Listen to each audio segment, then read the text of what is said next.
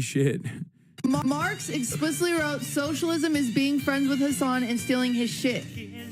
I mean, I have been on the steal from Hassan train for a long time. You invented it. You created it. I did. Thanks.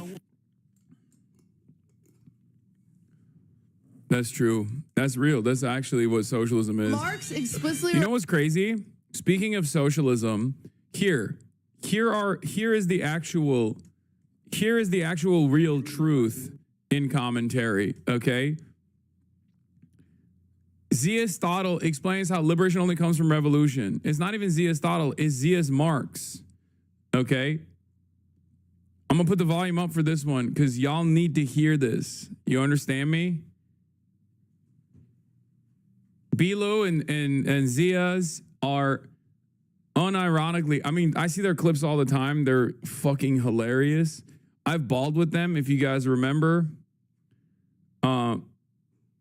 Are you being facetious? No, I'm not. Zia's dang, dude. Bilu Angles. They're very funny. They're very, very funny.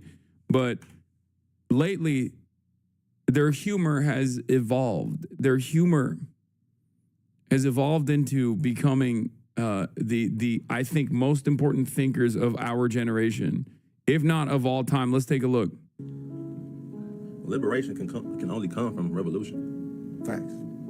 And when I first heard this, I thought this was AI, by the way. When I first heard this, I was like, this gotta be AI, bro. This is crazy. Nobody knows that better than America themselves. Facts. And that's why they put all these systems in place to keep us distracted, to keep us worried about other shit.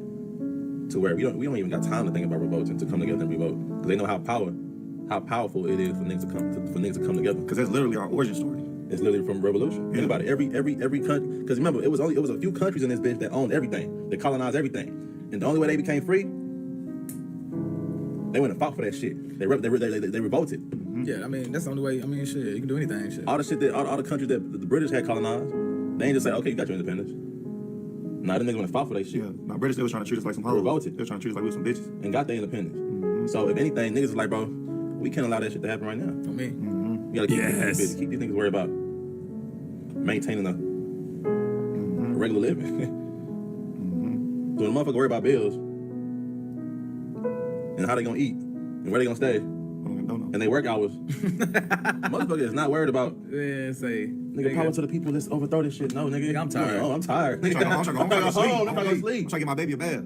Change diapers. They put these systems to keep you distracted. Then they throw the sports at you, the entertainment, the music. You know what I'm saying? It's like, bro, if you so consumed all this other shit, your frontal lobe not even developed to the point where you even feel like going to go stand up against some shit. Collab whenever, dude. Time and place.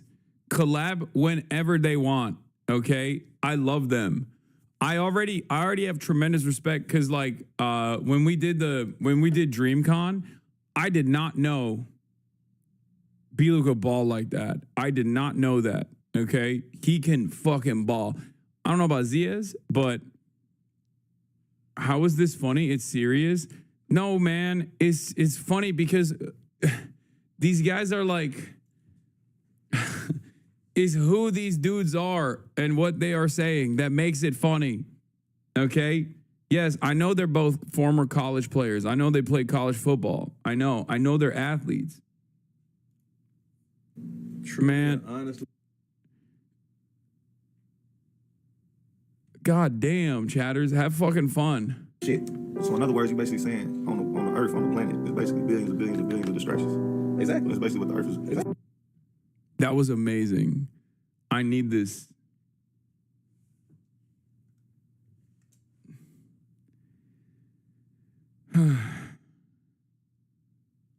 It's just funny to see them describe this.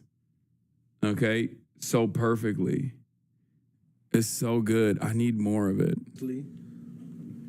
Marx and Engels truly and honestly banging on about revolution back in the 1840s. Liberation can only come. Oh yeah, this is the same one. All right, someone give me like a funny clip from them so the chat understands like normally what's a good one? Let me think. Like, what's a great way to be introduced to them? You know what I mean? Not the marks. Like, What is faster, sound or light? What type of question is it? Ah. Hold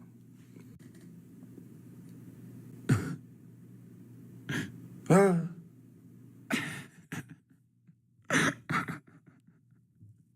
Do you understand? Dude. Come on. Googling Google. Oh, that's another good one.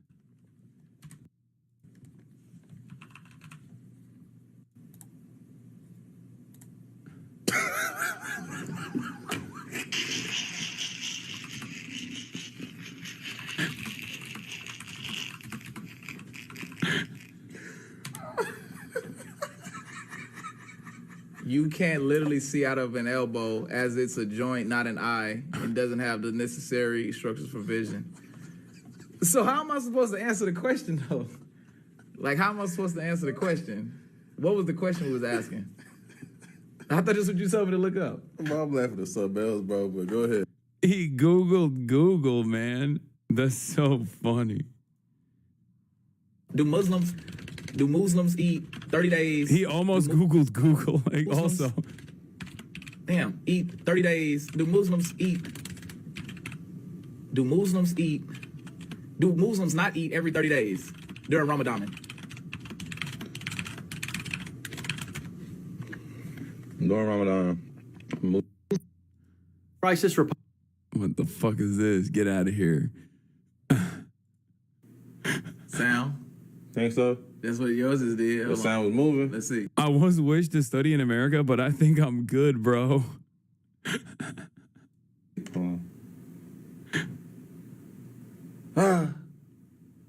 I think sound, bro. That was fast as fuck, though. I ain't gonna lie. That light was kind of moving, though. Now, that time that light was moving. Let's do 1-1 then. 1-1. Oh, good. Huh? Sound, bro. Sound? The sound, bro. No. Hold on, let me give it a head start. No. Huh? Light might have got you. Light by, might have like, got- a little bit. yeah, Like yeah, by a yeah, little yeah, bit. okay, Yeah, okay. it's about a little bit. Huh? Ta. Ta? Ta. Ta? Ta.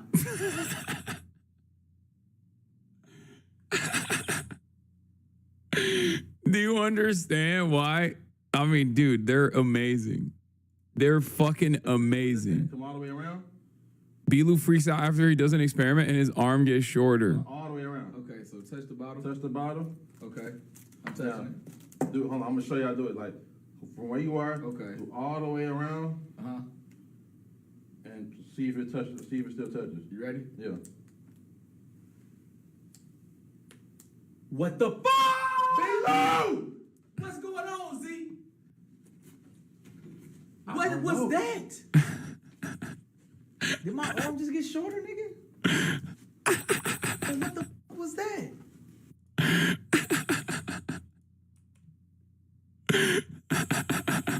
With this hand, come.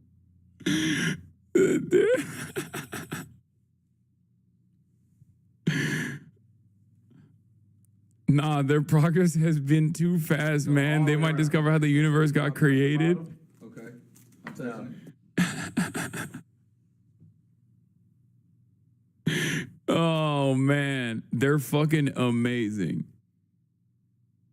This you at DreamCon to Bilu? I owe you an apology. I wasn't familiar with the game. Oh, yeah, no, for sure. Zia's Bilu reacted to manufacturing consent narrated by Amy Goodman, Real Trust. Wait, is this actually? No, they didn't. Shut the fuck up. This is just a screenshot. This is a fake screenshot.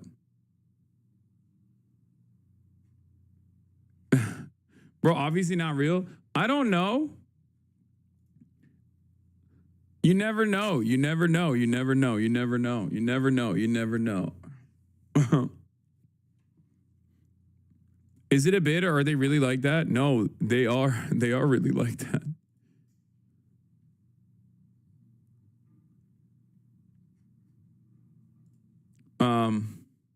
Anyway, yeah, Yeah, I'd love to collab with them. I saw a clip of them once. I swear I thought they weren't real. I thought they were a bit. I thought they were characters. Like, are these people real? Get them on ASAP. No, they're fucking amazing. They are amazing. It's just like, you know what it is? It's like they have such a good nature about it. I think that's what's like so, that's what makes it so funny. Like, they're so wholesome and they have a very pleasant nature to their content. Like, they don't do any like crazy shit, no drama, no nothing.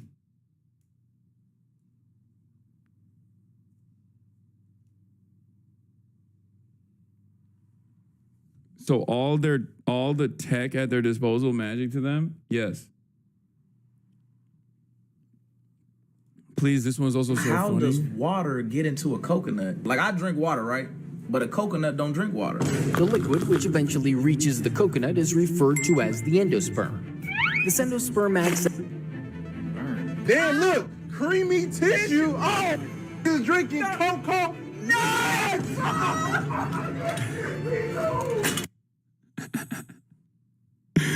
Oh no.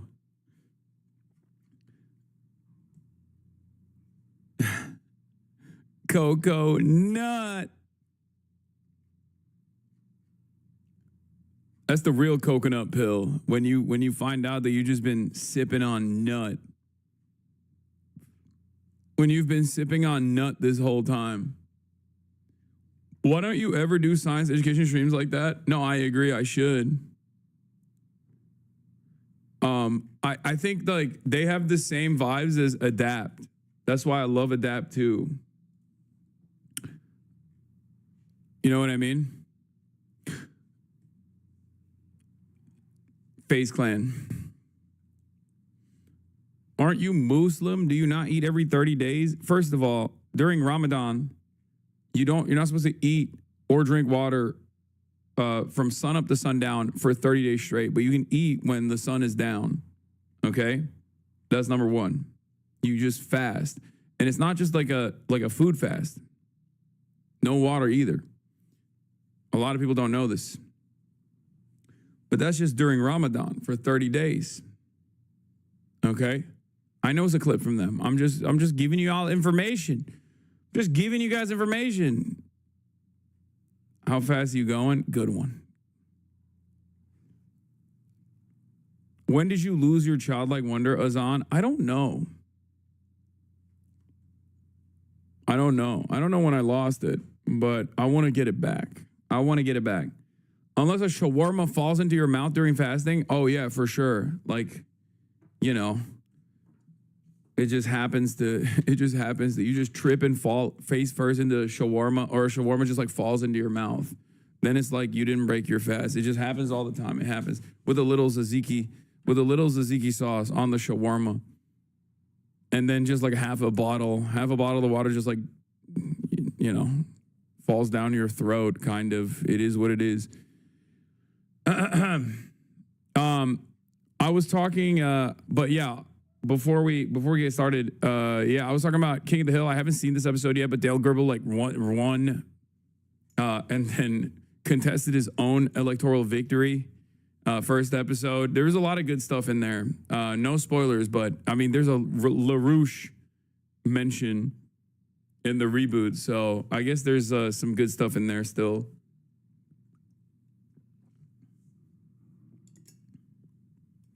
I do think that there's good stuff because it's a target-rich environment. There's so much that they can do, and we need Hank Hill to come back and restore order to the country. This fool Hassan is a certified Mexican. Thank you, Kevin K. Moreno. Brianna Wu spent 6 figures on plastic surgery to look like the alien face app filter every day. Oh my God, Liv Agar, calm down. You don't have to do it like that. Off topic, I'm sorry. Hey man, I'm a newer fan watching you for a year now. I live in a very conservative third world nation, borderline extremism among most people. As a Muslim, you gave my progressive feelings a voice, so thanks, man. I have a question for you, man. How do I reconcile my progressive values with my religious beliefs? So what's your suggestion for someone like me? I mean, your religious beliefs are always going to be up to interpretation. If it gives you comfort, the religious practices, if they give you comfort, then by all means, continue, right? It's great. If it gives you a sense of purpose, if it's if it's important for you, then as long as it doesn't interfere with other people's civil liberties, I don't have any issue with people's religious perspectives. It's the conservatism, I think, and the bastardization of religion that is frustrating.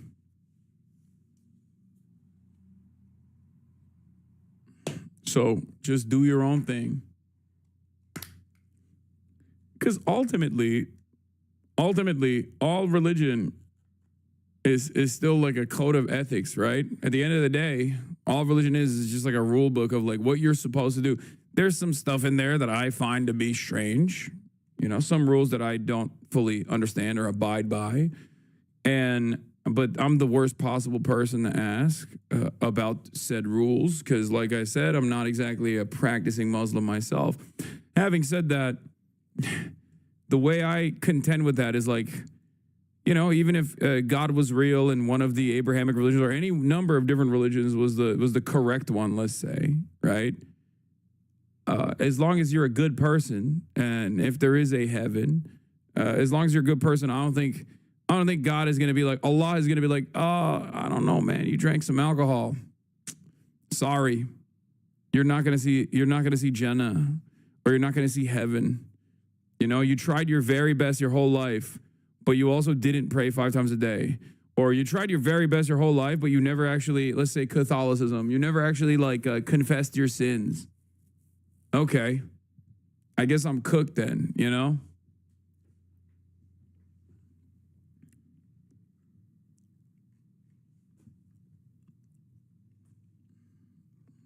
That is the way I see it.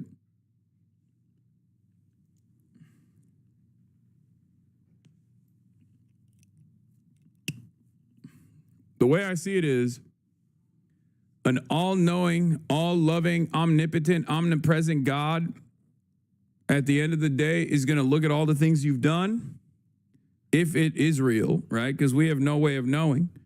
But let's say it's real. Okay, let's say heaven is real.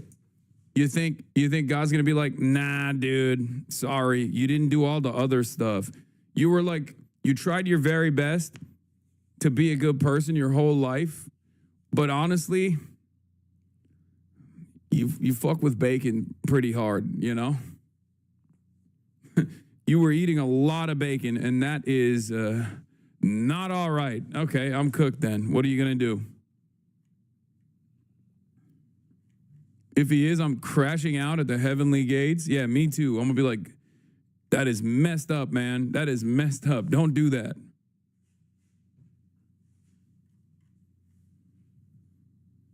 Yeah, you wore blended fabrics. You wore blended fabrics, so you're cooked. Not much you can do about that. I think your view on religion has matured a bit. If you think that this wasn't already my starting point when it comes to religion, since I started being a political commentator, I don't know what to tell you. This has always been what I've been saying. I'm very chill about that kind of thing. I was a way edgy r/atheism Andy back in the day when I was in Turkey, but since I've been in America, my opinion has evolved.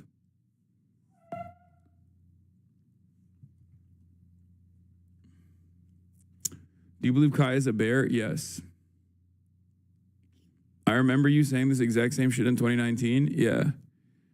I mean, when it comes to governance, obviously, I don't abide by religious standards. I don't believe in that. I think it has nothing to do with governance at all. It shouldn't have anything to do with governance. And I say that as a Muslim, and the Quran is supposed to be the most comprehensive religious text, which is precisely because it does have a factor in governance. It does have details of how you are supposed to govern society. That's what Sharia is. It just means law, right? There has been historic Muslim nations, including the Caliphate under the Ottoman Empire, that didn't actually abide by the religious commandments, abide by the religious law, Sharia, right? So it's always subject to interpretation. But yeah, I don't fuck with militant atheism. I think it's annoying, and it's perhaps like one of the most annoying aspects of religious people that like try to proselytize is like how right they are, because they feel like they're just right and they want to do this thing, like they want to save you. And then militant atheists do the exact same thing in the direction of atheism, and then they'll just be like, well, it doesn't matter because I'm right. And it's like, okay, but you're still a fucking asshole. Not only is it unproductive, but you also don't know that you're 100% right. And not that it matters. Like, just focus on the areas of impact where it does matter. If someone is like using religion to push for conservative values, then that's perfectly fine to just be like, that's, you know, that has no basis in this conversation. Religion should have no basis in governance whatsoever. Okay? Live and let live. Maybe that's the Ottoman in me, you know? And also pay jizya, and then you're good. Anyway.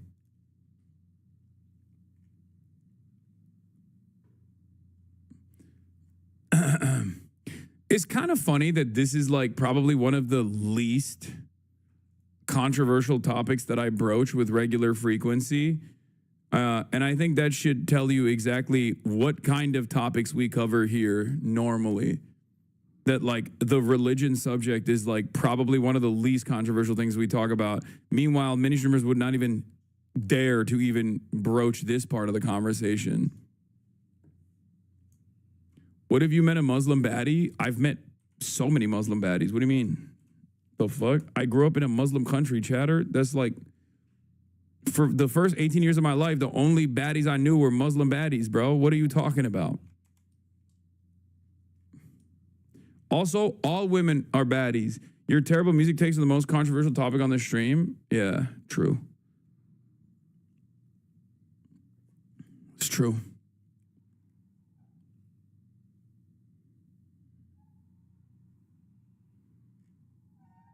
Need me a Muslim baddie? Okay, chill. Yes, Donald Trump went on the roof, the diddler on the roof. We're going to talk about that. Have you heard about this next religion? It's about you. Maybe you're the next Jesus or Meghan Markle. Okay, calm down. Tell that to the DACA Christian nationalist that was on the Jube. Yeah, but the problem there is not that he's a Christian. The problem there is that he's a Christian nationalist. Or the problem there is that he's a Christian nationalist who's a DACA recipient, which is like inherently... It's a concept that doesn't make sense, because all the Christian nationalists are not trying to do actual Christianity. They're trying to do the opposite. Mike Huckabee's family is the Western Wall in Israel. This is a thing that I've never understood. This is a part of the religious practice, right? I don't know anything about the wall. And a lot of people love like pointing to it to be like, oh, it's like Illuminati. I just don't get it. What's up? This is the one thing about Judaism that I do not know. Like, I mean, and we've learned deep lore. I've learned deep lore on this broadcast about Sukkot, you know, about the citrus, about the stick and the tent, you know. I know about all the different aspects of. It's just the holy wall. I don't know. Wait, what the fuck? You don't know either? How do you not know? You're Jewish. This makes no sense. It's the wall of a temple, I think. It's the closest site to the temple equals holiest spot Jews can reach. So what is that? Why do Christians go there and like cry and stuff? Like, I know Jews go there too, but like, why do... Can any of the Jews in the chat enlighten me on this? Because, like, what is that? What is it? Just to be like, I love Israel? Is that what the... Because I feel like that's what the politicians are trying to do. Because, like, I don't think Eric Adams gives a shit about the wall. You know what I mean? Like, he's just going there, and he's got the hustle and grind beads on his arm as he's touching the wall. That's my favorite photo. He's got his swag on, touching the wall and going, yeah, I learned a lot.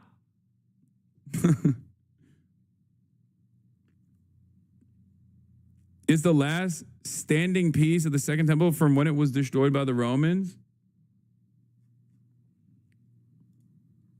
I'm going to be real. It's not much. It's the outside wall of the Second Temple. This is the Temple Mount, mega holy, great place to pray.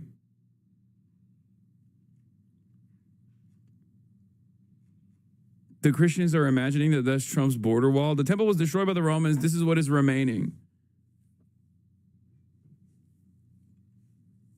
I just, I've never understood that. I don't understand the fascination that, some of the Jews are responsible for everything guys have with the wall too. It's just the wall, man. Calm down. Politicians are doing the classic, we're going to Israel to show how fucking, to show how much we love Israel routine. That's it. But I don't understand, what the, that's it. It's just, that's the reason why they're doing it. So I don't know why they think when you touch the wall and it activates something in your brain.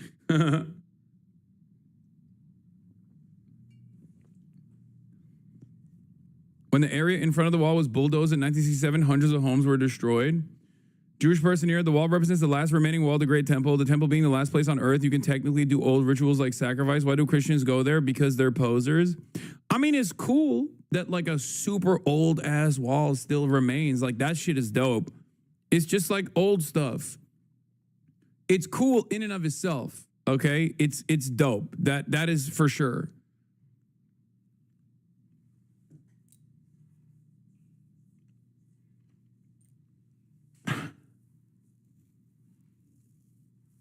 Apparently has 4.7 stars on Yelp. Christians view it important to the religion and being as close as possible they will ever be to Jesus. That's the point of faith in Christianity, but Christians still visit for that. But there's biblical rituals you can't do because there's no temple, so the last wall of the temple is the holiest place remaining.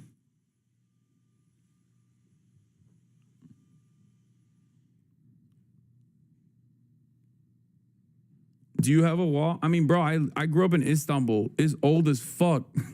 There is so much old-ass wall in Istanbul. This is really old, though. This is old.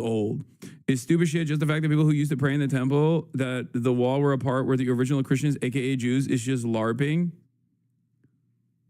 Yo, that's it. This is my goat. Thank you. Thank you for showing this. Can't stop thinking about the New York City Mayor Eric Adams' visit to Jerusalem where he touched the Western Wall while wearing the little beaded bracelet that says, hustle.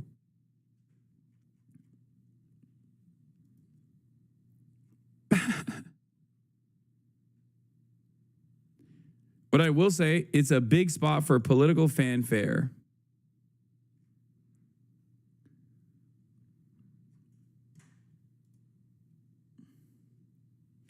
Destruction in 70 CE fulfilled prophecies that shaped early Christian understanding. It's an obsession with the end times when the third temple is built. Yeah, bro, he's doing plur, but Judaism style.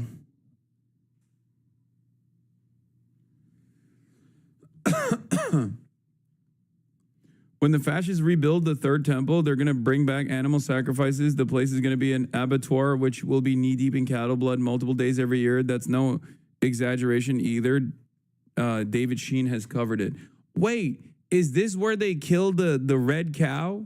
The red calf? This is where the cow is supposed to be killed, right? Not a single... This is it? Oh, that makes sense. There's the red heifer. So... A lot of the wildest, a lot of the wildest parts of Israel Defense Brigade think that there needs to be a red heifer that doesn't have a single non-red hair follicle. So they just go around the world looking for this red heifer so they can fucking find the red heifer that doesn't have a single blemish, okay? No non-red hair follicles on this cow. It has to be a red cow that is perfectly red. So basically, when they find that, they have to slaughter the cow. They have to do a religious sacrifice of the cow here, and then it's over, right? It's OG. Like they brought back the Messiah, that type of stuff. I think it's just very anime. This is the part of like, I guess what is it, Messianic Judaism that basically turns it into evangelical Christianity, where they get linked up. It's like when Family Guy does a Simpsons episode. You know what I mean? Like you got one lore on the one side, and then you got different lore on the different side, but then it's like a crossover episode almost. It's like that. It's a big crossover episode. Obviously, like the writers of one franchise have a very different attitude about what unfolds after that, versus the writers of the other one kind of low-key hate the writers of the first one because like they came first. Maybe they're a little jealous. I don't know. But the writers of the second franchise basically decided that like when that happens, the writers of the first franchise and all the characters die in eternal damnation. Like they die, they go to hell. Unless they convert, unless they become like regular cast members of the second franchise. Okay? It's a big crossover episode. The writers of the first franchise don't really believe the writers of the second franchise, but it like kind of goes along with their interests. So they just kind of act as though they believe in it. But it's a very interesting crossover episode.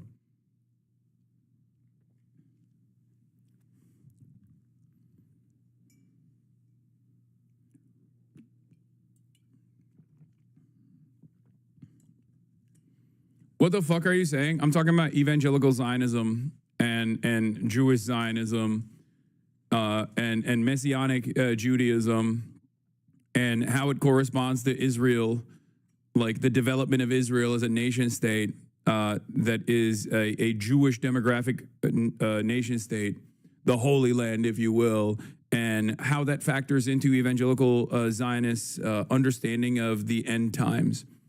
Their theological justification for why Israel must be given to the Jews is because once Israel is given to the Jews, evangelical Zionists believe that the end times will happen, the rapture will happen, and all the fucking evangelical Christians will be sucked into the heavens during the rapture, and then Jesus will come back to earth and will fight the forces of evil in Megiddo.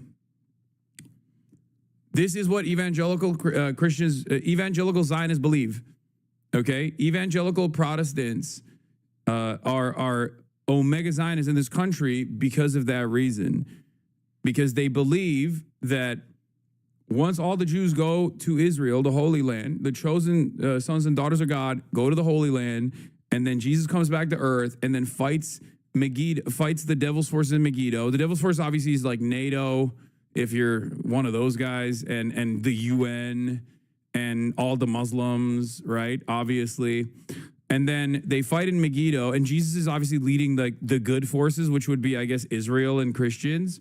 And then 144,000 Jews convert to Christianity on the spot, so they can also be sucked into heaven. And then every single other Jew dies in eternal damnation. Like they burn in hell. That's what Christians believe. Obviously, no Jewish person unironically believes that, which is why they're like, yeah, no, it's super cool. We totally want to do that, because they're like, please keep supporting Israel.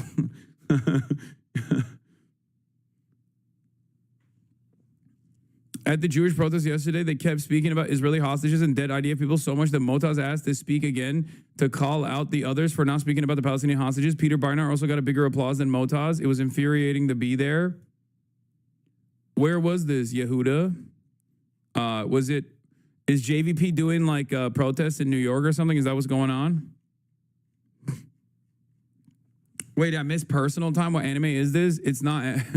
It sounds like an anime, but it's just, I was just describing the theological justification for Christian Zionism. Evangelical Zionism. Evangelical Protestant Christian Zionism. Central Park, if not now. Oh, it was if not now. That's why. If not now is a little bit. JVP is more aggressive than if not now. I mean, they're fine. I don't have an issue with if not now either. I feel like they've also gotten way more radical in the past year or so. But did you see this about the temple actually worrying that it's becoming more common? Oh yeah, no, they're trying to destroy the Al-Aqsa Mosque, right? Oh, like actively, they're like destroying what's underneath it so they can like collapse it. Yeah.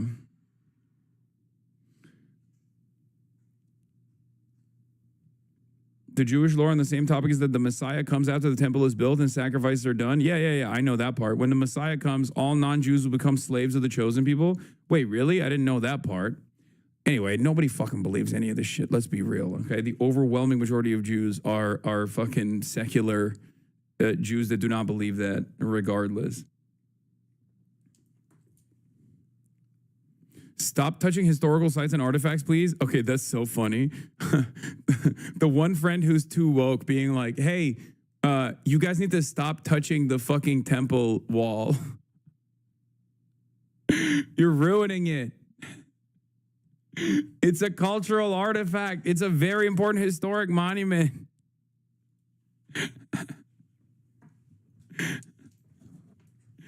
The slave thing is not true. I've never heard the slave thing. I actually don't know what happens when the Messiah comes back. I guess like when the Messiah comes back, well, some people believe the Messiah is here already, right? The Orthodox Jews that point to that one guy who like died a while back. They believe that he was the Messiah and he's not dead, right?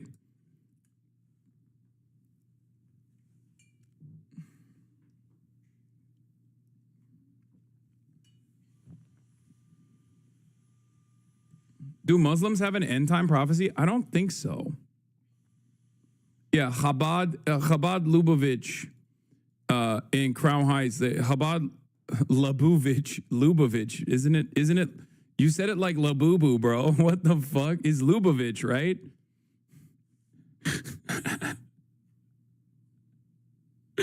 Labuvich, Labubu, Chabad Labubu.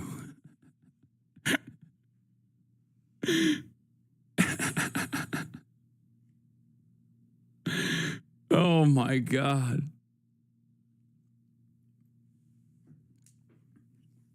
I don't know if there's like an end times prophecy in the Quran.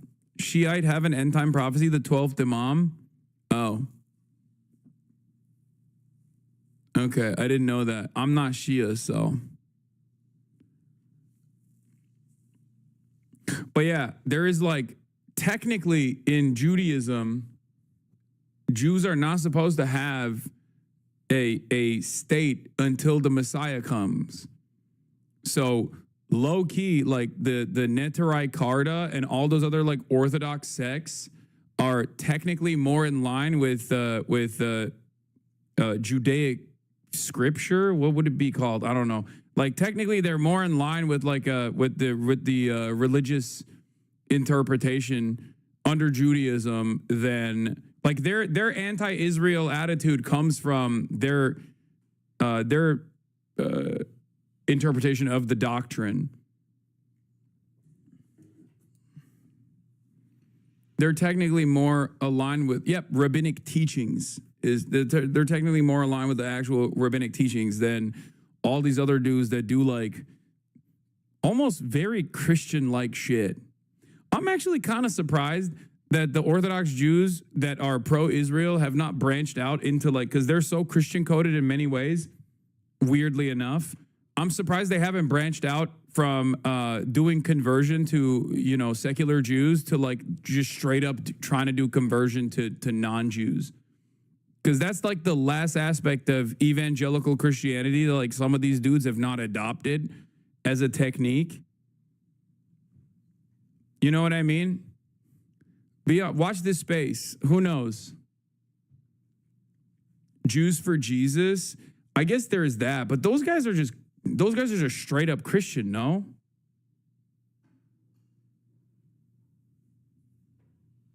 If you're saying if not now a centrist, I didn't say if not now a centrist. I said that they're they've been a little libbed up in the past. They've gotten a lot better in the last year. I didn't say they're centrist. As a Jew, yes, they're just Christian. Yeah, Jews for Jesus are just Christian, no? Like, do we get credits for this 101 religious class? This isn't even 101, I feel like. Yes, pretty much. There's a sect of Christians that believe a true Jew is a Jew who converts to Christianity.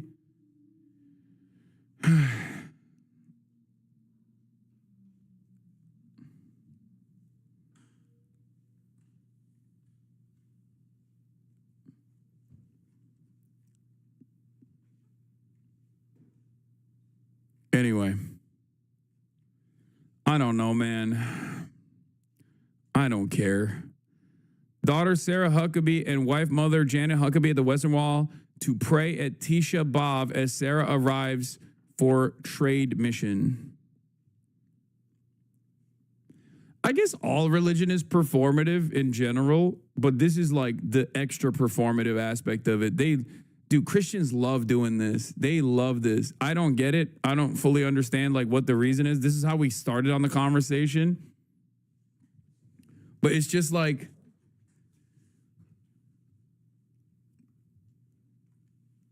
it's just they love this photo op. It's their favorite thing. It's just Pelosi and kente cloth. I mean, this is the same version. This is a different version of that, but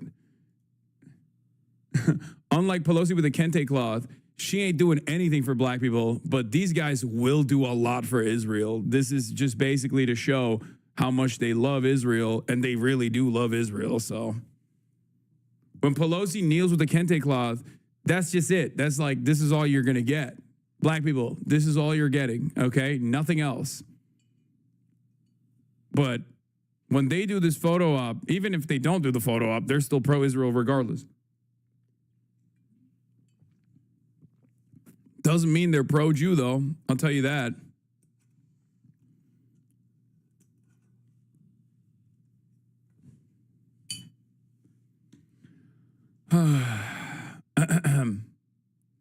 Yeah, honestly, it's just coincidence that it's also the colonial vestige in charge of protecting interests in the region. I think it's not a coincidence. I think it works perfectly in line with the interests of Christians. So you can just like galvanize as many Christians as possible through a network of holy sites, through a network of churches in America where, there's still a lot of community, there's still a lot of fundraising, there's still a lot of political momentum and mobilization. It just works so perfectly. In a way, it's not really all that different than the Holy Crusades,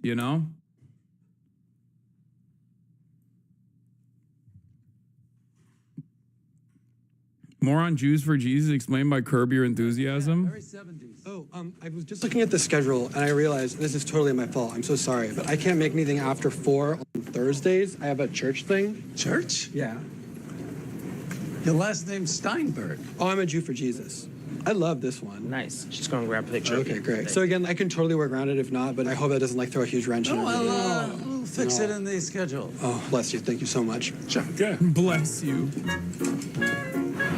Jew for Jesus, really? And you think he's sincere about it? Oh, totally. Yeah. I was so shocked and stunned that face, that punum. And by the way, you look at this kid, his parents are a big bowl of Jewish. He's screaming Jew. What do you think about this whole Jews for Jesus thing? That's crazy stuff. I don't know why anyone would do that. When you're a Jew for Jesus, you're embraced by the Gentiles immediately. Right. But as much as you're embraced by the Gentiles, you're reviled by the Jews. He's considered like a traitor. That's right. He's left us. The Gentiles are liking him. They'll put that one in the front. They're proud of that. We took him in. Yeah. We got one. We got one. We got one. We got one. Why they want one, I don't know, but they got one. They got one.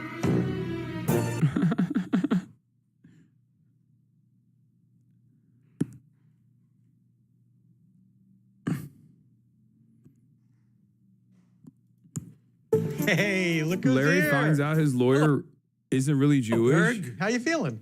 I'm feeling okay. So, Berg, I was talking to Cheryl, and she told me that a friend of hers went to high school with you.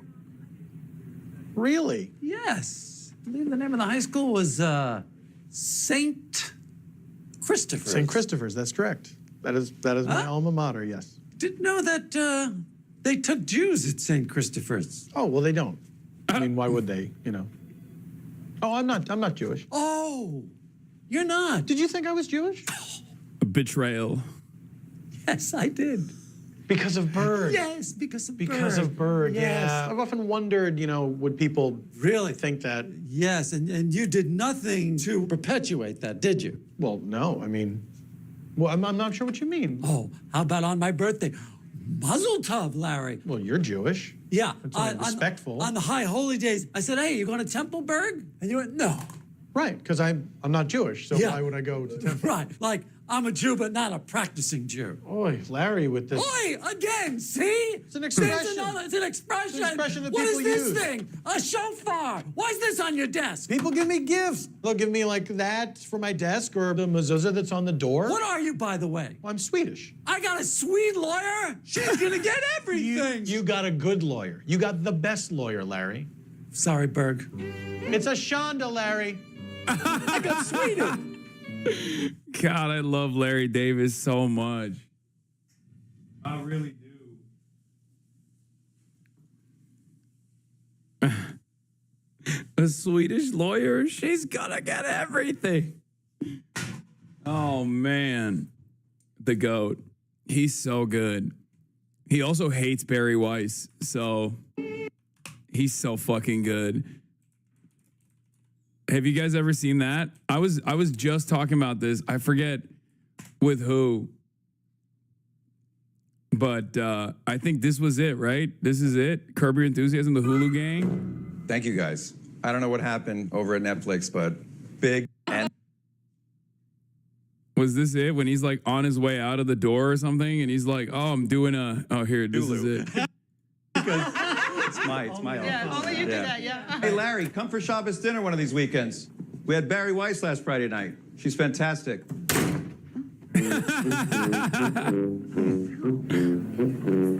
that guy ever do stand-up? He just slams the fucking door. My Jen needs to fuck with Larry more.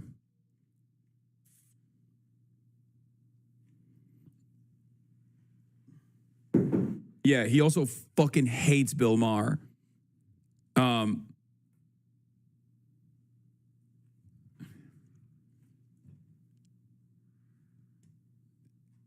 He wrote the my dinner with Adolf Hitler piece on the New York Times after.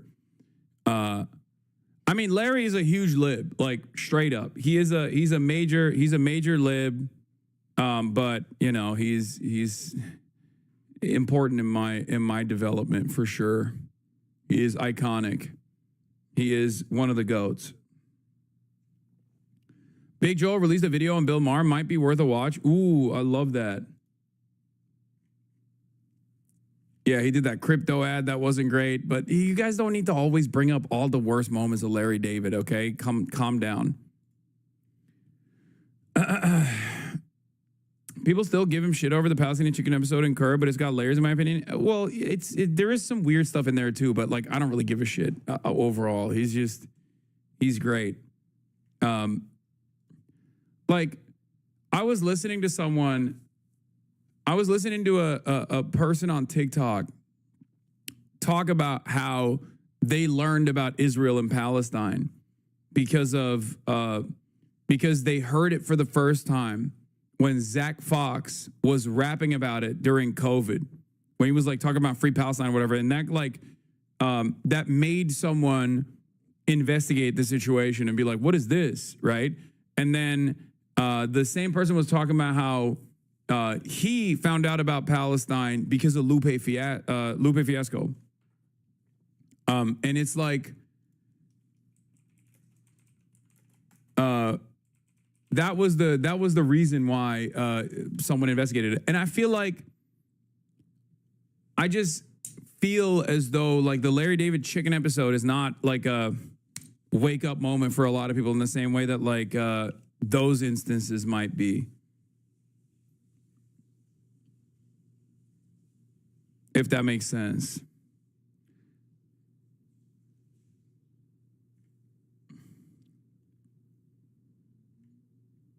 I think for an old Jew in Hollywood, the Palestinian chicken is way more nuanced than the consensus of Palestine of his peers. Oh, for sure. For sure.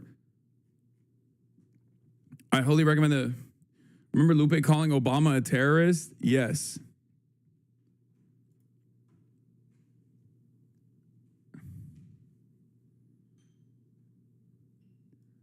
Lupe fiasco. Number one, my support for Palestine began before I was born. The man who married my mother and father is Palestinian. The same man buried my father, July 8th, 2014.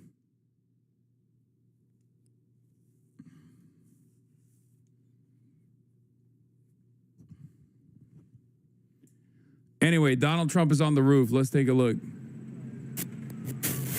What the fuck is this audio, bro?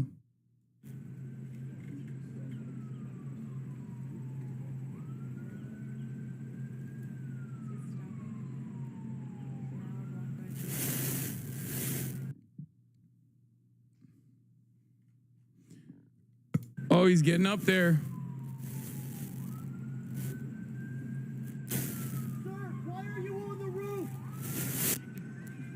Mr. President, what are you doing up there?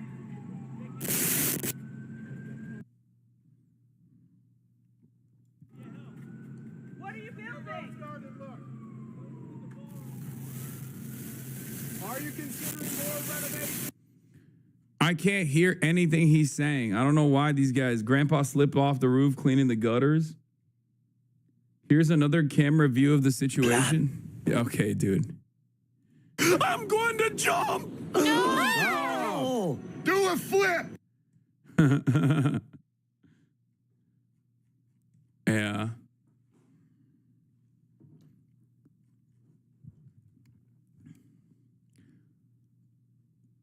What is this? It Follows 2014.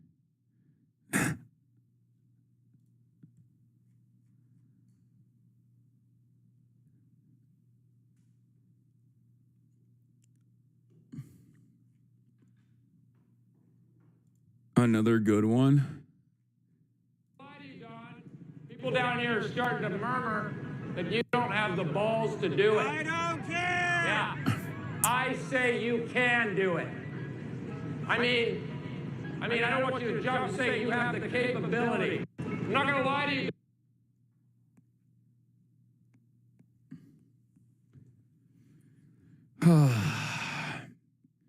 He's just tempting fate, okay?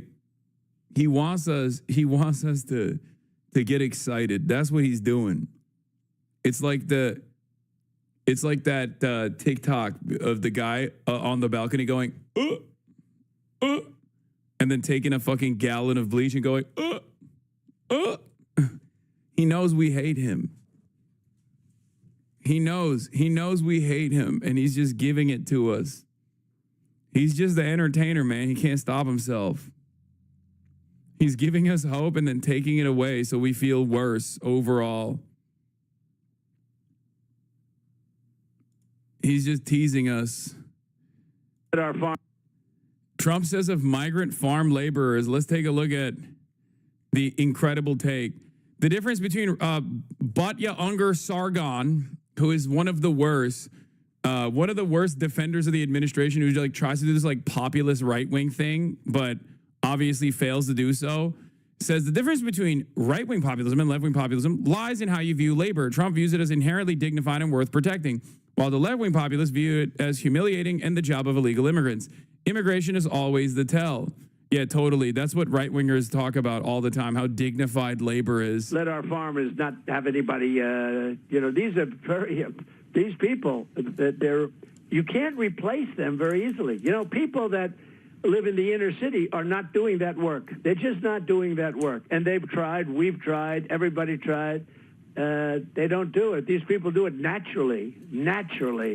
I said... The Mexican, he's got a natural predisposition to working to working the soil. A natural predisposition. It's genetics, folks.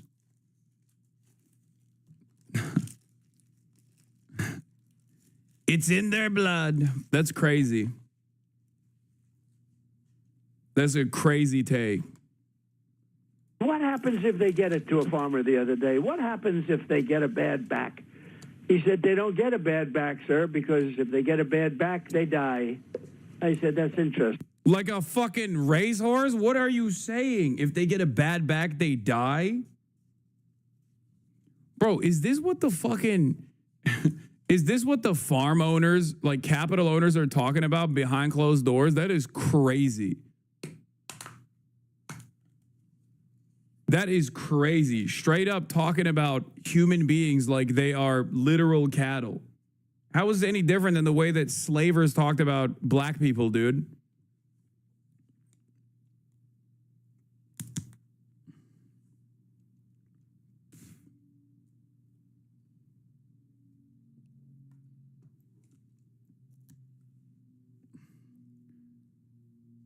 Jesus Christ. Isn't it? You know, these are very, you know, in many ways, they're very, very special people.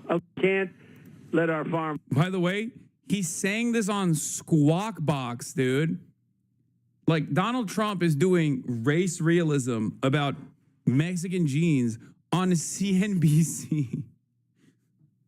Like, this isn't even the Sean Hannity special. It would probably better serve him if he was doing this, like, race realism nonsense on there, but he's on the fucking financial side where you're supposed to be a little bit more normal, you know? You're supposed to soothe the fears of the market watchers. Incredible. Sharp as ever. Oh, yeah. I mean, this is something he would have said in his first term, too. Let's be real. He would have said this. I mean, this is like the average American doesn't say it out loud, but they kind of, they're in the periphery of this kind of belief system. Like, Jews are magic money people. Trump literally believes that, says it all the time. Like, he is that kind of guy for sure. Like, there are a lot of people who believe this without like realizing what this actually, without realizing what that entails. Okay. Like, if you were to be like, dude, this is literally race realism. This is what like the Nazis believed, right? They'll go, whoa, chill out. That's not me at all. That's not me. That's crazy. But like, it's certainly in the same. It's certainly on the same spectrum.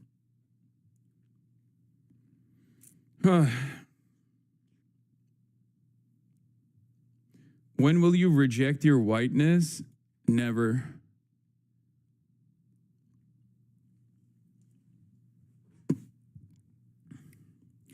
I think the counter to this isn't to just like simply be like, I mean, depending on which group you're in, depending on like what kind of environment you're in, the best counter to this isn't to just be like, this is Nazi shit. The best counter to this is like, it doesn't matter what a person's fucking background is, dude. Like, if they went through the same developmentary process, like their outcomes would be quite similar to one another. There is no like genetic predeterminist issue here. It's just treat people like people. There is no fucking natural inclination. The reason why a lot of undocumented migrant workers are really hard workers is because of their material conditions, their material circumstances. The reason why they fucking work super hard is because they just have much less. And that is the process that we have designed. We keep them in this legal limbo in terms of their second-class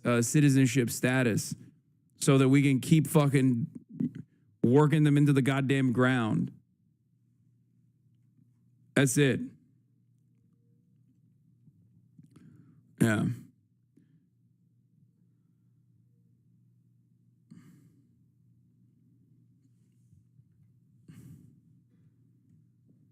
And the reasons as to why they migrate to the United States of America is because of American intervention in most circumstances as well.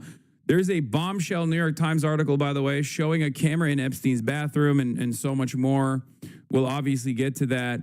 And then we'll do the Israel stuff afterwards. But breaking news, House Oversight Chair has issued subpoenas for the Epstein files and is deposing the Clintons. That's right. It's happening. Oh.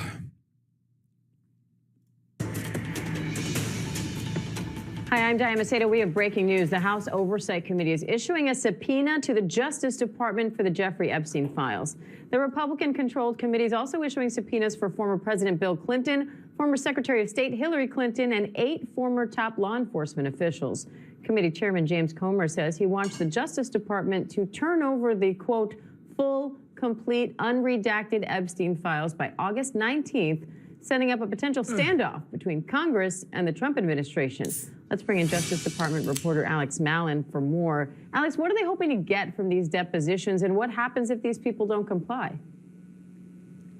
Well, what they're hoping to get is what this administration originally promised it would release, and then obviously during the early July days backtracked like from that controversial memo that they issued saying that they were not going to release any more files. This is basically Congress taking the driver's seat and saying that we are going to demand these files. They're asking the administration to respond by August 19th. They've also issued a wave of subpoenas for officials like former attorneys general dating back to the Bush administration, and also you just mentioned former President Bill Clinton as well as Hillary Clinton. That could also set up a potential interesting legal fight because it's really abnormal for former presidents to ever appear for testimony before Congress. They could argue there are some significant separations of powers concerns there. But obviously what the Congress is seeking is information related to Jeffrey Epstein's activities as well as Ghislaine Maxwell's activities and the abuse of underage girls, and all of these records that would relate to federal investigations into his conduct. Alex, how significant is it that these subpoenas are being issued by a Republican-controlled committee? Well, I mean, this release also notes that this was actually done by unanimous voice vote. You had support from Democrats who see this right now as a really bruising political fight for this administration that has caused a lot of consternation among Trump's most devoted MAGA supporters. I mean, this is something that they really see. Bro, Trump could do the funniest thing, okay? Bill Clinton could do the funniest thing. I'm just saying. Take it all down, baby. Come on. Mutually assured pedophilia destruction. Just drop it, dude. Just get up there and say it all. Be like, yeah, that's right. Trump was there with me on Lolita Express. Fucking hell yes.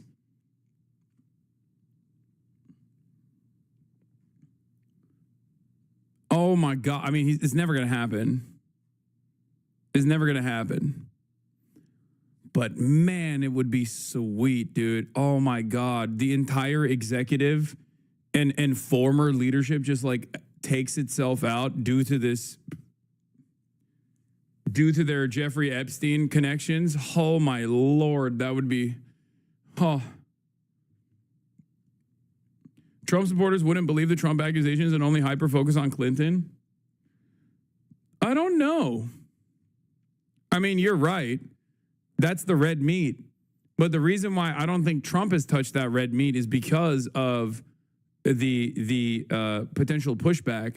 And as I said before, because like I told you already that eventually they have to give their base of support. They have to give the MAGA people something, right? They have to give the MAGA people something. And if it's just Hillary and Bill Clinton, there are a lot of people who are going to be satisfied with that for sure. Okay? And there is plenty of evidence for Bill and Hillary's involvement with Jeffrey Epstein. They're probably the most high-profile people that Americans care about.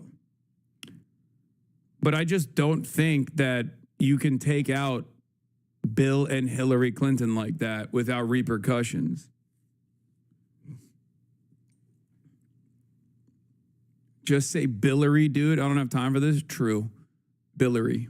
As they have the administration currently on its heels on an issue that we haven't really seen before, like throughout this entire administration. They've been able to kind of... Yeah, they are. They're the load-bearing, you know, potential alleged pedophiles that hold this structure together. Shirk or escape any scrutiny. So anytime that they can get Republican partnership in demanding this, they're going to take advantage of that. I think that what remains now is the question is, how will the Justice Department respond? They are... What the hell is a cum dance, dude?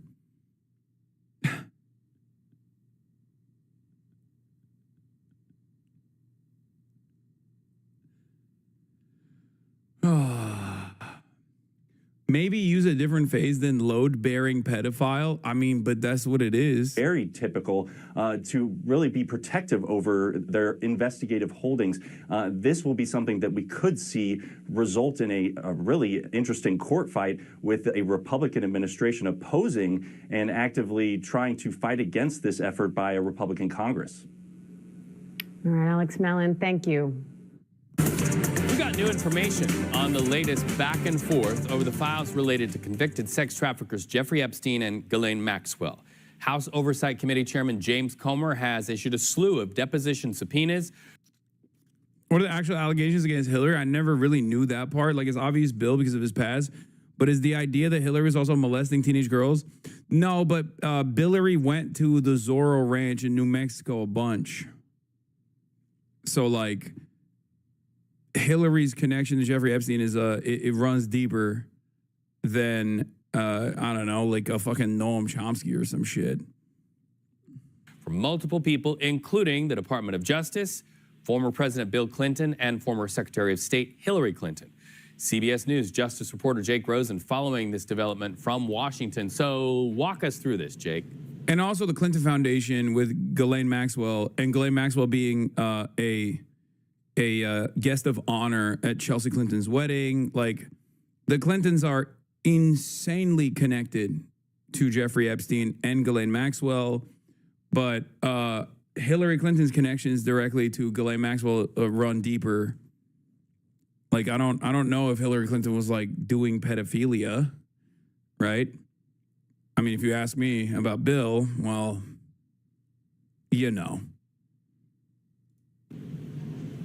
Well, that's right. While the House is out, Reed, because of a different legislation relating to a potential floor-wide vote of potentially forcing the Department of Justice to release the Epstein files, James Comer, who leads the House Oversight Committee, and Democrats who are on that committee have not stopped pushing for more information coming from... Do you think that Cuomo's are connected? Yes. I know that they are through Ghislaine as well. People in the government, but people who have covered and worked on these investigations going back 2 or 3 presidential administrations. We're talking former Attorney Generals William Barr and Jeff Sessions. We're talking about former FBI directors, Merrick Garland, who was the Attorney General under the Biden administration, in addition to obviously former President Bill Clinton and his wife, former First Lady Hillary Clinton, and former FBI Director James Comey, among many others. This is in an attempt to potentially bring out new information, but the bigger takeaway here is that the House Oversight Committee is actually going after, and again, it's led by Republicans, is going after Trump's Department of Justice to get access to any and all potential conversations that were had under President Biden's watch between the Department of Justice and the White House relating to Jeffrey Epstein, but also they're going after all the files that are potentially in the possession of the Department of Justice to independently get access to those, to sort through them, to potentially wean out other information that the Department of Justice has not put out yet. It's another big step in Congress's now fight to force some transparency after the Trump administration, again, Reed, we've covered this for weeks, has promised some and then kind of walked that back. And you say all of the files, which is interesting, but is there any discussion in Washington, any question about why specific people have been named? You went through them. I'm especially interested in 2 names, former President Bill Clinton and former Secretary of State, and before that, Senator Hillary Clinton. Well, we know that, former President Clinton, to be clear to our audience, was on those flight logs and has been associated with Epstein and his associates for a number of years. That would certainly be reason number 1. But whether you actually get to bringing him in front of this committee is a totally different question, in which, at least for Clinton and First Lady Hillary Clinton, it's more of an act of political move. Because very likely, Reed, former President Clinton would have to voluntarily go before this committee to offer new information. We've seen presidents before try to fight these out, going back to even the Truman administration fighting against, the Red Scare when he was accused of that, or President Trump. Think about 2022 when that House investigative panel was going after him for his actions on January 6th. President Trump sued, claiming that he had the separation of powers and the ability to not go before this committee, and eventually the committee kind of dropped that request. So it depends on what former President Clinton wants to offer here. But again, for some of these other people who are now private citizens and out of politics, it's certainly possible that they might come in and want to talk, and it's certainly possible that they point back to the Department of Justice, who's in charge now, and say, listen, you're going to have to go to them to get more information about what you're seeking here, because they, at least are, as of now, are in possession of all of these files. Well, Jake, you rightly said we've been covering it for weeks. I'm going to catch that ball and toss it right back to you, because I have a feeling you'll be covering this for weeks still ahead. Good to talk to you, my friend. Thank you so much. Breaking news sources tell CNN that the Trump administration is considering whether to make an audio recording and transcripts of Ghislaine Maxwell's interview with the Justice Department public. CNN's Elena Treen is back with us from the White House. What can you tell us, Elena?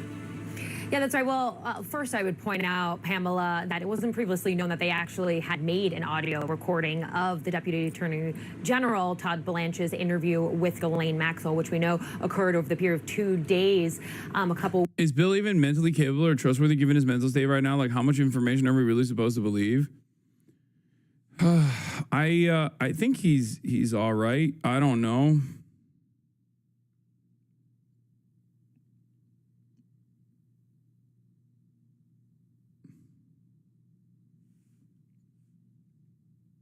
If they leaked the audio recording, would you listen to all of it on stream? Yes. 100%.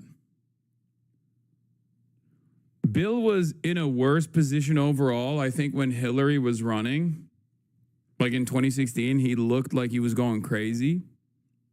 But since then, I've seen other videos of him where he seems to be fine. I don't really know.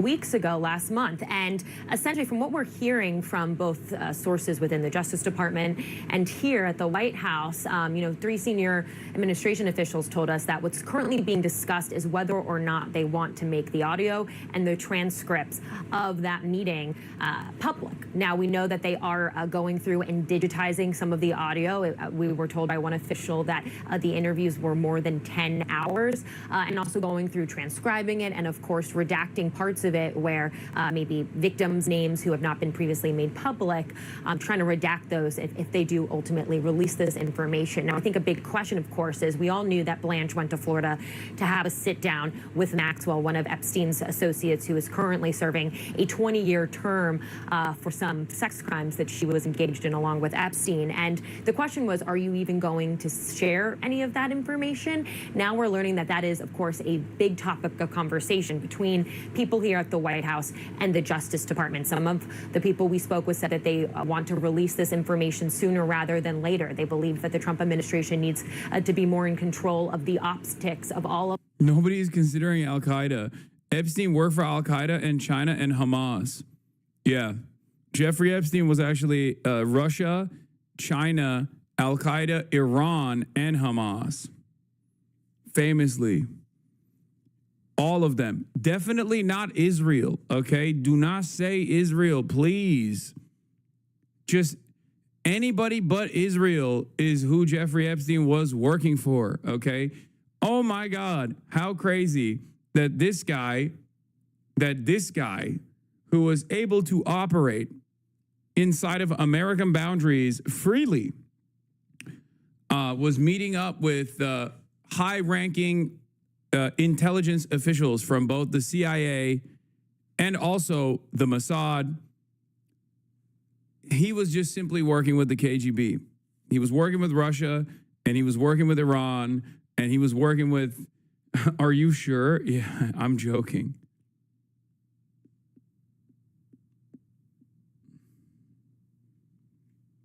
whoever they personally consider to be an op at any given moment, you know? This. Others said, they believe that the Epstein story has largely died down right now, and they would prefer not to resurface that at this moment. But all to say, it's a big topic of conversation. We could see some of this information come to light shortly. I would also note that we did hear from White House Communications Director Stephen Chung, who essentially said that he believed that this is nothing more than CNN. This is a unique situation because, like, I do think Billary getting into trouble with the Epstein connection is not a bad thing. It's a good thing. But also, I want more evidence and I want the truth to come out in terms of, like, who Jeffrey Epstein was connected to, how he was, like, who else he was connected to. And I feel like if they just simply used this as a gift, if they went after Billary and Billary alone, it's just like, that's kind of messed up, because on the one hand, I'm like, sick, great, well deserved. But also on the other hand, it's like, well, there's still plenty of other people, we're not packing this up, it's not going away. I also don't really know how this would work as far as, like I said, mutually assured pedophilia destruction. Trying to desperately to create news out of old news. He was pointing to a Newsmax interview the president did last week, where he essentially said that he would like to release everything, but that we don't want people to get hurt that shouldn't be hurt. He also argued that he hadn't, at this point, this interview was done Friday, that the president argued he hadn't spoken directly with Blanche about this. So all to say, this is new information that we, of course, had not known before. The fact that there is an audio recording of this, and that perhaps the White House is going to release this transcript of everyone kind of staying by to see what ultimately they will do, Pamela. All right, Elena, thanks so much. Joining us now, CNN senior legal analyst Ellie Honig. Ellie's a former federal and state prosecutor. What's your reaction, Ellie, to the Justice Department considering releasing of Deputy Attorney General Todd Blanche's interview that went on for hours and hours with Maxwell? Well, Wolf, it's significant, first of all, to know that an electronic recording actually exists. That's actually in compliance with DOJ policy that's been in place the last decade or so that says when you are interviewing a federally incarcerated defendant, you are supposed to electronically record it. And so that means if this comes out, we will have a verbatim record of what was said. We won't have to rely on someone's notes or testimony, which can be fallible at times. The other thing that's really important to note is the decision whether to release this is entirely the Justice Department's. It sits in Pam Bondi's hands. This is not a grand jury testimony, so they don't need to go to a judge. So the decision here whether to put this out is 100% up to Pam Bondi. How common is it, Ellie, for the U.S. Justice Department to publicly release this type of recording? It's extremely uncommon, almost unheard of, Wolf. If we're talking about prosecutors going into a prison to speak with somebody who's a defendant, who's a potential witness, potential cooperating witness. Yeah, I mean, it's fucking bullshit. Is Trump's literal lawyer, man, is Trump's lawyer, who is now the Deputy Attorney General, is crazy. He's implicated. I don't understand how else you can describe this situation.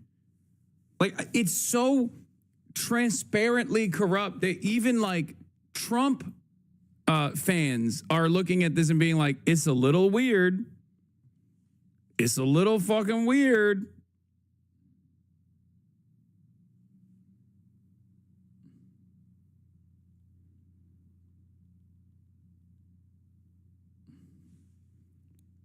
You would never publicize and put out and make and disclose publicly the interview that you had with that person. That would be an investigative file. That would be something you would keep in-house. You would never put it out. But of course, a lot of what we've seen here is happening outside of the normal track. Well, CNN is learning this morning that the Justice Department has an audio recording and transcript of the interview it conducted with Epstein's accomplice, Ghislaine Maxwell, and the administration has been considering releasing that publicly. What do you think about that? Would you support it? I would support it. I mean, it was a very unusual interview to begin with. It's very unusual that she's been moved to the prison that she is in. We need transparency right now. Just the lack of transparency, what appears to be a desire by the White House to hide what is there. Let's just see what it is. I mean, this man was disgusting. He is guilty of horrific crimes. We are forgetting that there are victims that are still recovering, more than 1,000 of them. We need to know what the facts are, and then we need to move on, because quite frankly, not the Democrats, it's the Republicans in the Congress that are keeping business that needs to get done for the people of this country by blocking rules to consider anything. Well, there are two victims, at least two, who actually wrote the court, and their identities are anonymous right now, but they're concerned that they could be exposed with the release of grand jury testimony, right? They say that this is political warfare and that people are being insensitive to these victims. How can Congress simultaneously push for transparency while also protecting the victims here? I think the victims have a right to have their names not made public. I think that there have been, we know that there's an ability to hide their names, yet talk about what the facts and some of it was. I have, unfortunately, I'm glad that the person felt that they could come forward and talk to me. They're scared to death. They don't want their name to become public or become part of a hate tunnel. You know, people don't understand what happens to people when their name becomes public. People that have... Especially on this issue, come on. Like, people are already ruthless to victims. There is definitely an environment. There is definitely an environment of protecting abusers. Okay? But outside of that, especially in this case, like beyond the misogyny tourists and whatnot that will go after all the victims just because they hate that shit in general. You know, there are a lot of suspicious deaths surrounding people that have come out against like Epstein or even an affiliate like Kevin Spacey. Don't know them, they have no facts, just go after them in all kinds of horrific, brutal, bullying, frightening, Cry me a river. I don't care about these people's reputations. Release a list. No, man, we're talking about the victims, dude. What the fuck? We're not talking about like Jeffrey Epstein affiliates. I don't give a shit about Jeffrey Epstein affiliates. I want those names. We all want those names. We're talking about the victims, dog. What is wrong with you, chatter? Calm down. There've already been victims. They want to move on with their life, and they're scared to death about what is going to happen if their names become public. So tell us a little bit more about that conversation you had. And, you know, you said they want to move on with their life, and yet, you know, the Democrats and Republicans are calling for more transparency, which will only keep this out there in the headlines. I think that the calling for transparency is there a list? Is there a list of, you know, here's what happened. Okay, it wasn't Democrats who called for this. As part of his campaign, he said he would make the Jeffrey Epstein list public. The Attorney General stood in front of the White House and said, I have the list on my desk. We will make this public. They said to their mega base, we're going to be transparent. We're going to tell everybody what happened. Make but, England you know, when great you again. release a list, it's of the... Oh my God, mega. Make Epstein great again.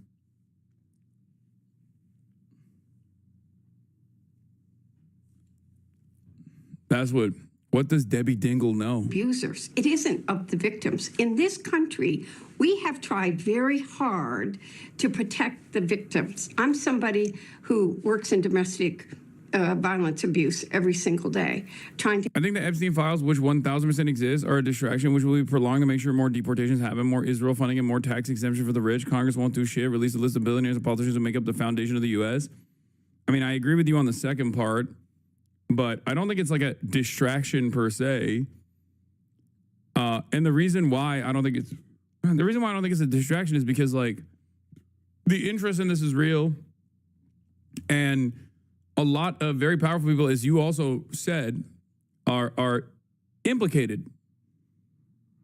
So you can't say it's a distraction necessarily, because the distraction can't be something that is so important to continuing the empire.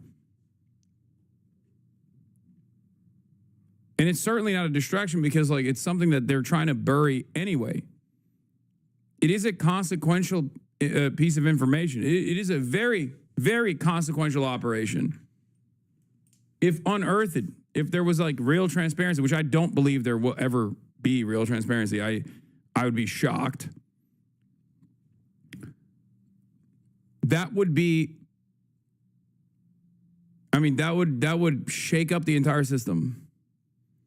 You're talking about powerful financiers. You're talking about heads of intelligence agencies. You're talking about foreign. You're talking about people, members of the royal family in England, MBS, Saudi Arabia, former prime ministers of Israel. It's just so, the network is so vast for some reason. Maybe because they all love Jeffrey Epstein's vibes. In spite of the full knowledge that he was a pedophilic sex trafficker, interestingly enough. Help people. They should not ever have their names. They're sexual assault. I've helped some who've been victims of sexual, they're survivors. They don't want to be called victims. Their names should not be made public. It's hard enough for people that just are like that. When you take a case like the Jeffrey Epstein case, which is on the minds of millions of people across this country, there are people that are not kind. There are people that are mean and brutal. There are people from other countries that are trying to stir up more trouble in our country. And those survivors become victims again by the sheer hatred and brutality that people put towards them. Not, some of us have empathy and compassion, but that's not what they feel. They feel the hate that comes at them. And we need to understand that's happening too much in our country, period, on social media. All right, on the campaign trail, President Trump promised he'd go after those who have investigated him. Now, did you see this insane video with Cory Booker? Oh, is it with Rabbi Shmuley Boteach? Yes. I'm sure this doesn't have to do anything with kosher sex. Rabbi Kompromat compiler Shmuley Boteach leaking a video of himself wearing a clown costume and drunkenly piggyback riding Cory Booker on Purim in Oxford in 1993. Yeah, Cory Booker has been obviously super, super pro-Israel. But not only that, but he's also besties with Rabbi Shmuley. I had never seen this video, though. I don't think this is compromat, to be fair. It's not like this is on the fucking Washington Post, you know?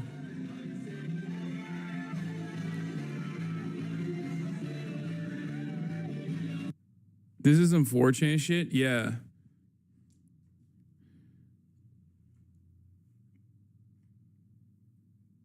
It has become a liability law. I mean,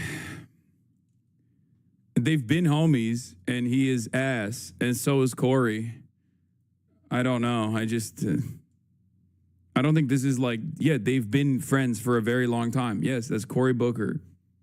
Cory Booker has been friends with Rabbi Shmuley for years and years and years. I've talked about this on the broadcast. He's also been super pro-Israel for years and years and years. It is precisely the reason why he refuses to.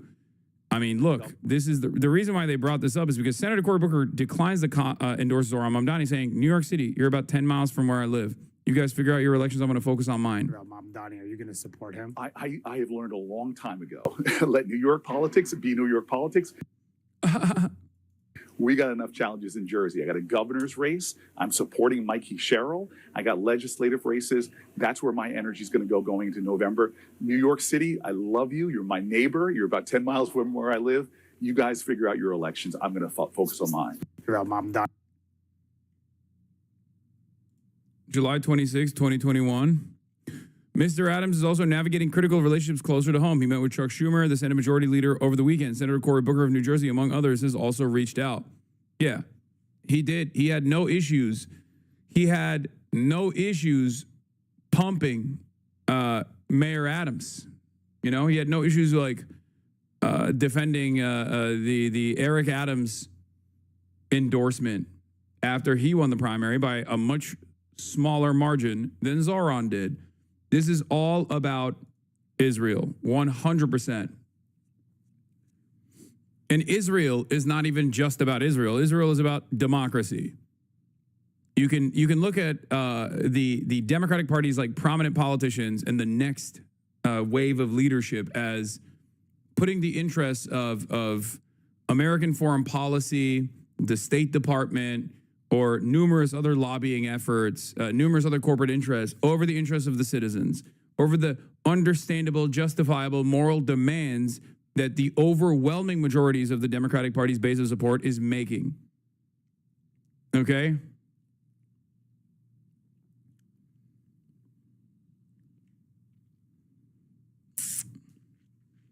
He needs the AIPAC money in general? No, he doesn't.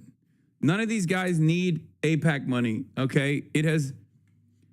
AIPAC money is consequential. It is important, especially at a time like this. But the AIPAC money is not the most important part of this, okay?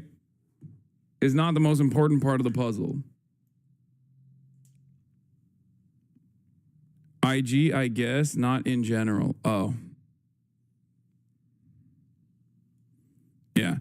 In late recording, Cory Booker says he and AIPAC president text message back and forth like teenagers. Elections. Yeah.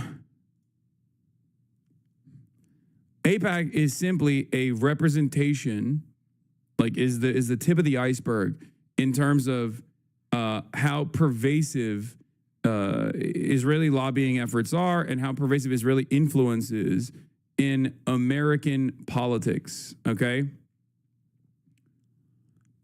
But I think people hyper focus on it. It's not a bad thing that people hyper focus on it because like it's such a important part of the puzzle, and it's good that people know what AIPAC is. It's good that people are aware of it. It's good that people are mad about it. It's good that like AIPAC has sullied its reputation. Same with the ADL, because these are all different parts of the pervasive influence peddling operation at the behest of the apartheid state doing a genocide. So the more people are aware of them, the more people are repulsed by them, the better it is overall. But it goes beyond that. And a big part of the reason why AIPAC is not a FARA violator, even though it is, right? It's not a foreign agent. It doesn't have to register as a foreign agent, is not because, oh, it's American Jews that are like funding it. What do you mean? It's just the interest of like American citizens who happen to be Jewish, like who, who happen to care about Israel. Like, no, it's Israel's in the name. Okay. The reason, the reason as to why AIPAC is so pervasive in its influence and so successful is not just because it's a well-funded organization or whatever. It's because Israel is in line with American foreign policy. Israel has a special interest, a special designation in American foreign policy as the most important ally in the region. But the more people push back against Israel and the allegiance that we have with Israel, the more difficult it becomes to maintain this this special designation. The more consequential it becomes to continue this allegiance. Okay? Mearsheimer contradicts your point of view in his Tucker Carlson interview. He explained that the convergence of interest is limited for the U.S., and it doesn't justify everything regarding U.S. policy in favor of Israel, and that money from the lobbies are the key factor because the U.S. even goes against its own interest for Israel, so not always convergence of interest. I know Mearsheimer, I think, fully focuses on the influence of lobbying, but I don't think it's. I'm a centrist. Noam Chomsky says it's all American foreign policy and nothing else, and Mearsheimer says it's all AIPAC. It's all different interest groups, like different lobbying efforts. I think it's both. One cannot exist without the other. AIPAC would be registered as a foreign agent if it wasn't for the fact that it is a profoundly important part of American foreign policy. Okay? That's it. Wrong day to bring up Chomsky. I know. And I have the Lollapalooza reacts to Hassan a video on the docket.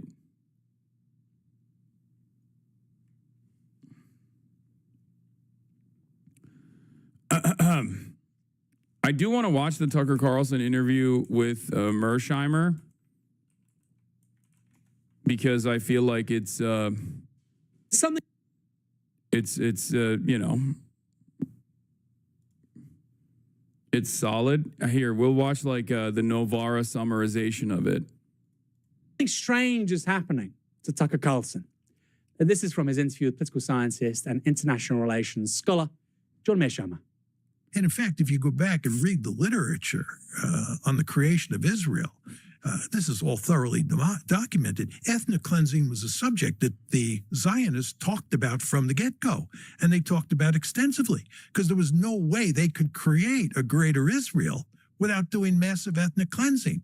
You want to remember that when the Zionists come to Israel, starting in the late 1800s, early 1900s, there are remarkably few Jews in Palestine. And those Jews are not Zionists. The Zionists are the Jews who come from Europe. Right. And they understand that they're moving into a territory that's filled with Palestinian villages and Palestinian people. And the question you have to ask yourself is, how can you create a Jewish state on a piece of territory that's filled with Palestinians without doing ethnic cleansing, massive ethnic cleansing? And the answer is you can't. So they're talking about and thinking about ethnic cleansing from the get-go. So the idea that they wouldn't think of what the situation looks like after October 7th is an opportunity to do ethnic cleansing, you know, it belies. So it wasn't really a land without people for a people without land. Absolutely not. Absolutely not. Classic Carlson, isn't it? He says something, you know, which he already he knows it wasn't a land for people that land. He knows that's not. So what you're telling me is this thing I already know. Anyway, it's a nice sort of. I guess there's not more. There's not more clips from this. Hold on. Let me find the actual one. Then I thought that there would be a.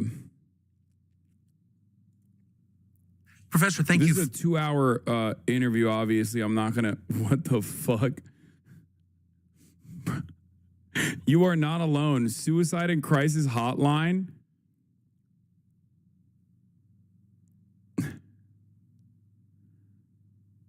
The growing threat of China and how the U.S. empowered them.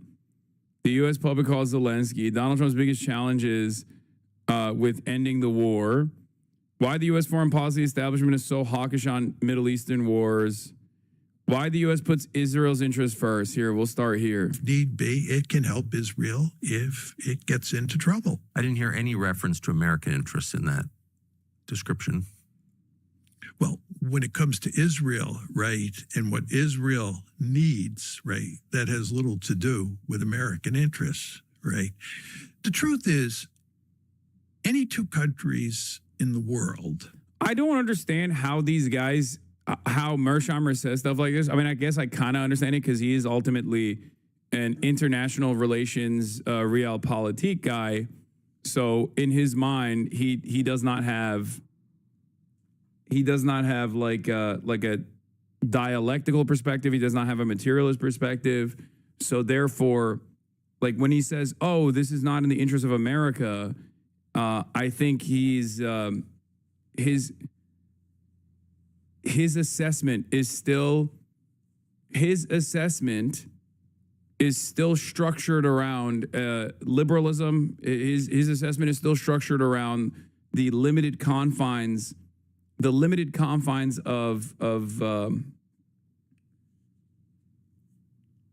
of liberal capitalist framework. Because America has a profound interest in both propping up Israel from the start as a Cold War ally and also utilizing its like incredible espionage facilities all around the globe. And not only that, but also just using it as like an unsinkable aircraft carrier and a military base, a forward operating base in a resource-rich region that also is has the capacity to control an invaluable trade route, right? So for that purpose, for that very reason, it is absolutely in the quote-unquote interests of America. It's like saying war is not in the interest of empire, or war is not in the interest, like doing these foreign wars is not in the interest of going, is not in the interest of like the American public. It's true.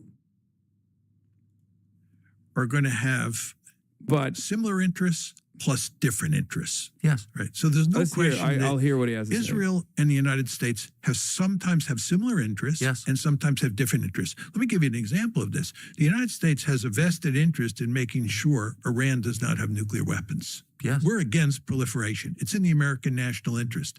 It's obviously in Israel's national interest for Iran not to have nuclear weapons. Right. So two states can have similar interests. In the case of Israel and the United States, we already have Egypt and Jordan. They don't commit genocide.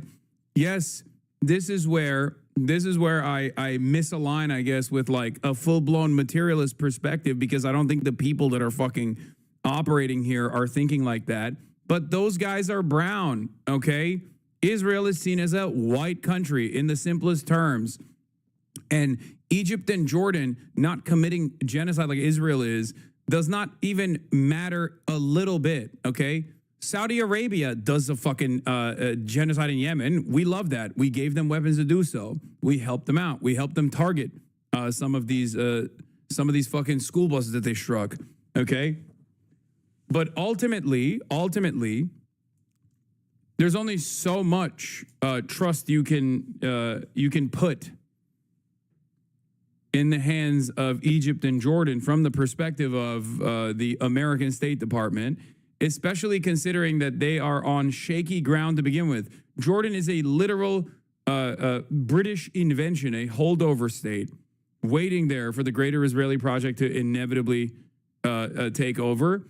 Egypt is a little bit different, but ultimately, Egypt is also a client state that could be toppled. A regime that could be toppled. It is a client state that has millions of angry citizens in it that could just at any given moment go, what the fuck are we doing? It has happened before in Egypt.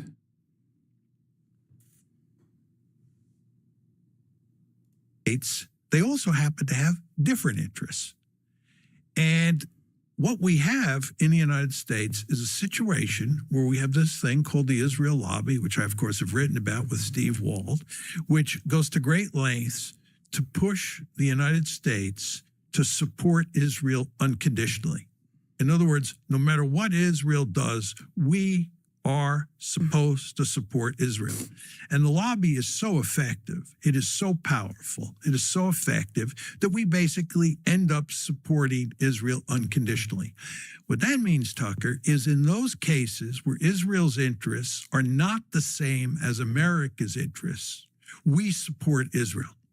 We support Israel's interests, not America's interests, because over and against America's interests. Of course. Because the interests clash in those specific instances. Right. Which is, as you noted at the outset, just the nature of like sovereign countries doing business with each other. You're going to agree on some things and disagree on others. Absolutely. But can you think of any moment in the last, say, 40 years where there was that clash between non-converging interests, where the United States chose its own interests over Israel's interests? No. No, I can't think of anything that fits that description. I mean, one could argue that... I mean, there have been instances where America has told Israel to quit it, okay? George H.W. Bush, Ronald Reagan with Lebanon, George H.W. Bush with the expansion of settlements, and even Joe Biden with the 2021 incursion, right? Obama with the nuclear deal. That's another one. That's a major one. You're right. I fucking forgot. Okay.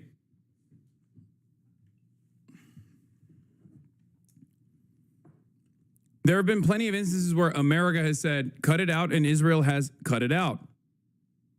Now, one could still say that was in the interest of Israel's continuation, and there is truth to that. Like, there were moments where America was like, we are the party that controls Israel. They know better. They know that that is the truth. And therefore, Israel has responded to American demands. Okay? And yes, you're not wrong when you say that's not the U.S. choosing its own interests over Israel's. It's the U.S. protecting Israel from itself. I agree.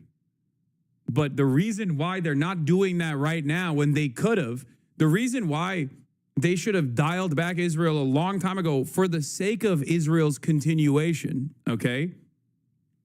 Because under normal circumstances, post-October 7, what should have unfolded, what has happened, what should have unfolded is exactly what had happened in the past, which is Israel goes in, they kill like 10,000, 20,000 people. It's incredibly bloody, and then they piss off more and more people, and you have more attention to Israel's behavior in the Western world and all this stuff, where America then steps in and goes, you have to fucking dial it back because you're getting out of control and there's too much enmity. You're becoming a pariah state, right? That is how things have happened in the past. But Trump 1 was a major convergence, I would say, where the Israeli interest and Israeli intelligence had always been profoundly important for American strategic interests in the region, but they had never had their hands on the fucking wheel. Maybe they could just like make some, if we're driving a car, right? America's driving the vehicle. America controls everything, right? Israel's in the fucking shotgun seat, basically telling which routes to take.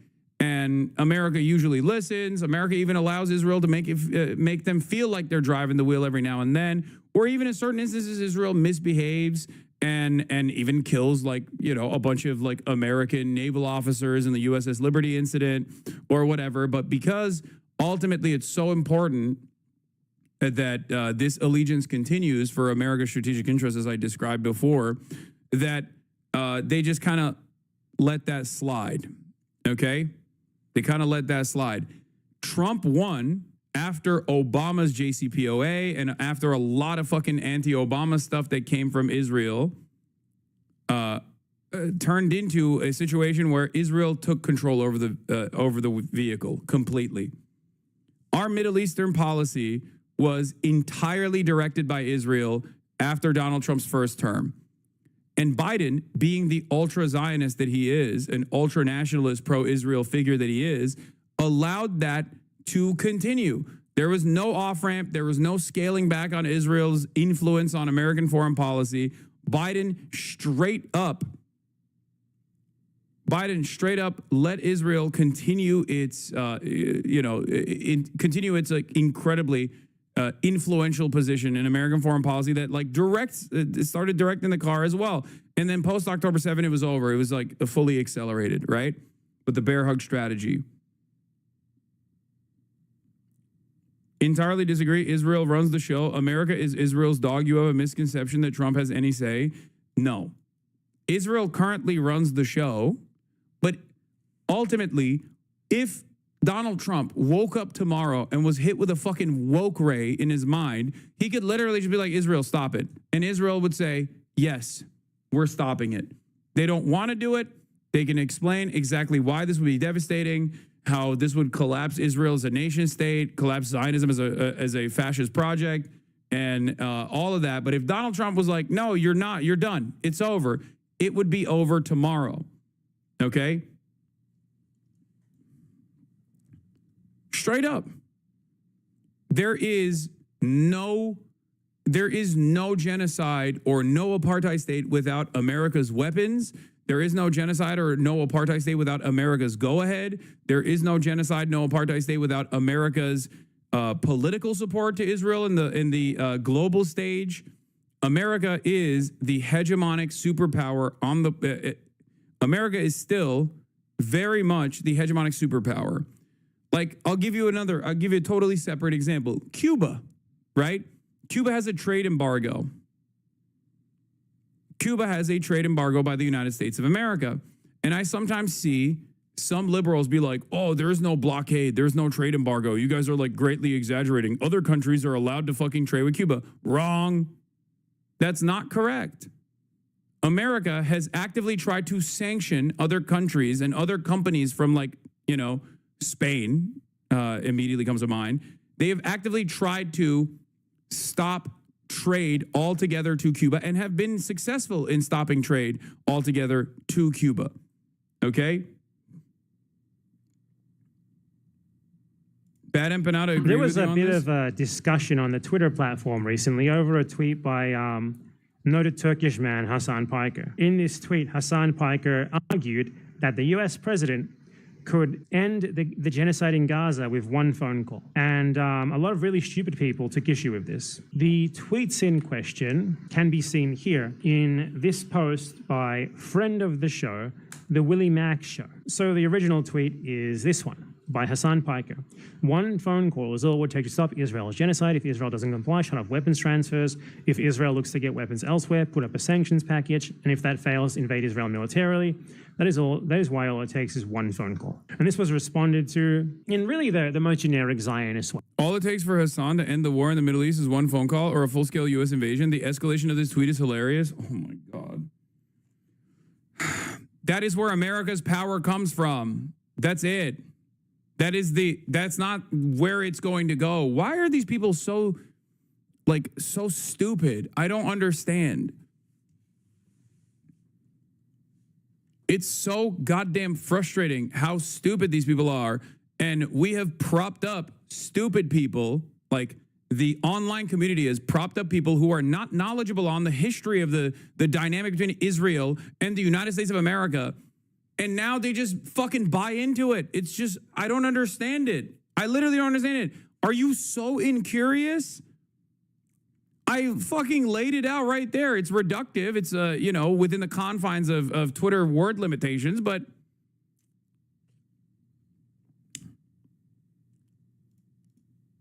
was bringing. Here's Christian Amanpour also saying it. I guess they need to hear more like famous liberals say this shit because that's the only people that they respect. But I don't even think they respect those people. It's kind of like when I say it's a genocide, I hate Hassan, so I don't believe it. But if fucking other people say it, other people that I trust because they come from like reputable outlets, if they finally say it, then I'll believe it. But Hassan is still in the wrong, kind of like that. Like, I'm making a video about this. Probably my next main channel video is going to be about this. It's going to be called something like How Zionists Argue or something like that. And it's going to talk about the main Zionist argumentative tactic, which is just repeating back what you said as if it's self-evidently wrong and then accusing you of anti-Semitism. Not always the second part, but usually. In this case, they were gracious enough not to accuse you of anti-Semitism. Very nice of them. They usually would. So the original response is this Twitter account saying, Hassan thinks you could solve the Israel problem with one phone call. There's no attempt to like debunk this because, obviously most of Israel's armaments come from the US and they could not easily replace the American weapons manufacturers who give them these armaments. So if the US cut off their supply of arms, they would be unable to prosecute the war. You need to understand why. I mean, I don't even think these guys know what they're doing in terms of like trying to prop up pro-Israeli propaganda. When a Democrat or a liberal, like the liberal Vox reporter, also responded to this and said it's like childish and stupid. She knows better. She's doing that deliberately. These guys are just fucking stupid and they think this is a good way to, I guess, like counter whatever I'm saying or belittle whatever I'm saying without any additional information, right? Without any knowledge, without any fucking counter narrative, without any counter examples, is just simply to be like, this guy is real stupid, huh? Right? That's it. And there are plenty of people who have also propped themselves up into believing that, into believing this like ridiculous thing. So there is no value if someone is like so actively well poisoned. You don't ever have to address them. You could just be like, this guy's wrong. And unfortunately, there are certain sides of the internet with where people get their notes from like apolitical slop tubers, where they just genuinely don't think about these things at all. They don't. They just go, oh, Hassan said it, so it must be wrong. It's a very stupid way to learn anything. And that's why you find yourself wrong in many circumstances.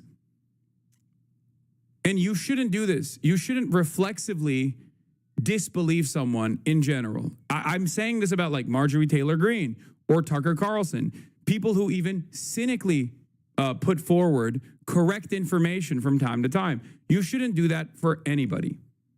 Okay? This is not just for me. You should not do that for anyone. You should always try to investigate further what the claims are and then try to disprove said claims. Okay?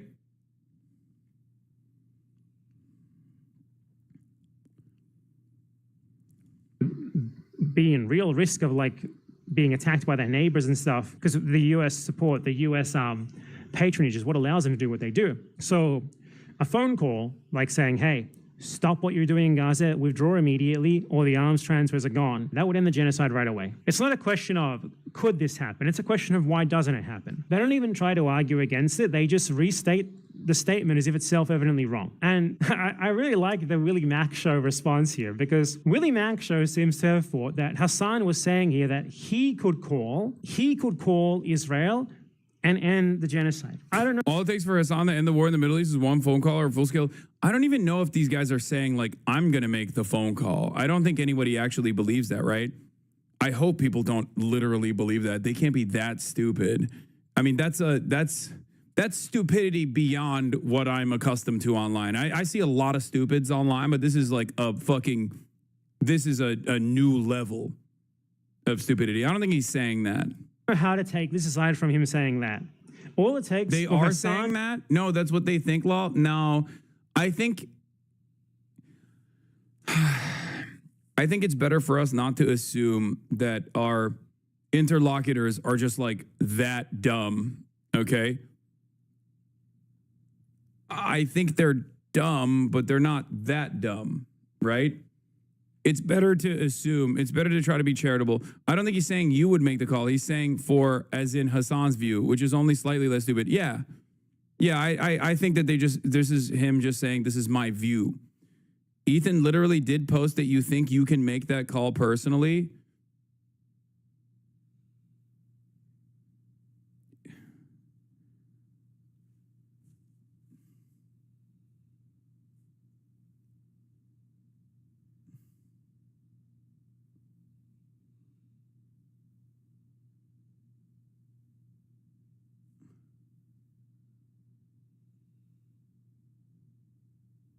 Really?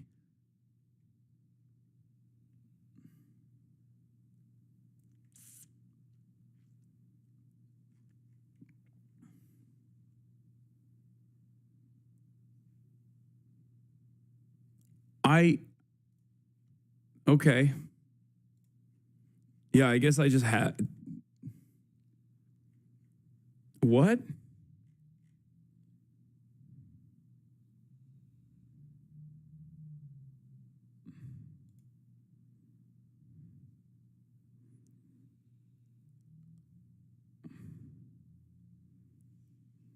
What is this?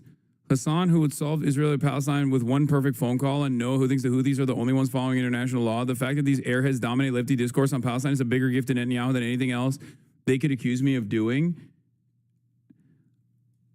Why? These guys are political commentators, right? Like, just address the issue. Like, address the argument. Explain why America does not have this level of control over Israel, despite the fact that America has supplied 70% of all offensive and defensive weapons to Israel. Explain how Israel would make up for the lack of munitions that they are getting from the United States of America. Then explain how many Israeli military officials in the past, and even during this instance of genocide, has actively told the media in Israel that America has demanded that they scale back on certain instances in spite of what the Israeli public is demanding. And they've literally said, we can't do this without the United States of America. Explain why throughout Israeli history, American politicians, American presidents have actually made that one singular phone call to stop Israel's atrocities. Explain all of that. You know, there is no Israel without America. It's that simple.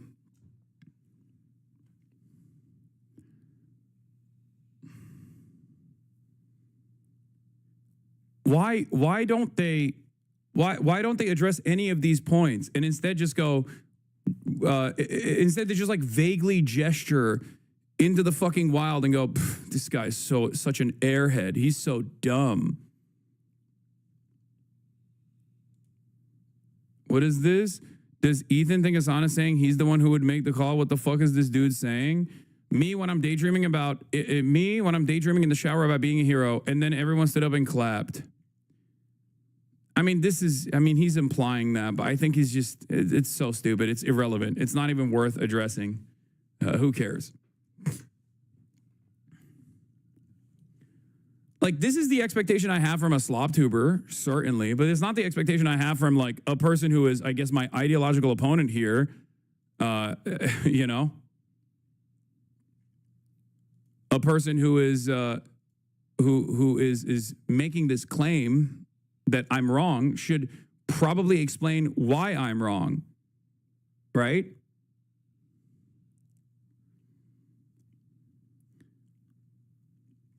It's very strange.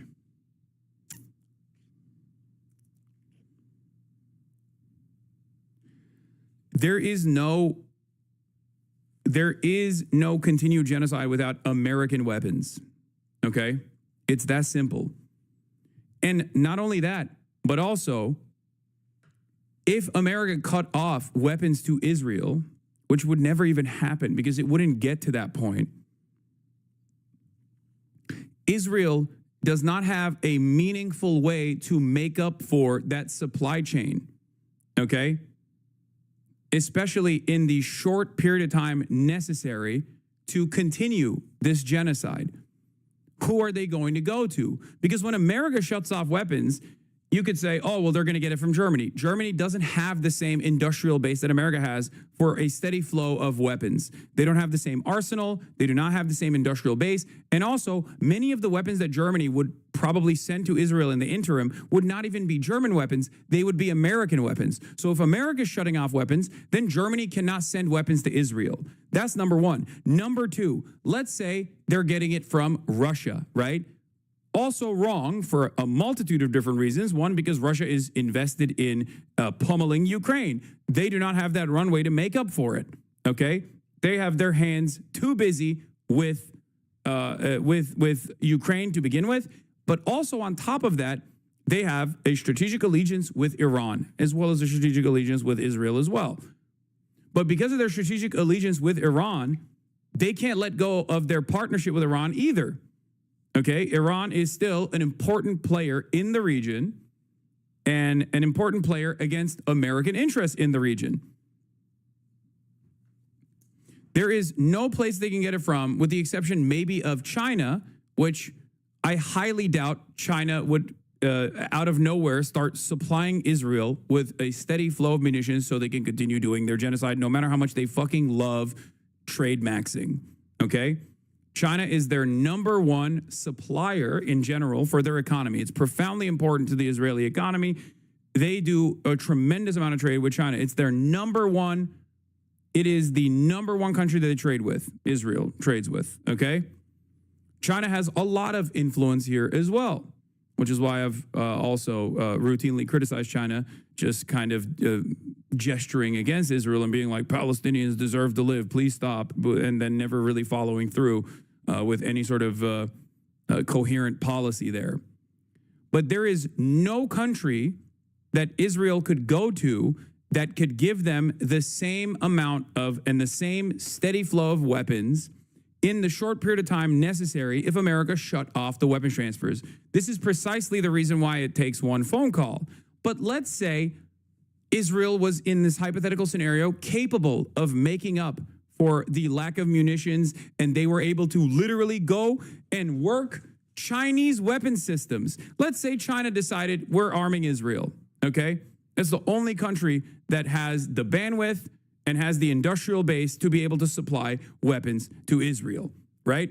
America and Israel's allegiance has fallen apart. All of a sudden, America is anti-Israel. They said, no more weapons, right? Let's say China is actually sending the weapons. Let's say that while China is actually sending the weapons, Israel what? Magically figures out how to operate Chinese weapon systems? Like, you have to get trained on this stuff. You can't just like come in and be like, all right, perfect. Now these anti-aircraft defense systems that they shipped in, which is a logistical fucking nightmare to begin with, we can now use. You can't do that. It takes a tremendous amount of time and a tremendous amount of training for people to be able to start using this stuff, okay? You know this. You know this from what happened in Ukraine. It's not fucking plug and play. These are foreign adversaries. Israel is an ally. Israel uses American weapons. They do not use Chinese weapons. They use Chinese surveillance and things of that nature, Chinese drones, but they do not use Chinese weapons. They can't. It's an entirely different weapon system. America would never allow that anyway. America would nuke Israel before allowing Israel, who at that point would still retain a bunch of American weapons, a bunch of American like missile systems, to then all of a sudden bring in Chinese weapon systems onto that same platform. That would be insane. That would destroy any kind of security America had, because now Israel would give everything to China. Okay, there are a million different reasons as to why this would never work. But let's say it did work, okay? Let's say it did work. Let's say magically all of these impossible things took place, and Israel was able to perfectly take all the Chinese weapons and change their platforms to the Chinese platform, and were able to fucking train themselves overnight and started using that to continue as genocide. At that point, America would just destroy Israel's economy. That's it. America would say, no more trade with Israel. If you trade with Israel, with the exception of China, let's say, because it's too much of a powerful player in the global marketplace, they would just fucking pull a Cuba on Israel. They would do a full-blown embargo. They would stop other countries from trading with Israel. It would, again, never get to that point. Regardless, I can't stress this enough, because that is the reason why all it takes is one phone call. And let's say Israel says, fuck it, we're doing full genocide. We don't care. You can kill our economy, okay? You can kill our economy. We still want to do genocide. At that point, they would invade, okay? That's it. It never gets to that point, and it never has to get to that point, because it starts and ends with one phone call for this reason.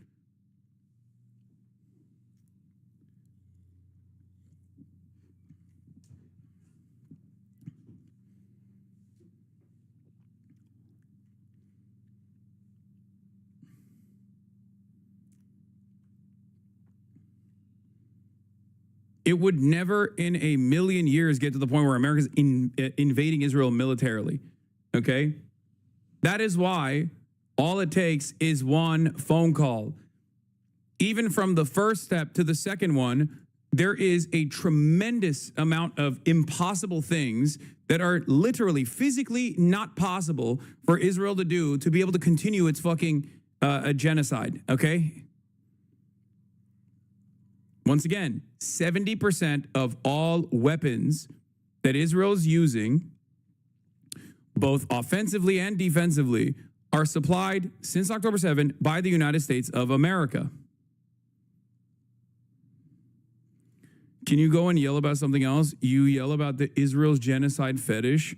Can we go and yell and bitch about something else? You bang this Israel's genocide fetish drum every time I watch you, and I'd like to hear what you have to say about other things that are going on as well. I mean, I was covering other things before we got here. To end the war in the Middle East is one phone call. He genuinely seems to think that Hassan was talking about himself rather than the President of the United States of America. God, I love Willie Mack show.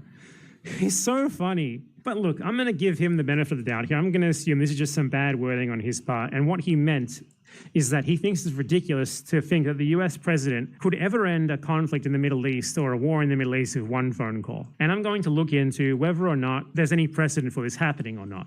Okay? So in 1982, during the Israeli assault on Lebanon, there was a phone... Ronald Reagan made a phone call, said, "You are doing the Holocaust. Stop." Call between President Ronald Reagan and Prime Minister of Israel, the noted terrorist Menachem Begin, whose name I surely mispronounced, but I mean, modern Hebrew is a constructed language anyway. They pronounce everything wrong, so I'm going to also pronounce things wrong. He called him and he said he told him, stop the bombing. What you're doing here is not okay. We don't support this. Stop. And within 20 minutes, the bombing stopped. Okay, so that's one precedent for this happening. Ronald Reagan, by the way, Ronald Reagan was an extremely Trumpish president. He was just better on camera than Trump is because he was an actor and Trump isn't. Ronald Reagan was absurdly stupid, absurdly dumb. And even wrong. Donald Trump is a TV guy as well, and that's the reason why he's very telegenic and very charismatic. I disagree with Bad Empanada.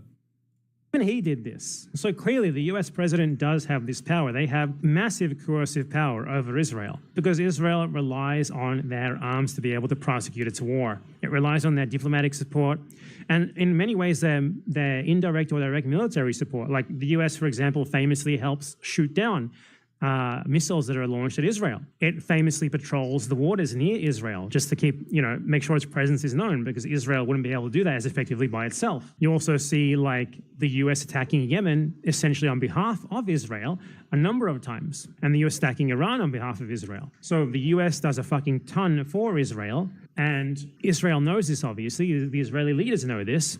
And if this stuff was taken away from them, or if there was a credible threat that it could be taken away from them, Israel would have to fall in line. So the question here is not, would that work? As Hassan Piker said, it does work. It's proven to have worked in the past. And even like a basic thought experiment using the most basic Occam's razor would have you conclude that yes, Israel would indeed have to stop the genocide in Gaza if the US president called Netanyahu and told him in firm terms with a clear threat to escalate if he doesn't, that this needs to stop. The US is the world's premier empire. Israel is one of its proxy states. This is obvious.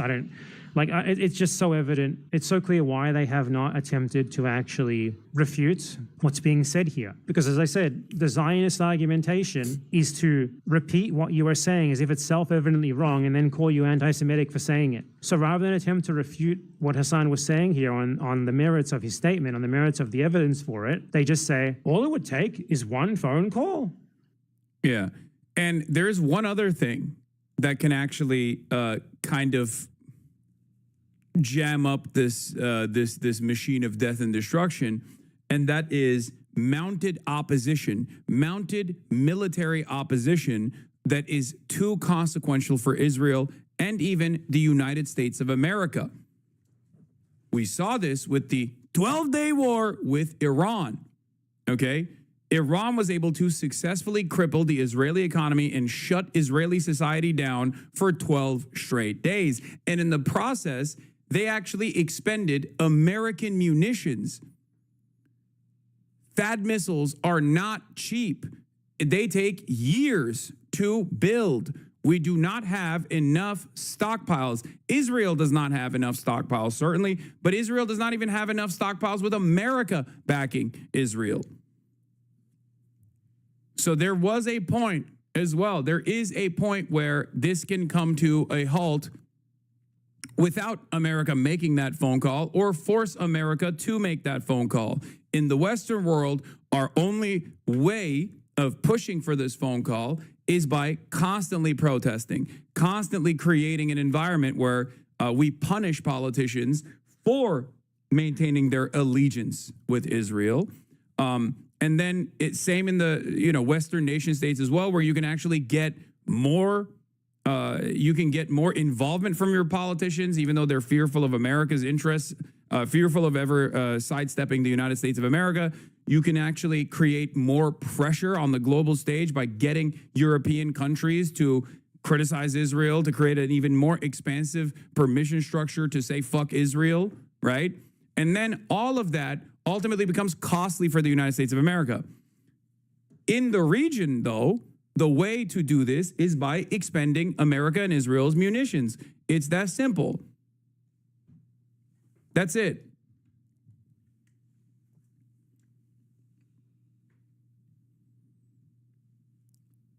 I mean, this is what happened after the 12-day war. Had Iran fired a few more large volleys of missiles, Israel could have exhausted its supply of top-tier Arrow 3 munitions, one of the U.S. officials said.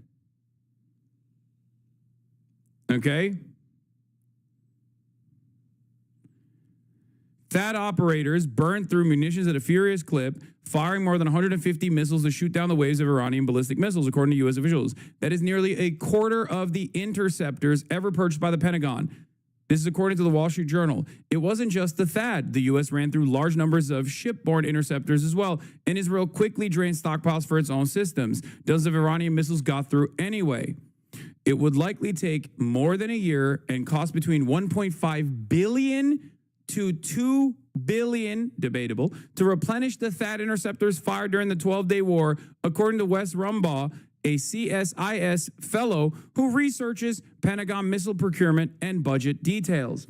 Most of America's Arleigh Burke class-guided missile destroyers are armed with SM-2s, SM-3s, and SM-6s. Those warships also went through interceptors at an alarming rate. During the 12-day war, the ship shot about 80 SM-3s at Iranian threats, according to a U.S. official. So everyone who predicted that Israel's multi-layered missile defense was 1 to 2 weeks away from critical grid attrition was correct. It could have been sooner, depending on the tempo of attacks. That stage would force Israel to triage its finite supply of interceptors, saving the rest only for sensitive military sites, while they let the rest through to strike their targets. This is obviously a situation Israel would want to avoid.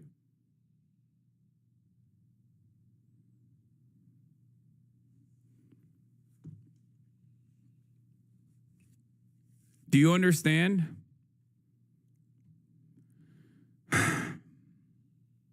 It's a multifaceted, multi-layered approach.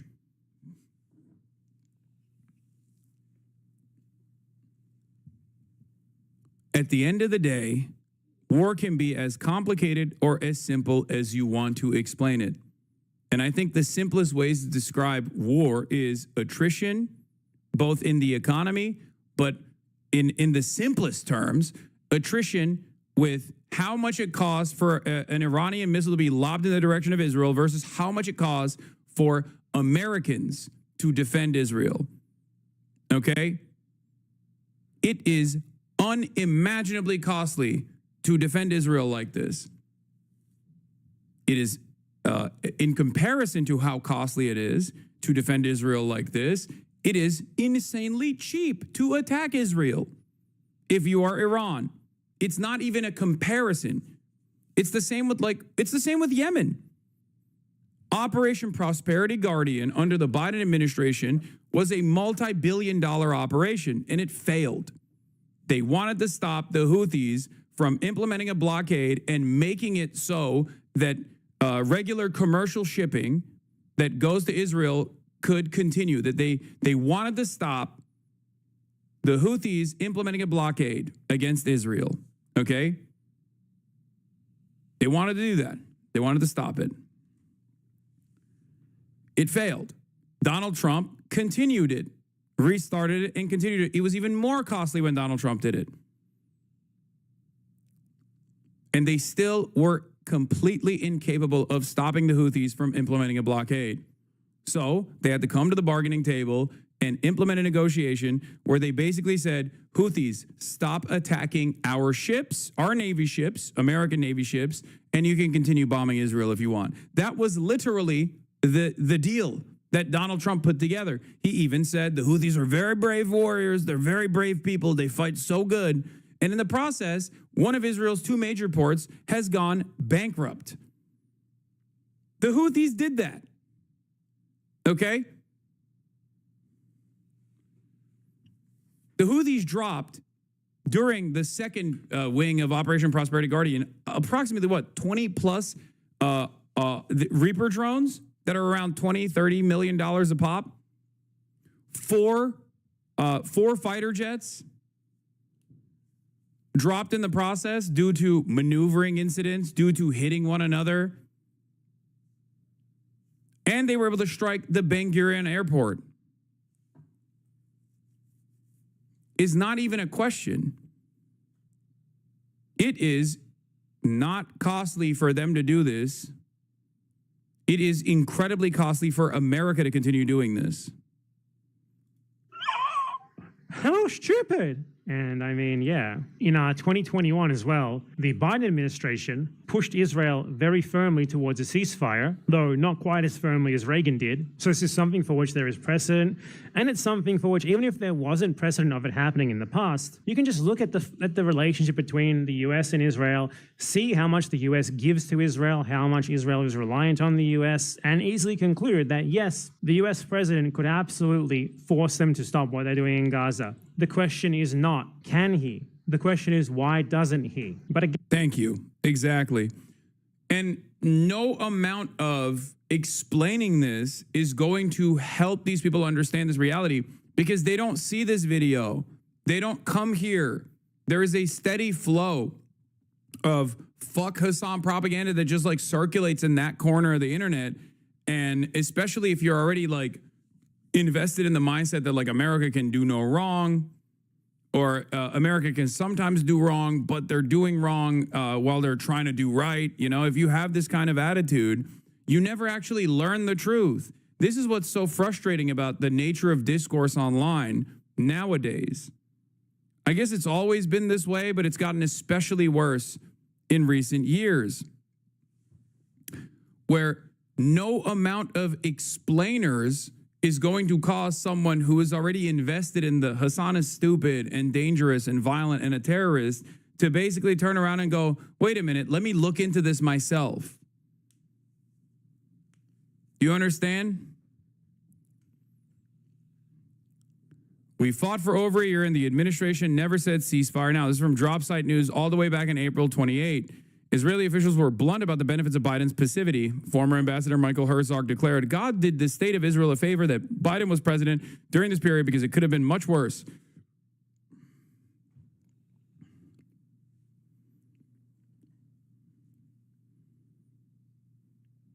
We fought in Gaza for over a year and the administration never came to us and said, ceasefire now. It never did. And that's not the problem. That's not to be taken for granted. It's ironic because people will always say like, oh, he's looking at Twitter links. Like that's another one. That's another like fucking thought terminating cliche. I'm not looking at Twitter links. I'm looking at Twitter summarizations of an article from a reputable outlet like Drop Site News that is comprised of investigative reporters that have worked all around mainstream news that are fucking very well credentialed, people who I know personally. Okay? People always love doing that where they're like, he's just looking at Twitter links. It's like, I'm not. This is a Drop Site News summarization of an article that was initially reported in Axios, okay? Or this is Channel 13, sorry. Axios reported on it as well.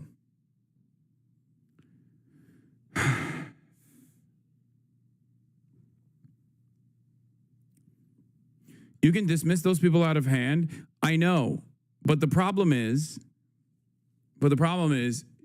you shouldn't, because there are a lot of people like that. Them. And then October 7th happened and that absolute catastrophe and slaughter inside Israel. And now for nearly 2 years now, the revenge has been bitter and deep. And where is it leading Israel? Where does it leave the hostages? And where does it leave the Palestinian people? So there's a huge amount that Israel's allies, and especially the United States of America, who could, with a single phone call, change this. Yeah, there you go. Christian Amanpour, reputable, notable liberal, also saying that America could change this with one fucking phone call. Anyway, there's a Trump press conference happening right now after his executive order. Let's take a look. redistricting or whatever you want to call it. The Democrats have done it long before we started. They've done it all over the place. They did it in New York. They did it in a lot of different states. But in Massachusetts, so somebody used this as an example today. I was interviewed this morning, and they said, you know, it's pretty unfair. Trump got 40%. I'm not proud of that, but I think I probably got more, but that's okay. I got 40% in Massachusetts, and yet they have 100% of the vote in terms of Congress. So there's no Republican, there's no anything. So we should have 40%. You know why? They redistricted. And they've done it all over the place. And they've done it in California, by the way. You said that before, just one phone call. Is that an exaggeration or literally? Of course it's not literal, dude. Like, there's no policy change that happens with one singular phone call, okay? Don't be dense. Oh my God. It's the closest you can get, however, in terms of foreign policy to ending something with one singular, literally one singular phone call. Medical provision for people. We've watched them destroy our country for 4 years, and people don't want that. And people in Texas, as you saw, I got the highest vote in the history of Texas. I love Texas. Texas likes me, obviously. But I got the highest vote, and that was checked out on the show. Did you see that, where they checked it out? They said he actually did get the highest vote in the history of Texas, which disappointed them. They were very disappointed to hear that. But Texas is a place that's done very well with a free enterprise kind of an attitude, with the exact opposite of what's happening in New York with a communist mayor. And they know what they're doing, and they're doing the right thing. Yeah. Two questions for you. Mr. President, thank you. Texas Senator John Cornyn is asking for your help to force Democrats back to the state and hold them accountable. Do you want the federal government and the FBI to help locate and arrest these Texas Democrats who have left the state? Well, I think they've abandoned the state. Nobody's seen anything like it, even though they've done it twice before. And in a certain way, it almost looks like they've abandoned the state. It looks very bad. Yeah, go ahead, please. Should the FBI get involved? Should the FBI get involved? Well, they may have to. They may have to. No, I know they want them back. Not only the Attorney General, the governor wants them back. If you look, I mean, the governor of Texas is demanding they come back. So a lot of people are demanding they come back. You can't just sit it out. You have to go back. You have to fight it out. That's what elections are all about. Yeah, please. Thank you so much, President Trump. Two questions for you. One, were you aware of and did you personally approve the prison transfer for Ghislaine Maxwell that your Justice Department I didn't know about it at all. No, I read about it just like you did. And do you believe that she is It's not a very uncommon thing. Do you believe that she's credible to be listening to? Your Deputy Attorney General sat down with her recently. Well, let me tell you, he's a very talented man. His name is Todd Blanche. He's a very legitimate person, very high, just a very highly thought of person, respected by everybody. And I didn't talk to him about it, but I will tell you that whatever he asked would be totally appropriate, and it's not an uncommon thing to do that. And I think he probably wants to make sure that, people that should not be involved or aren't involved are not hurt by something that would be very, very unfortunate, very unfair to a lot of people. But I will say this, Todd Blanche is one of the most highly respected people you'll ever meet. So I know this. I didn't discuss it with him, but anything he talked about with her or the fact that he did that, not unusual, number one, and most importantly is something that would be totally above board. Please. Yeah, please, go ahead. Thanks, Mr. President. Sonia Mr. President, Lang. how much more would you like DOJ to cut from the federal government? Well, it's not so much DOJ anymore. And by the way, I have to say that somebody from DOJ was very badly hurt last night. You saw that. A young man who was beat up by a bunch of thugs in D.C. And either they're going to straighten their act out in the terms of government and in terms of protection, or we're going to have to federalize and run it the way it's supposed to be run. But it's not a question of DOJ. We have great people, secretaries and all, working with DOJ and cutting with with a scalpel as opposed with an axe. This cutting with a fine-tooth comb. This is a turning point in domestic policy when you're taking a pee break? Doing their job, or bad people, I still or have to bad piss. things, bad policy, et cetera, et cetera. And I think we've been very successful in that. Casually And there's Explained more just cutting tweeted to about do, you. But there's also more getting. We want smart people in government. Our country is doing great. I think we are doing probably, maybe in many ways, better than we've ever done before. We're taking in trillions, not billions, trillions and trillions of dollars from other countries who for years took advantage of us. They took advantage of the United States like we were children, and that's not happening anymore. Now they're paying a lot of money, and they're paying hundreds of billions of dollars. Individual countries paying hundreds of billions of dollars. You're seeing what everybody else is seeing. And we have a lot of things we can do. You know, one of the questions asked of me this morning is, are you going to make a dividend to the people? And the purpose of what I'm doing is primarily to pay down debt, which will happen in very large quantity. But I think there's also a possibility that we're taking in so much money that we may very well make a dividend to the people of America. Thank you all very much. Thank you. Thank you very much. Thank you.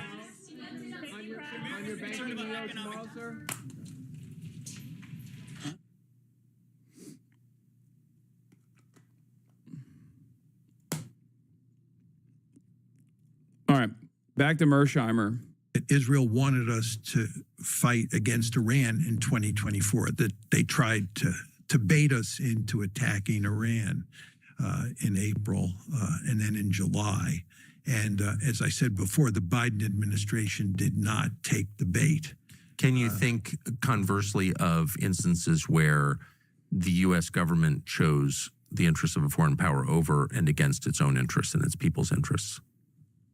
Besides the Israeli case? No. In the case of Israel, you know, we're allied with Israel informally, and you know they want us to do something that is hurtful to us, does not help our interests at all, but we do it anyway. What is our interest? What is our interest? What is, in air quotes, our interest? Okay. Was Iraq in our interest? Depends on who you ask. Was it okay for 12,000 Americans to die in this illegal invasion of a foreign nation? Even if you're not thinking about the millions, the tens of millions that are displaced, extremism in the region, a power vacuum that was created, the formation of ISIS. Even if you're purely looking at it from the perspective of the average American, was it in their interest? No, of course not. Was it in the grand interest of American capital to go into a foreign nation and piece up its natural resources, like oil, for example, and to forcibly sell it off to foreign capital?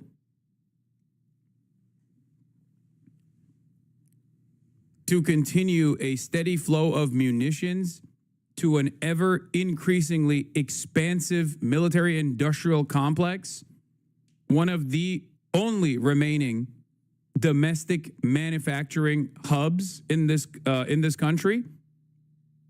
It was in the interest of capital. It was. It was in the interest of corporations. It was in the interest of Halliburton, which then played a formative role in the rebuilding efforts of Iraq, right?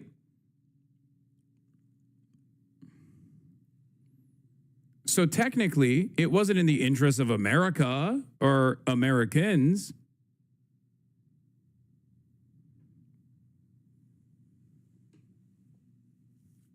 But it was in the interest, broadly, of American capital. It was also obviously in the interest of Israel as well. Iraq being a destabilizing force in the region for Israel's interests. Like Israel wants to blow shit up.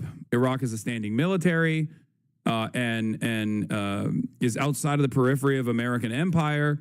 They could move in a direction that complicates things for Israel, right? Because think about it this way. Post-Iraq war,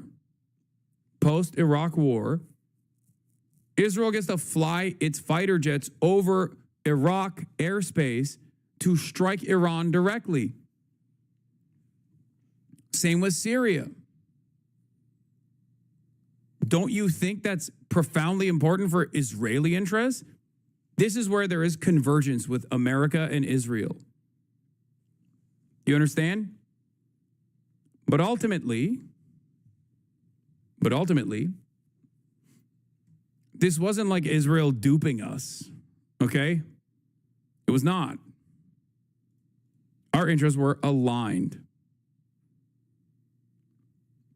And of course our interests are aligned because Israel is a colonial vestige, both in its inception as a British settler colony and its continuation as an American settler colony that is a destabilizing force in the region for American interests, a controlling force in the region for American interests. That's it. And people who don't recognize that are being a little silly. Can you think of examples of that? Two-state solution is the best example. Every American president since at least Jimmy Carter has pushed forcefully for creating a Palestinian state. I don't believe that. Like this is where I disagree with Mearsheimer, who I think is very smart, who I've listened to over and over again, but I just disagree with him on this because I don't think it's actually forceful. Like if America wanted there to be two different states there, they would get it. That's it. It would be more complicated than telling Israel to cut it out with one phone call, certainly, because Israel would want to fuck up the bag over and over again, fuck up that two-state solution over and over again. But if America wished it, they have tremendous influence over Israeli politics. They have tremendous influence over Israel's military. Without American weapons, Israel would have at least a decade plus to try and redevelop their own domestic military manufacturing, which they're already doing in the aftermath of October 7. And also on top of that, they would have to look elsewhere for a steady flow of munitions. And no one has the same level of prominence at the global scale, control over financial markets around the globe through banking systems, and also as a party to the Security Council, tremendous political influence it wields in defense of Israel.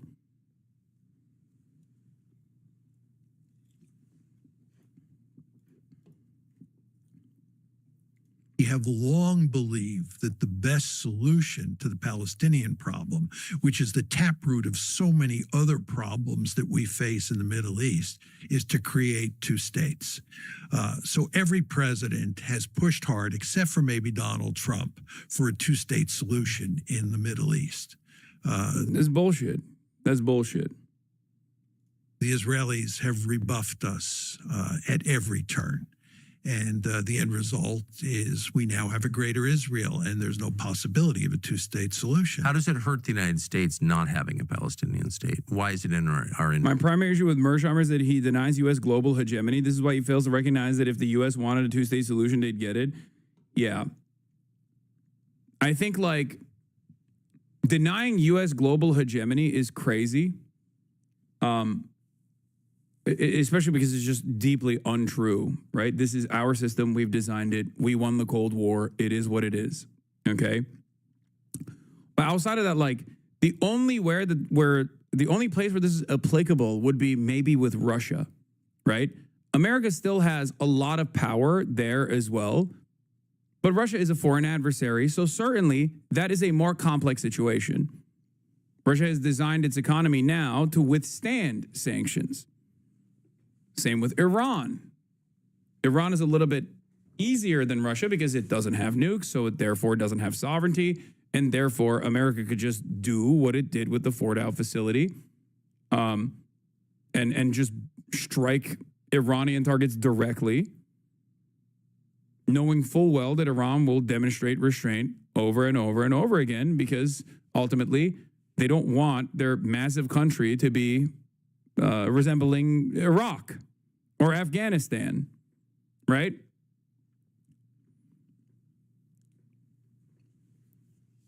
But ultimately with Russia, it's a more difficult, more complex situation because of the nuclear arsenal that Russia has. But even then, America still has tremendous influence because it could just go to China. It could go to Russia's backers. It's trying to do that with India right now.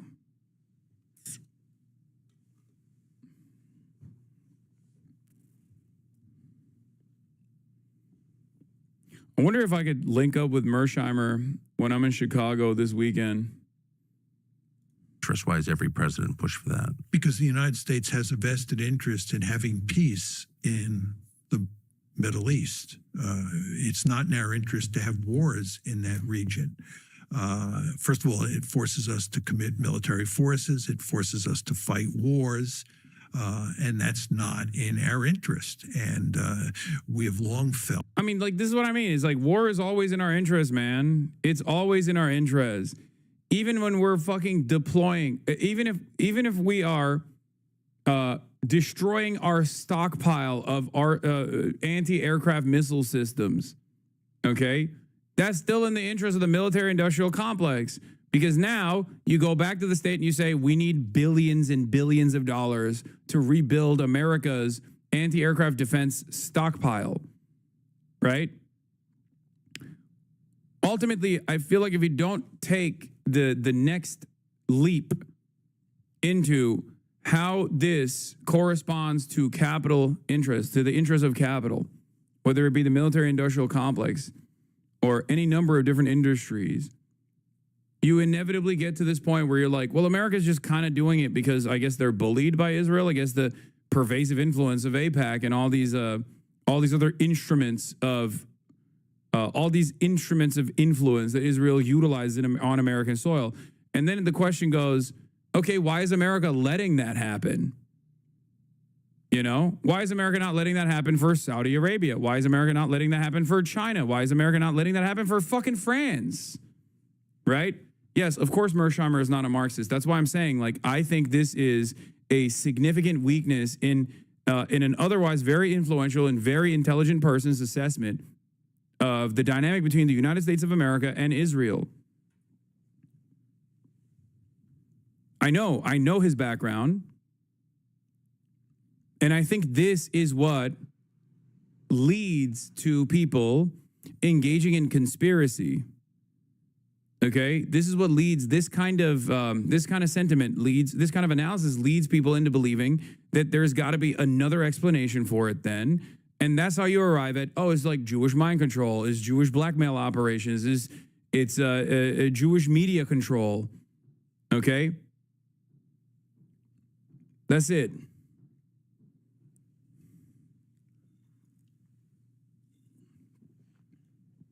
Do you consider yourself a journalist? No. From a strategic point of view, that what you want to do is make sure you have peace in that region. You want to remember, right before October 7th, Jake Sullivan, who was then the national security advisor, was crowing about the fact that... why isn't Lockheed Martin and Palantir donating to senators to pressure them to end the wars abroad if it's against America's interests, you know? Why is nobody pressuring America to do this? Why is it that American politicians are completely at odds with the American public on this? And that is in spite of the multi-trillion-dollar fucking media apparatus that is constantly beaming into the collective consciousness of every boomer in this country that we have to be in a permanent state of war because otherwise our enemies will get us and they're scary. Not seen. By your logic, every single war is good for America's interest because war equals money spent on weapons? Yes. No, that's exactly what... yes. Yes. You that's exactly what I'm saying. Wars are not meant to be won. They're just meant to continue. Yes.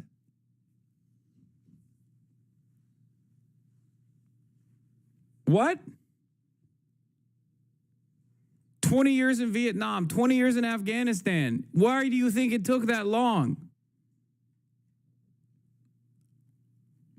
Then helping Israel can only possibly help America regardless of any blowback. That's the assessment. Yes, you're arriving at my conclusion. That is the assessment being made by American politicians.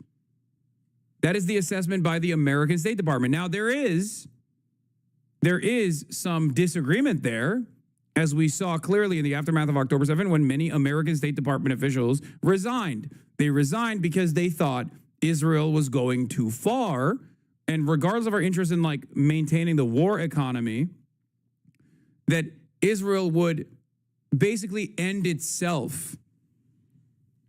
Israel would make it so that they would no longer be as useful to America's strategic interests in the region, given how violent they are, in a way where like everyone can see it. And that is also true. And it will take a long time for for that to bear fruit, that enmity, that animosity, that resentment that many people have towards the state of Israel. It will take a while for it to bear fruit. But in an incredibly short period of time, you have seen attitudes swing wildly in the opposite direction. America, it was not even a question in the United States of America on whether or not we support Israel until these past couple of years.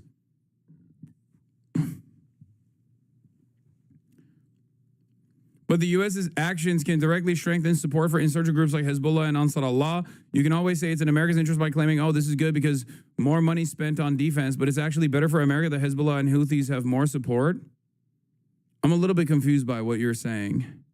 The point is, action by Israel, which is supported by the U.S., weakened a U.S. ally and strengthened an enemy, Hezbollah. My point is that this directly hurts America's interests. What?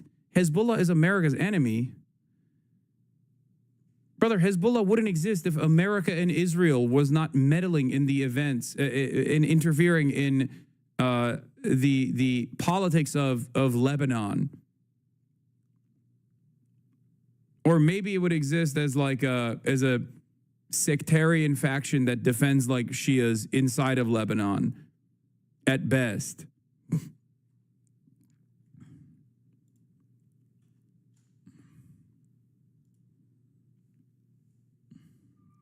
That's my point. America helping Israel in the 2006 war, strengthening support for Hezbollah. Yeah, that's marginal. It's negligible. It doesn't matter. As long as Hezbollah, as long as Lebanon doesn't have anti-aircraft defenses, because they are, again, in a joint security partnership with the United States of America where it's not allowed for them to have anti-aircraft defenses, one must ask the question why. As long as Lebanon does not have a standing military and like true independence from American empire, then Hezbollah is meaningless. Hezbollah as a military force is engaging in guerrilla warfare. That's why they're considered terrorist groups in the same way that Hamas is. These guys have nothing in comparison to what Israel has, in comparison to what America has. It's ultimately inconsequential for the United States of America that they exist. To varying degrees, obviously, like, because Iran is certainly more consequential. But it would be tremendously costly for the United States of America to go to war with Iran. That's a calculation that they do make, certainly. And as it stands, clearly, we're not there yet. It seems as though America does not have the bandwidth to continue. You're describing what those in power think is in America's interest, not making a normative judgment. Yeah, I'm not saying this is good for America, obviously. I'm saying this is how they make this calculation. This is how the State Department makes this calculation. The Middle East so peaceful in a long period of time. And he understood full well that this is in our interest. Well, if you compare the world, on October 6th, 2023, with the world that exists in the Middle East today, we are much worse off today. This is not in our interest. And this is in large part because of Israel. And this is just the strategic dimension. We're not even talking about the moral dimension. I mean, the Israelis are executing a genocide in Gaza, and we are complicitous in that genocide. When you say it's a genocide, what do you mean? Well, if you look at what the definition of a genocide is, right, it's where one country tries to destroy either all or a substantial portion of another group, another ethnic or religious or national group for the purposes of basically destroying that group identity. That's what you're talking about here. I think that that's the definition of genocide. It's laid out in the 1948 convention. I think that what the Israelis are doing fits that description, and lots of people and organizations agree with. What is this? Hassani, speaking from the POV of America as a state, not American foreign policy via American military-industrial complex and political nexus. He's speaking from an academic understanding of what state is and what its interests are to secure security. You are conflating it with American foreign policy in its current inception, which serves American. Yeah, no, I get it. I understand. I understand what you're saying. Mearsheimer's assessment is like the state's function, which encompasses bettering the lives, bettering the welfare of the average American citizen. Okay? I don't believe that a capitalist state functions in that way ever. I don't think that the American state has ever functioned in this way, which is why I'm saying it's wrong. The American state is also not a perfectly rational entity to begin with.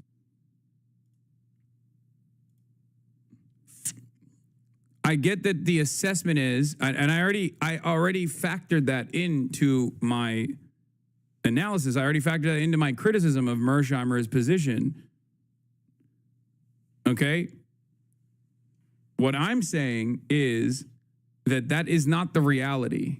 The American state has never put the interests of American citizens and their welfare against the interests of capital. They've always defended the interests of capital every single time.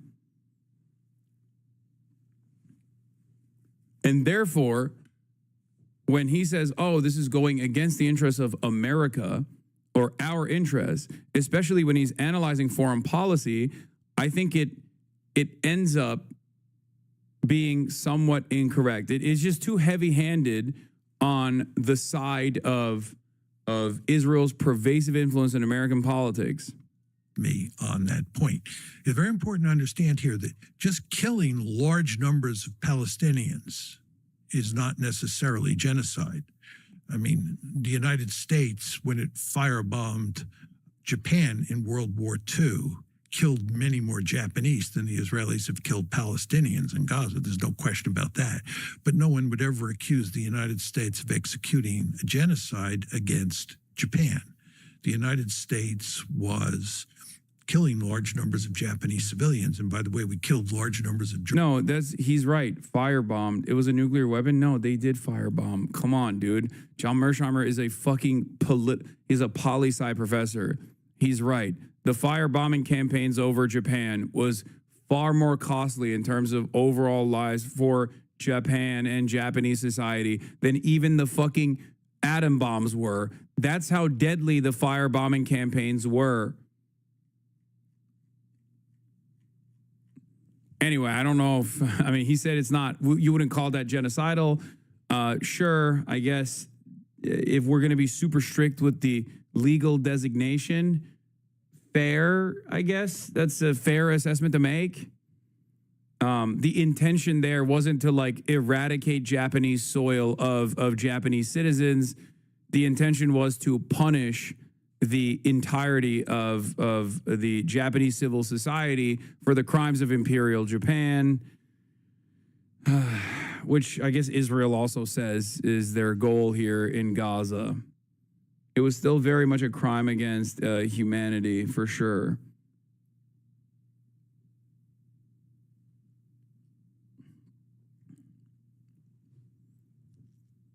But yeah, again, it's complicated considering that, yes, Japan was literally doing an unironic genocide to the Chinese and Koreans at that time.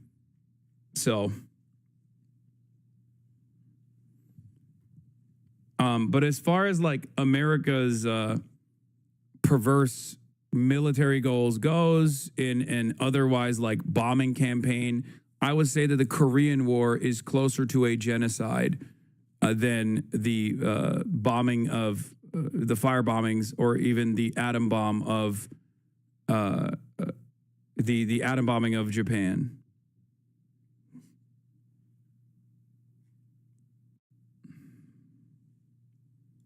German civilians as well. Millions. Yeah.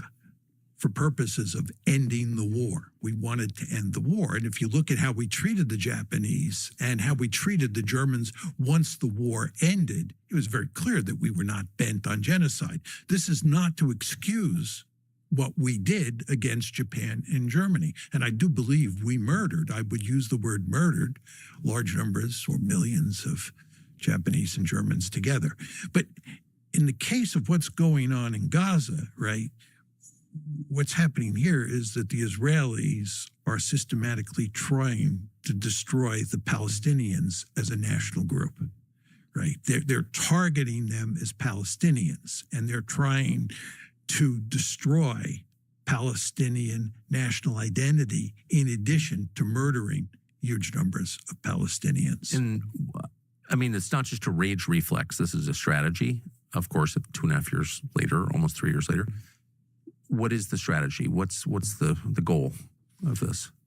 My view on this is that the Israelis have long been interested in expelling the Palestinian population from Greater Israel. If you look at Greater Israel, this includes the Israel that was created in 1948 and the occupied, plus the occupied territories. This is the West Bank. Post-67. Post-67, West Bank and Gaza. So West Bank, Gaza, and what we call Green Line Israel. That's Greater Israel.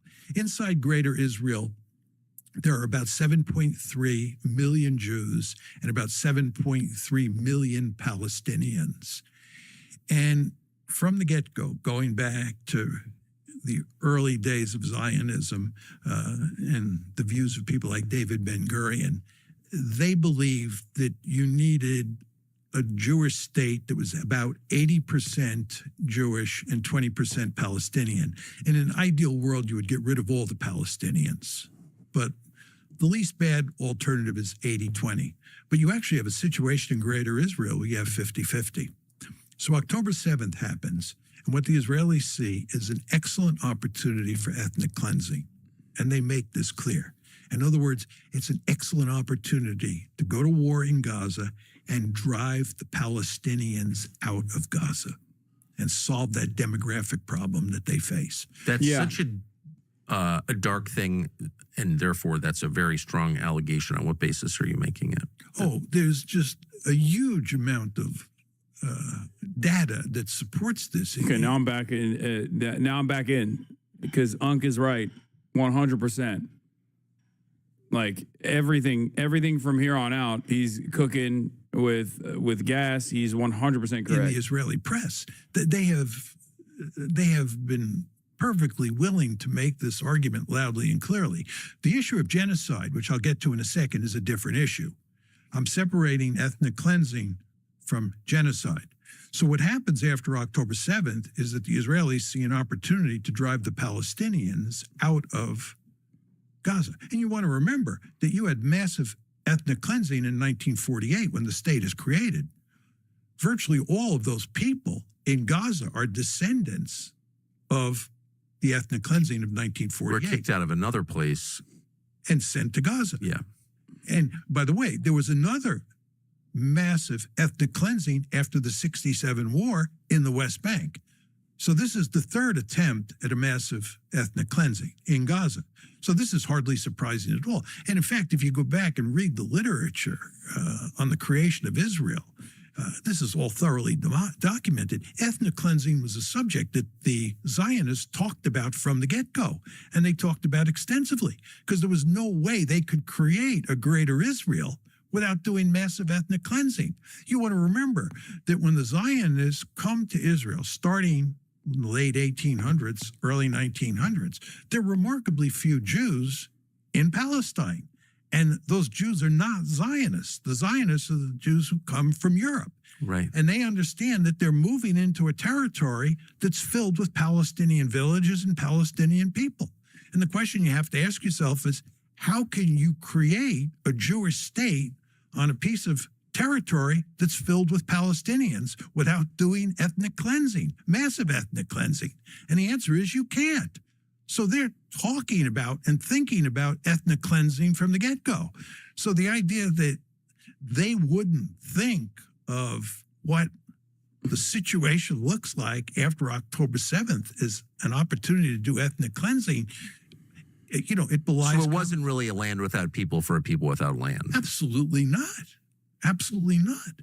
And David Ben-Gurion, Vladimir Jabotinsky, all these key Zionist leaders understood that full well. And they understood that they were going to have to do horrible things to the Palestinians. They understood that.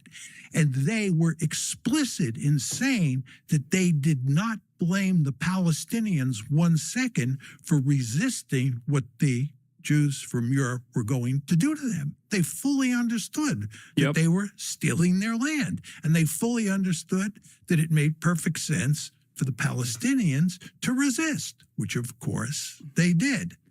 But anyway, just to fast forward. Even in contemporary Israeli society, plenty of current and former Israeli officials, whether it be leaders of Shin Bet, leaders of the Mossad, leaders of Israeli politics, leaders of the Knesset, have actively said, if I was born on the other side of that Gaza boundary, I would do everything in my power to try and stop Israel. Okay?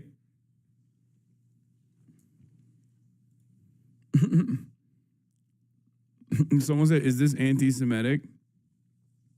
And then this person said, it is Sag. October 7th. What happens after October 7th is that the Israelis see an excellent opportunity to ethnically cleanse the Palestinians. I mean, yeah, everything Israel does is anti-Semitic because Israel as a state has declared itself the singular state for the Jews, and everything it does by its own claims is advancing the interests of Jews. So yes, Israel is unimaginably anti-Semitic. In Gaza, you have about 2.3 million Palestinians in Gaza. Just to be clear, you have about 2.3. Israel's literally running around being like, we are Jewish. We love doing this for Jews. We love starving children for Jews. And if you ever say starving children is bad, then you hate Jews. Of course, it's the most anti-Semitic thing you can think of. Like it's unimaginable. Israel literally just looking at fucking a list of blood libel and being like, here's what we should actually try to do and incorporate into our military strategy with regular fucking frequency is the most insane thing I've ever seen. That's why I say it's like the equivalence of Muslims in the Western world being like, we love ISIS, it's the best. And if you fucking hate ISIS, then you hate Islam. Can you imagine if like all Muslims just were straight up were like, no, you don't understand, like fucking ISIS is awesome. Like they were just like running around. Muslims didn't do that, and the American media was saying, no, all of ISIS is actually all of Islam. That's how Islam is all about. That's why we should lock up every Muslim we possibly can. Million Palestinians in Gaza, about 3.2 million in West Bank, and about 1.8 in Green Line, Israel. Yeah. A poll by the Israel Democracy Institute finds that 67% of Israelis are not at all troubled or not so troubled by reports of famine and suffering among the Palestinian population in Gaza. Note the dramatic demographic split. Yeah. For Israeli Jews, this is the Israeli state's own designation. I always have to repeat that because people get mad and people get sad and people get scared because they don't understand that Israel makes this separation. This just means Jew and non-Jew. There are a fuck ton of Arab Jews living in Israel. They're just designated by the state as Jews. Why? Because it's a fucking ethno-state. It is a Jewish supremacist ethno-state. That is why, just so you understand. Okay? I will always have that conversation if you want to. Anyway, yeah, Armenians are categorized as Arabs by the state because Armenians are Christian. So, anyway.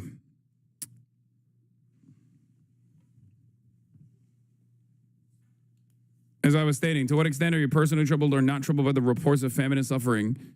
Not at all troubled amongst Israeli Jews is 55.6%. Not so troubled is 23.4%.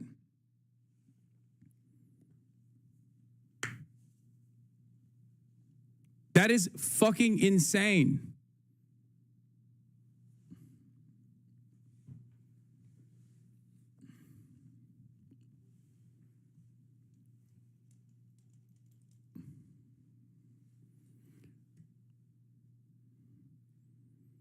Note that the majorities believe the IDF is making substantial efforts to avoid causing unnecessary suffering to Palestinians in Gaza and believe the IDF reporting to the extent of Palestinian civilian casualties in Gaza.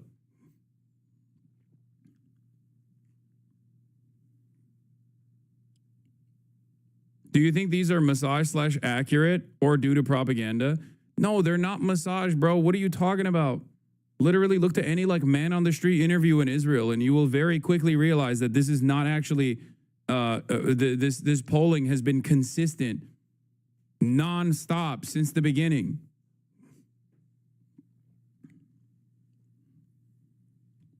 It is due to propaganda. It's due to the fact that Israel is a Nazi country.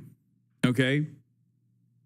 This is what happens when you basically when you basically design a society around expulsion and death and destruction of the out group. Okay? The in group will never in a million years feel sad about the out group being destroyed.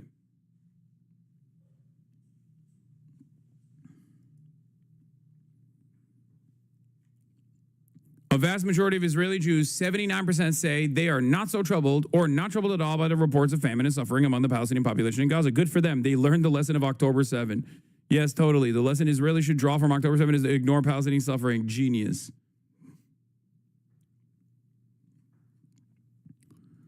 I think what's really interesting about this is this number. Among those who responded to the poll, only 0.8% of Jews in Israel said they don't know to what extent are they personally troubled or not troubled at all by the reports of famine and suffering among the Palestinian population in Gaza. Which means they all know what the fuck is going on. Okay? They know what's going on. And 79% of them like it.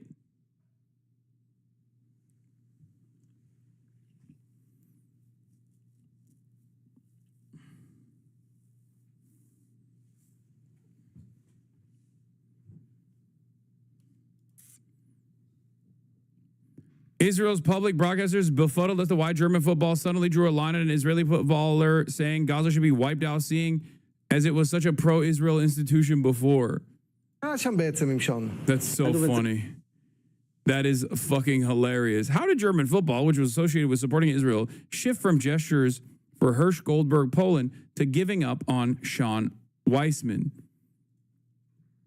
Dude, when you got Germany being like, come on, dude, don't say Gaza should be wiped out.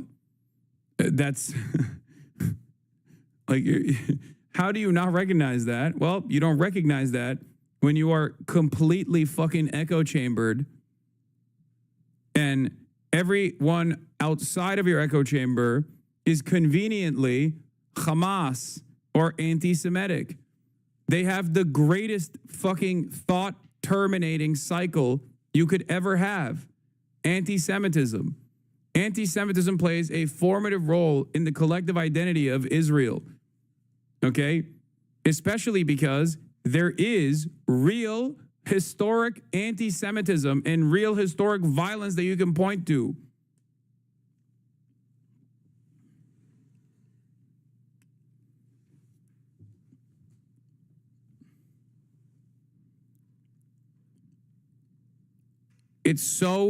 It is so unimaginably successful. It has wiped the collective consciousness of so many Israelis at this point. It's just, their brains are fried with hatred, maximalist, genocidal hatred towards all Arabs. okay? So this is an opportunity to get rid of those Palestinians. And the way to do it is to turn the IDF, the Israeli military, loose and let them tear the place apart. And the idea is that that will just drive the Palestinians out. But the problem that the Israelis face is the Palestinians don't leave.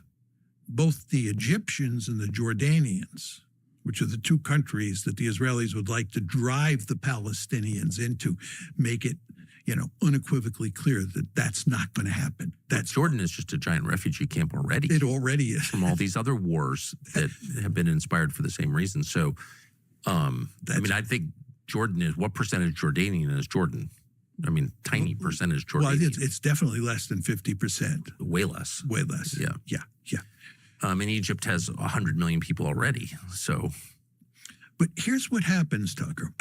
And I think it makes sense if you listen to the logic. They start with the goal of ethnic cleansing.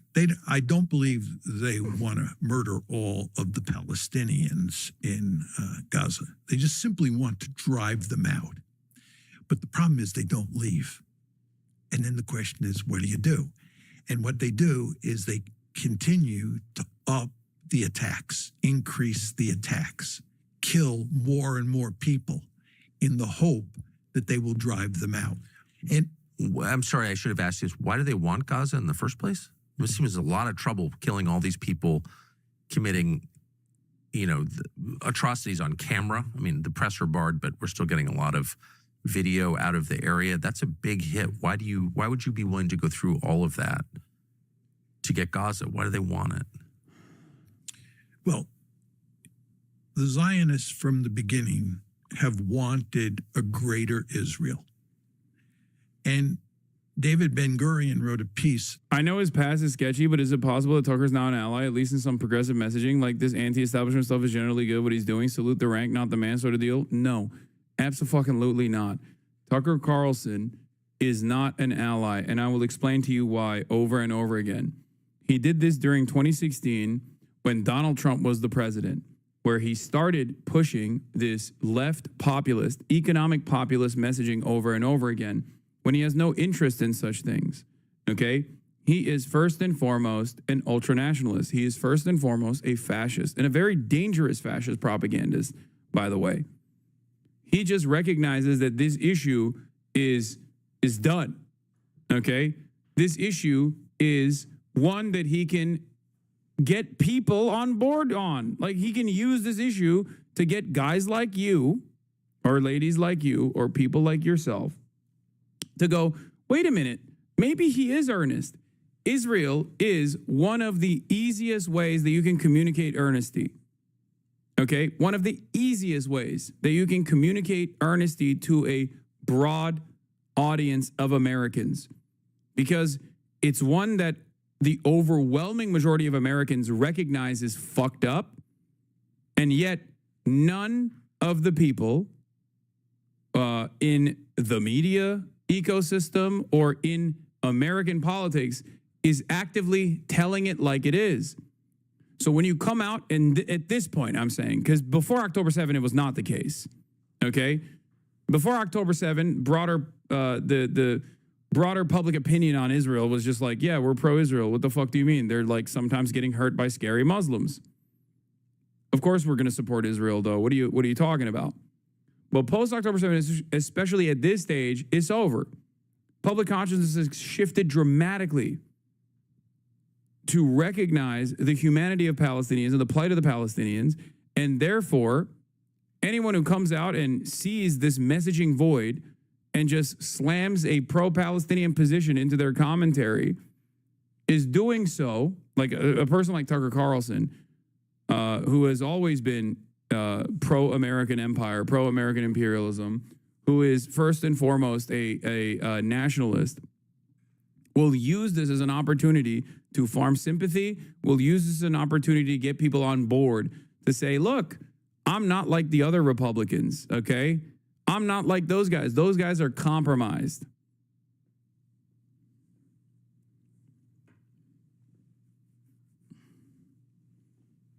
And for the record, Yeah, this is why Nick Fuentes is getting a platform again, because of his Israel position, because they look to people like Nick Fuentes and go, well, you've been on the fuck Israel tip all along. Explain to us why. The scariest part about all of this is that Americans are more likely to believe someone like Nick Fuentes or Tucker Carlson than they are to believe someone like myself, partially because Nick Fuentes and Tucker Carlson come from the side of patriotism. Okay? That's number one. Number two, their commentary on this actually ends up defending America's morality. Okay, America as a entity, America as a institution, America as like Americans, okay?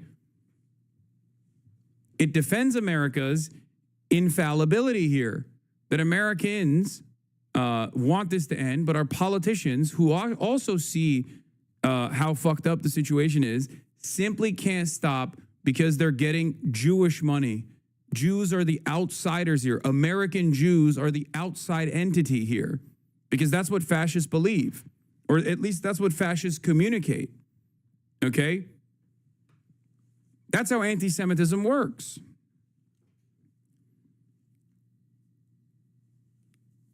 So if we were to rid ourselves of the scourge of Jewish mind control, Jewish influence, Jewish interests, these guys say that America would be this shining beacon of light and prosperity. Do you understand?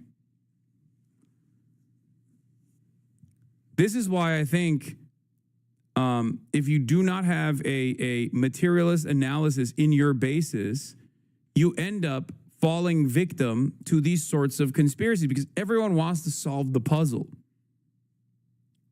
And if the reasons as to why America is letting Israel do all of this is because America also enjoys the benefits and even lets Israel get out of hand from time to time, because ultimately this position, this cycle of reinforcement has only happened due to decades of steady propaganda, moneyed interest, pervasive influence, institutions that were propped up exclusively at the behest of defending Israel. None of that would happen if Israel did not play this formative role in American foreign policy in the region. Okay? And if you can't see it as that, then you have to seek out an alternative answer. And if you're looking for an alternative answer, well, Nick Fuentes and Tucker Carlson will give it to you. Tucker Carlson won't say it outright. He'll always dance around the issue, but he'll dangle it to you like a carrot. Okay? And Nick Fuentes will say it outright. It's Jewish influence. It's Jews. It's American Jews. It's Jews are the rootless cosmopolitans that actually are a dangerous scourge on the otherwise infallible and superior Western civilization. Western civilization that was propped up by white people. Western civilization that has been defended by white people. Western civilization that is incredible, that has brought so much technological prosperity to the entire world, that has civilized the entire world through colonial expansion, has brought technology to the fucking unwashed savages of the world. That's it. That's the alternative argument. And that argument, unfortunately, is that alternative argument is certainly one that is in line with Americans that have been sheltered from dialectical materialism, sheltered from socialist opinions, sheltered from and made fearful of anti-imperialist sentiment for a very long time.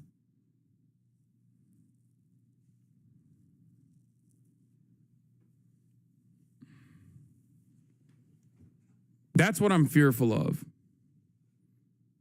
In 1918, and David Ben-Gurion, of course, is the founding father of Israel. Yes. Wrote a piece in 1918. I don't think it's ever been published in English. It's just in Yiddish, where he describes what his goals are for a greater Israel, right? And it obviously includes Green Line Israel, Gaza, the West Bank. It includes parts of the East Bank.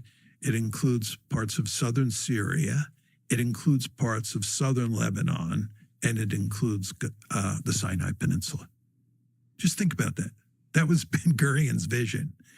And this was a vision that was shared by almost all the early Zionist leaders. And there are still many people in Israel who are in favor of a greater Israel. They don't want a tiny Israel. The Israel that was created in 1948 is a tiny state. Yes. Even with Gaza and the West Bank, it's quite small. It's a postage stamp-like state, right? They want more territory, and they believe they have a historical right to that territory. Israel has never said, these are our final borders. What are Israel's final borders? They've never been articulated. And the reason is the Israelis don't want to say out loud. The early Zionists did not say out loud what their intentions were. Ben Gurion didn't get up on a soapbox and say, we are going to create a greater Israel, and it's going to include southern Lebanon. It's such a weak argument that Israel wants Gaza because they want a bigger Israel. Wait, what? I don't think it's a weak argument. I mean, it's this overly simplistic argument, but it's not incorrect. Yeah, they want to rid the scourge of Palestinians. They're fascists. And as long as Palestine as a national project, as an emancipatory project exists, which can only be propped up as long as Palestinians exist, in and around Israel, then that will always be an ever-present threat. Yes, it is Jewish manifest destiny. Exactly. Southern Syria, the occupied territories, Green Line Israel, the Sinai, and so forth and so on. It's just a little, I mean, irony isn't powerful enough a word. I can't think of one. It's odd that the very same people who are saying we need to consider tactical nukes in order to preserve the territorial integrity of this sovereign. Why bring Jews into it? You're gonna get banned again. You keep trolling, okay? You keep trolling. I'm gonna give you a second off. Aphex Twizzy. Nation Ukraine, because national borders are sacrosanct. You know, that's our sacred norms are violated when those borders are violated, are saying it's totally okay for this one country to like take over other countries. But this gets back to my point to you. Right? I agree completely. We support Israel unconditionally, right? In other words, whatever Israel does, especially vis-a-vis the Palestinians, the United States backs them to the hilt. And the fact that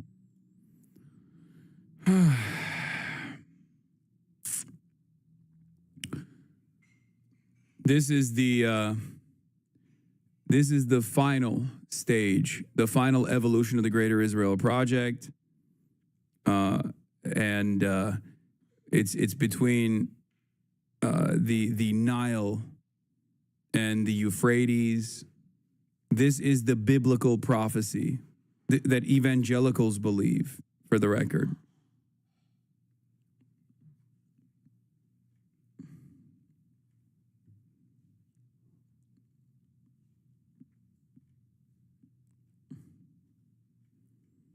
When evangelicals talk about this, when evangelicals talk about Israel belonging to the Jews, this is the map that they're referencing, by the way, evangelical Christian Zionists.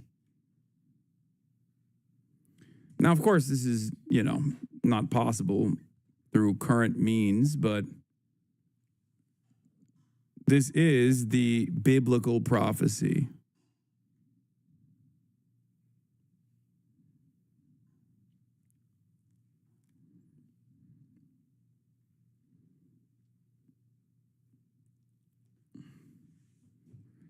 And evangelical Christian Zionists believe this will trigger the rapture once this happens.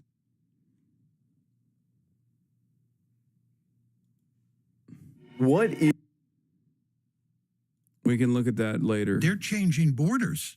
I mean, I look at what they're doing in Lebanon and Syria, and you would think that the United States would have a vested interest in trying to put pressure on the Israelis to stop causing murder and mayhem in Lebanon and in Syria. but we do hardly anything at all. And those are real countries. Those are ancient countries and beautiful, beautiful countries with sophisticated, intelligent people, and like the roots of Christianity are there. And like, it's not, in other words, I mean, there's a sense if you're fighting over Sinai or something, it's one thing, but like Lebanon? I mean, that's like one of the great countries in the world. Syria, same thing. And they're being destroyed. I don't understand why people allow that to happen. Well, let me explain to you what Israel's goal is here. First of all, Israel's goal is to... Stop, Tucker, you're making it worse. I mean, this is classic Tucker. He knows the fucking answers. He's just playing stupid, okay? He is, like, functionally, he's a great interviewer. He is a, like, if you're talking about skill, he is a media demon. That's why he's so fucking evil, okay? He is very, very smart. That's part of the reason why I really dislike him. That's why I think he is dangerous. He is a far better propagandist than many, many people on the Republican side. Is he not grifting here? I feel like he's totally grifting. Look, when he has John Mearsheimer on, no, I don't think he likes Israel. Okay? I don't think he likes Israel in general. I don't know if he really, if he cares much for Jews in general. And I think like that probably is part of it. But he's ultimately an American fascist, okay? He is a real ass American fascist.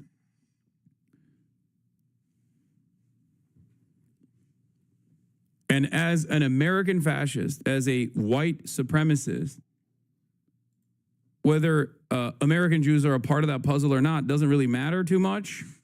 The reason why he's having these conversations, the reason why he is like this overtly anti-Israel now is because he knows that this is a way to bring millions of people on board with whatever the fuck he's going to do next. Okay? That's it.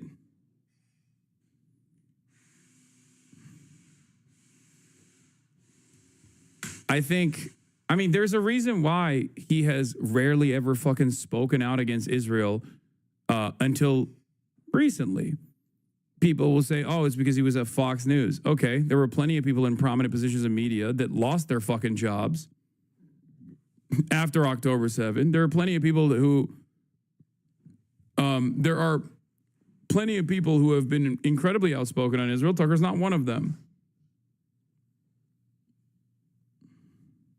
I do not think Tucker Carlson is a left-leaning populist at all. I think Tucker Carlson is in the business of using broad populist sentiment to bring people on board for a dangerous nationalist reactionary ideology that he cares about first and foremost. A white supremacist ideology.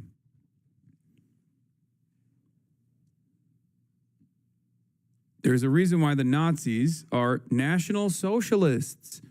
Did they do any socialism? Is there anything in the Nazi elimination campaign that had anything to do with socialism? No, of course not. The first people that Nazis put in concentration camps were socialists. Socialists, trade unionists, and communists. The Nazis despised socialism, said that socialism was a Jewish invention. But they still called themselves socialists. They called themselves National Socialists. Why did they do that? Because they also understood the popular sentiment of socialism at the time. Just like Tucker Carlson, who will never call himself a socialist because that doesn't exist anymore.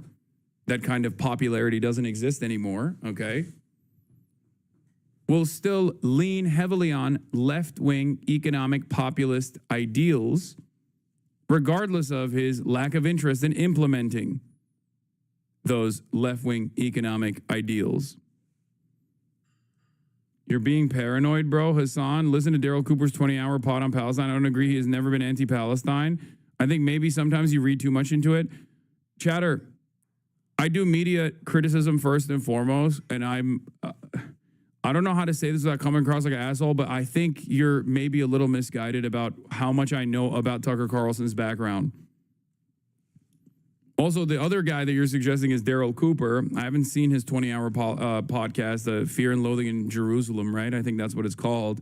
But Daryl Cooper has also, again, said a bunch of really fucking strange things about Adolf Hitler directly. Something that Tucker Carlson himself won't do, of course, because he recognizes the permission structure around this kind of thing far better than anyone else ever would.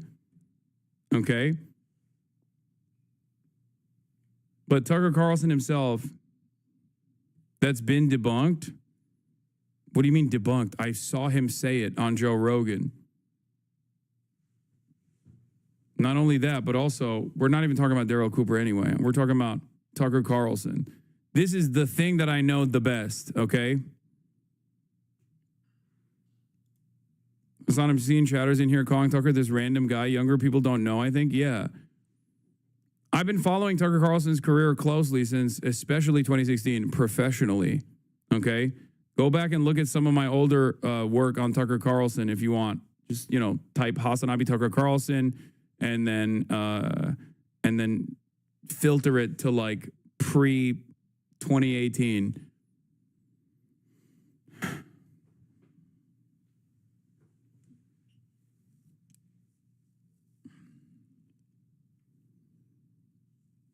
Tucker Carlson was the most successful Fox News commentator on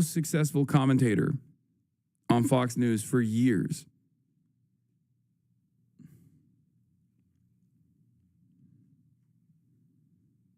Tucker Carlson comes from the Swanson food dynasty.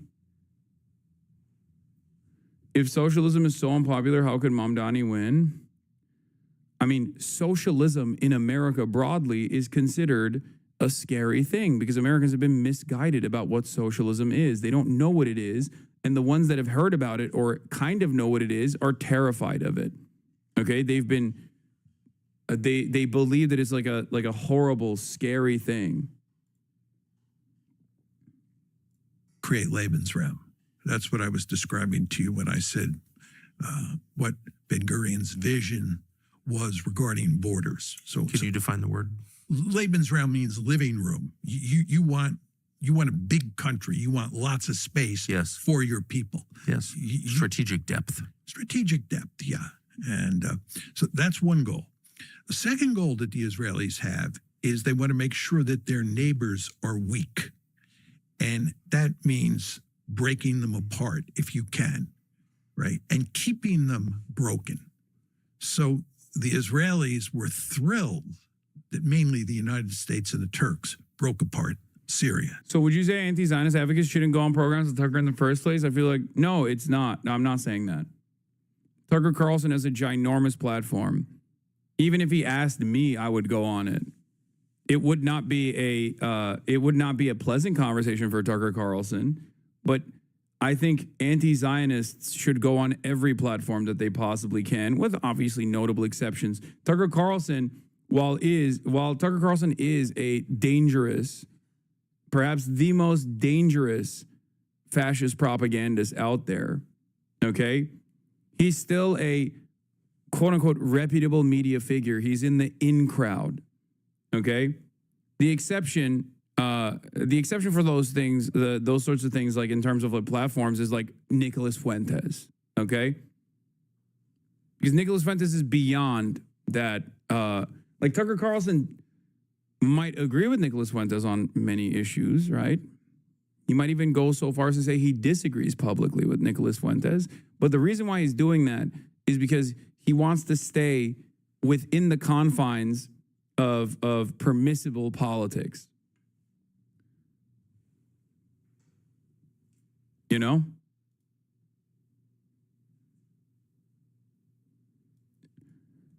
Thinks he's friends with Tucker Carlson. Rupert Murdoch was afraid of Tucker's popularity. Living space. Seen you debate, dude. Ain't your strong suit. Okay. Then maybe Tucker should have me on and destroy me in the marketplace of ideas.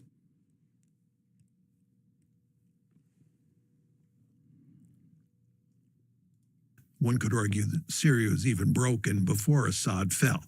But the Israelis want Syria to be a fractured state. They want Lebanon to be a fractured state. What they want in Iran, we talk about the nuclear program, the nuclear enrichment program, and the argument is sometimes made that the principal goal, the only goal, is to go in and eliminate their nuclear capability. That's a lie. Well, it's just part of the story. You could call it a lie. Yeah. What the Israelis want to do is they want to break Iran apart. They want to make it look like Syria, right? You want neighbors that are not powerful. You want them to be fractured. Jordan and Egypt, they have a different solution there. And what's happened is because those countries are economically backwards, the United States gives them huge amounts of economic aid. I've noticed. Yeah. And that's done for a purpose. And anytime the Egyptians... And what's the purpose? Because anytime the Egyptians or the Jordanians get uppity about Israel, the United States reminds them, you better behave yourself because we have huge economic leverage over you. You have to be friendly to Israel. So Jordan and Egypt never caused the Israelis any problem. It sounds like our entire foreign policy, at least in the Western Hemisphere, is based on this one country.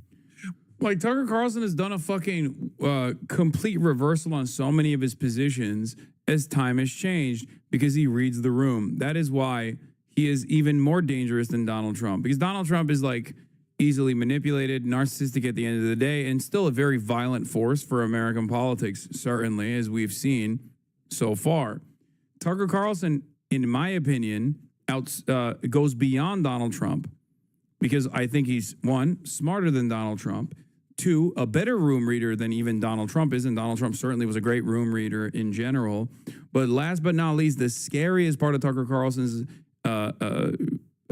force, the influence that he wields, the scariest aspect of it is he is ideologically committed to a white nationalist world view.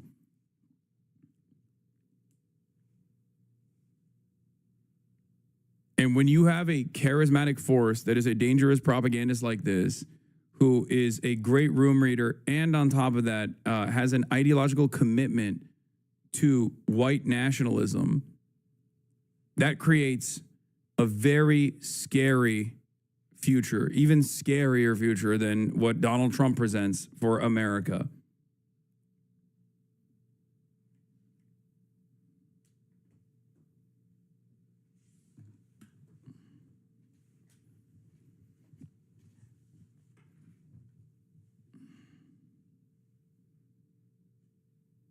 You need to claim this. He's bringing better information to Palestine than AOC right now. You need to claim this as a leftist interview. This is so good at talking points and right information. It's so bad in the moment of truth. You start yapping about how right-wing they are.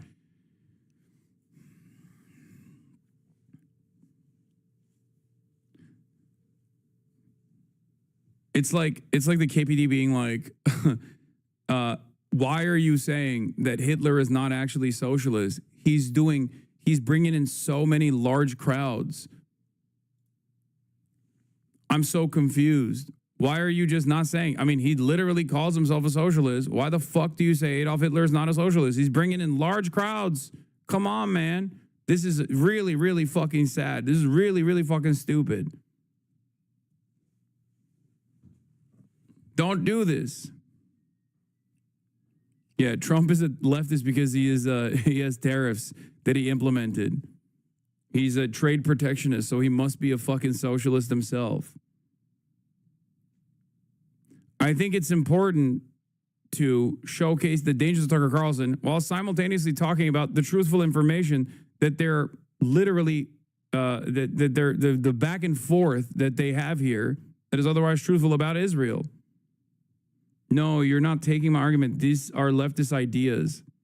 I know, but I already explained the parts of Tucker Carlson and Mearsheimer's conversation that is truthful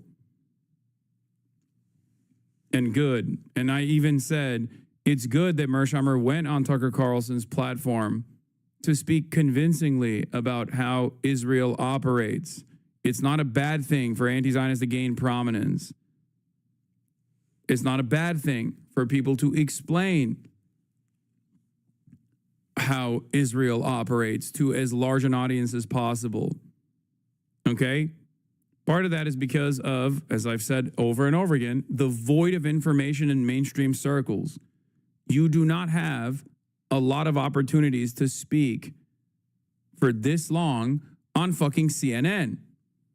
You will never be able to speak like this on CNN in general, or maybe in the future if things go really fucking south. Really south for Israel, which could happen. Well, I would say in the Middle East, in the Middle East, there is no question. People now call it West Asia, I believe. I call it the Middle East. In the Middle East, our policy is profoundly influenced by Israel. We give, as I said to you before, we have a special relationship with Israel that has no parallel in recorded history. Also true. It's very important to understand it. There is no single case in recorded history that comes even close to looking like the relationship that we have with Israel. Because again, as I said, states sometimes have... This is where I agree with Mearsheimer, though, and because it's not just, oh, Israel's a vassal state, Israel's a client state. Because of its client state status, Israel has been able to prop up an incredibly sophisticated network of influence in the Western world in general. But that only happens because Israel played a profoundly important strategic role in America's interest in the region and even against USSR influence during periods of pan-Arabic nationalist struggle. Okay? That's it. But the reason why it stretches far beyond any other client state, for example, is because Israel has taken advantage of the allowance that the American State Department has given it to come back to the United States, to come back to all of these other Western nations and prop up instruments of influence, advocacy groups, and the like. And also, of course, all of that is captured under the umbrella of AIPAC. That's what people usually point to. But that's what I mean when I say AIPAC influence or Israeli influence. There is no other country that has ever been allowed to do the shit that Israel does, both to American military positions at times, or even espionage, like open espionage against American interests at times, at other times.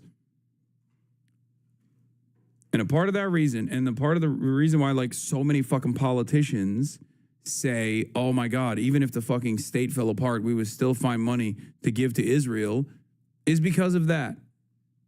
It's not because they are tied to the hip to Israel with like America's strategic interests. It's also because of the pervasive influence of Israel in American politics in general for decades. But it's also falling apart. One of the more ridiculous things about the special relationship between Israel and the U.S. is that Israel has a long history of lying to the U.S., and the U.S. always knows Israel is lying and decides to promote the lie or otherwise help Israel anyway. The 67 war was maybe the first case of this. Yeah. Tom Nichols, in the tradition of international law, preemptive attack is a spoiling attack meant to strike an enemy who was imminently going to strike you. This is what Israel did in 1967, getting the jump on Arab armies that were about to attack. That's usually permissible. Okay, Tom Nichols, Radio Free Tom, writer of The Atlantic, an outlet that is literally owned by an Israeli concentration camp guard.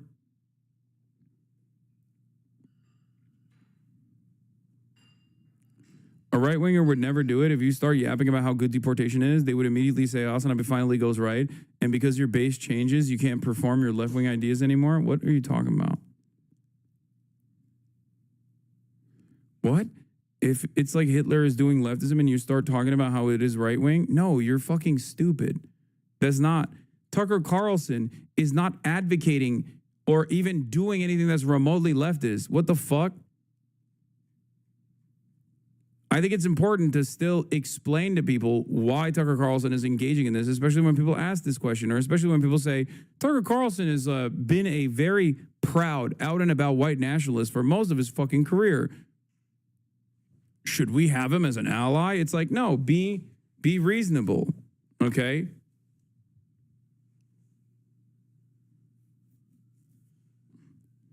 Actually, Israel blatantly lied to both the U.S. and the UN in 1967 that Egypt had attacked it first, precisely because the case for an imminent Egyptian attack was weak and contradicted even by Mossad. It only admitted it had attacked Egypt first later.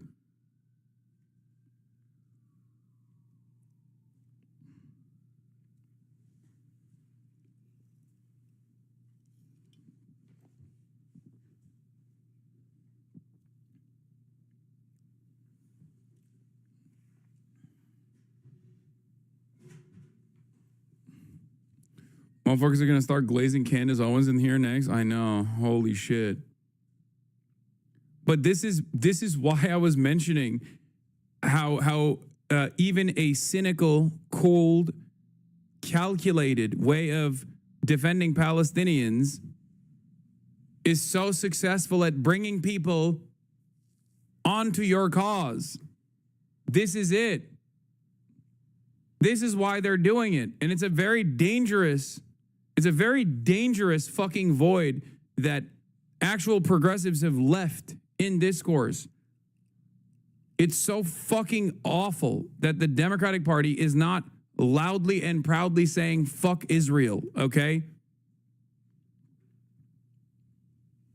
And people like myself do not have the same prominence, do not have the same level of influence that Tucker Carlson and Candace Owens do, because Tucker Carlson and Candace Owens are first and foremost coming from that professional media background. Candace Owens at the Daily Wire.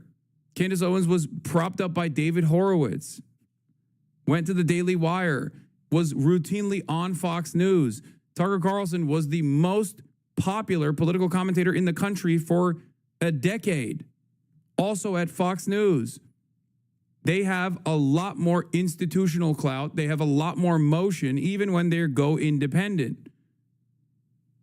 I'm the largest singular socialist, leftist media figure in North America. And I do not have a fraction of the institutional prominence that Tucker Carlson has. Same with Candace Owens. This is because the environment, the media landscape, and the communication landscape is directly designed against the left. The only group of individuals that are outcast, are considered pariahs, are leftists, socialists, Marxists. We have to eat it from both the liberals, and we get cast aside by the liberals as spoilers, and we have to withstand attacks from the right. Right-wingers do not have this same issue, no matter how extreme they are, okay? Right-wingers don't have this issue because, directionally speaking, reactionary ideology always wants to go more and more right-wing. And therefore, someone like Nicholas Fuentes is more in line with the current administration than someone like myself ever will be with a Democratic administration. It is like the daylight between Nick Fuentes and Donald Trump is more marginal than the daylight between me and like Bernie Sanders, I guess. That's it. It would be like if Bernie Sanders and the entire Democratic Party was like redesigned by Bernie Sanders and everyone was like Bernie. Only then would it look like the difference of opinion between Nick Fuentes and Donald Trump. Do you understand?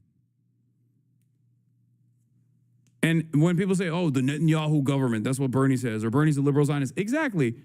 Okay, Trump is a Omega Zionist, and Nick Fuentes is anti-Israel and anti-Semitic. That's why I said there are differences in opinion between Nick Fuentes and Donald Trump, but they're directionally on the same side. And there's not a lot of daylight between the way that they present certain issues, like the dangers of immigrant crime or whatever, and mass deportations.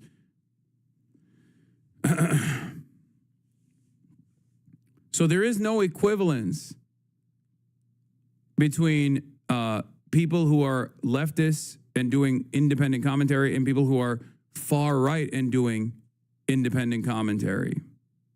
Have similar interests, and this includes the United States and Israel, but they also have conflicting interests. And when a great power like the United States has conflicting interests with another country, it almost always, except in the case of Israel, acts in terms of its own interests. America first. But when it comes to Israel, it's Israel first.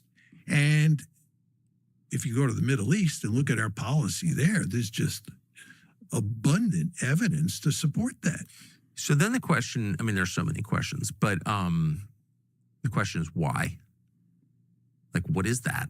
And I think it's really causing serious problems in the current ruling coalition because the contradiction is too obvious. It's not America first. And people can see that because it's so evident. But what are the causes of it? Like, why would, for the first time, as you said, in recorded history, a nation spend, whatever it is, $1 trillion a year, in effect, to serve the interests of another country? Like, why? Well, I believe there's one simple answer: the Israel lobby.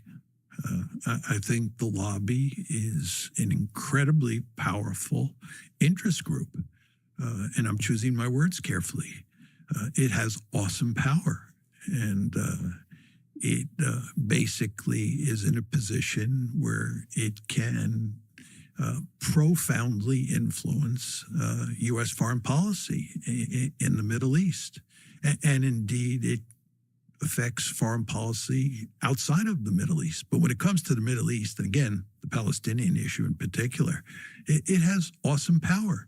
And there's no president who is willing to buck the lobby. What sort of power is it? Because it's not rhetorical. It's not, the most powerful movements in history are fueled by an idea. It's usually the most powerful or fueled by an idea that it's like true, right?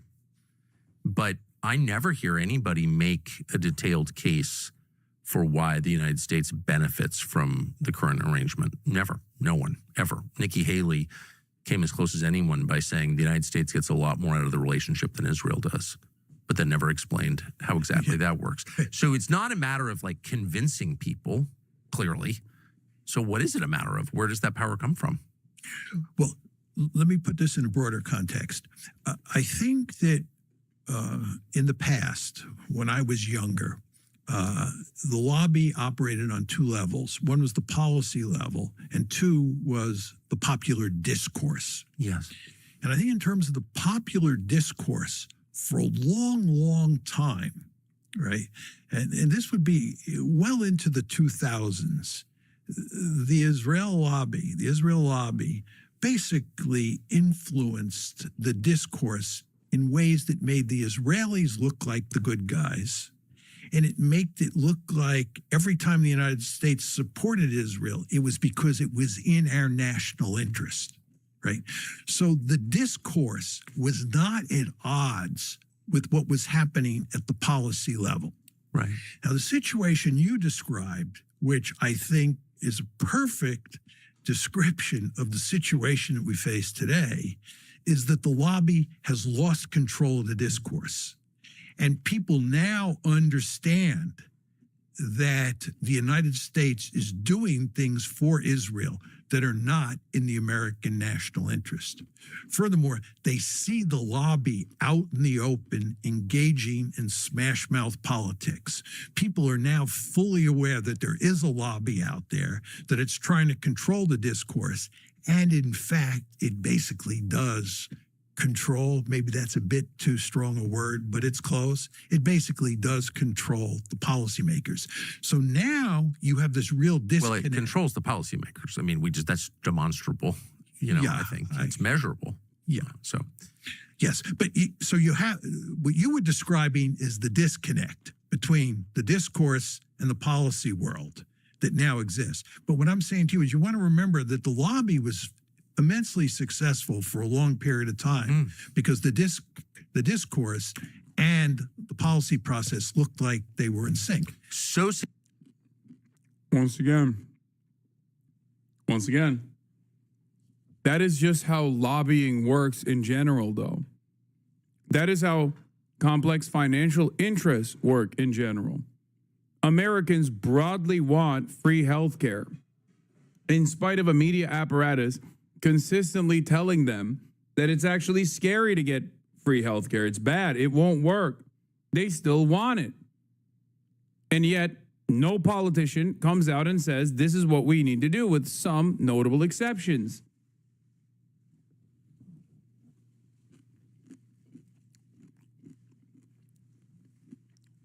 Israel is not different. That's it. There isn't like a dramatic difference between the Israeli lobby and like the fucking pharmaceutical industry and its lobbying efforts and its influence campaigns. Successful that just basic historical facts about the creation of this nation state in 1948 are like unknown to people, and it's shocking to hear them. And you think, well, that can't be right. That's like so far from what I heard as a child that's obviously what?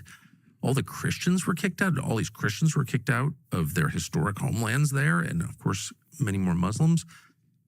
And did that really happen? I mean, people just have no idea what the facts are. It's kind of interesting. Yes, well, the lobby went to great lengths to make sure that you didn't know the facts. And anyone who said the facts out loud was like a lunatic or a jihadist or a hater of some kind. An anti-Semite. Yeah. Self-hating Jews. You know, it's very interesting. I often think about my own evolution in this regard.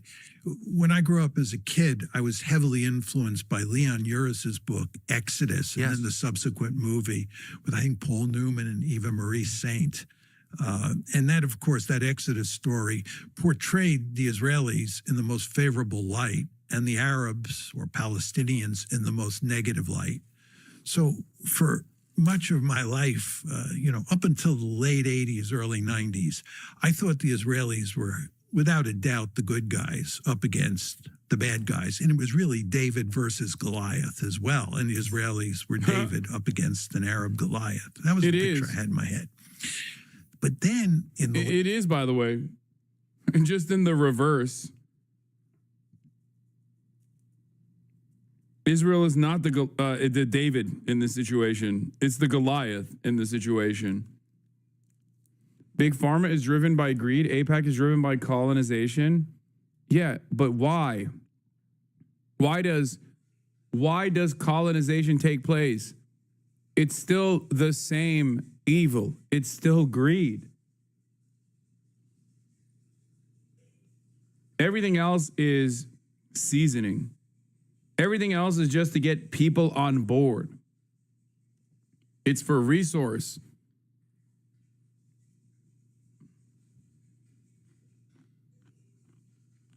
That's at the root of all politics. Late 80s, early 90s, a group of historians in Israel called the New Historians came on the scene. Benny Morris, Avi Schleim, Ilan Pape.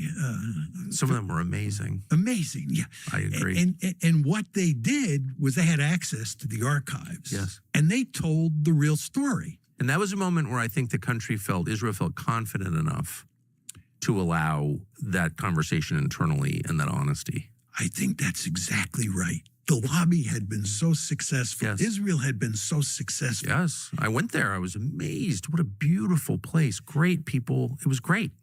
Yeah. They thought they had things under control. They did. That's right. And that they could allow these historians to tell the truth.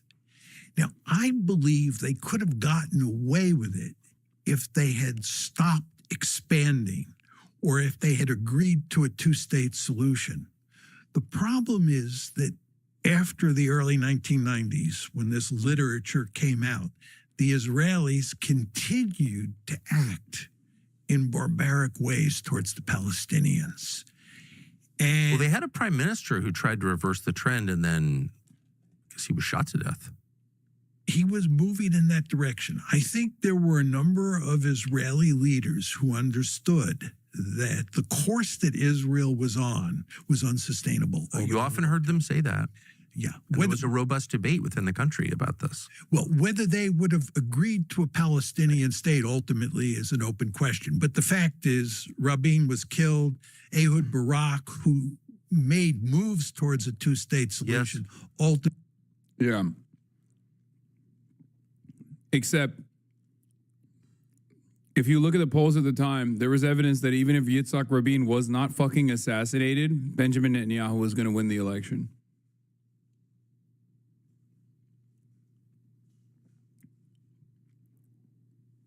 So, if you want to understand what the public sentiment looked like in Israel at the time, the guys who played a formative role and called for his assassination are now running the country.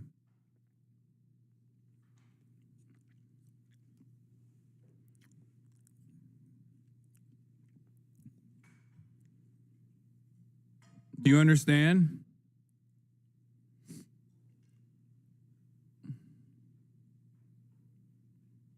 Yes, Benjamin Netanyahu was a political opponent to Yitzhak Rabin. He led many rallies demanding that he get killed. In the aftermath of his assassination, he once famously said, "I'm sad that he was killed because I wanted him to experience me defeating him."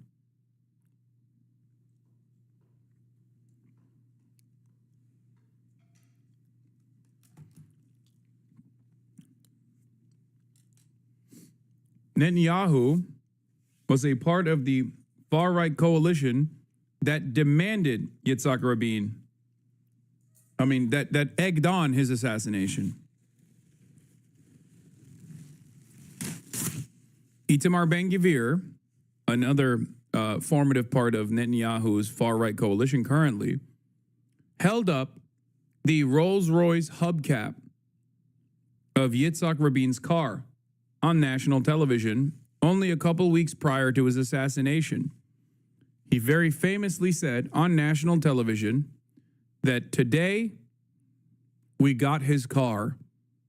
That means tomorrow we can get him. The hood ornament, not the hubcap, sorry. The hood ornament. I thought he had a Rolls Royce. Was it a Cadillac? Anyway, I'm getting some of the fucking information wrong, but ultimately, now that person is in charge of interior security. Not sure Tucker Carlson is only motivated by ideology, as neither are you. You are as American, and substantially are for the same thing as all this right politicians you criticize. I don't just criticize the right, I criticize the left as well. The left politicians like the liberals with regular frequency. I think you're a bit confused. Ultimately couldn't pull it off. And we are where we are today. And the problem is... What is this guy doing? I don't disagree at all. I'm pro-immigration. The point is that immigrants have undocumented status and therefore less liability. Argue for labor rights, allow for corporations to use the labor pool to undermine workers. The fix should be to make all workers documented and have the same status. That isn't the argument, though. Wait, what? Are you trying to fucking argue that Tucker Carlson is not like a fucking white nationalist in the chat? Is that what we're actually doing? Okay, it's over. I gotta do this now.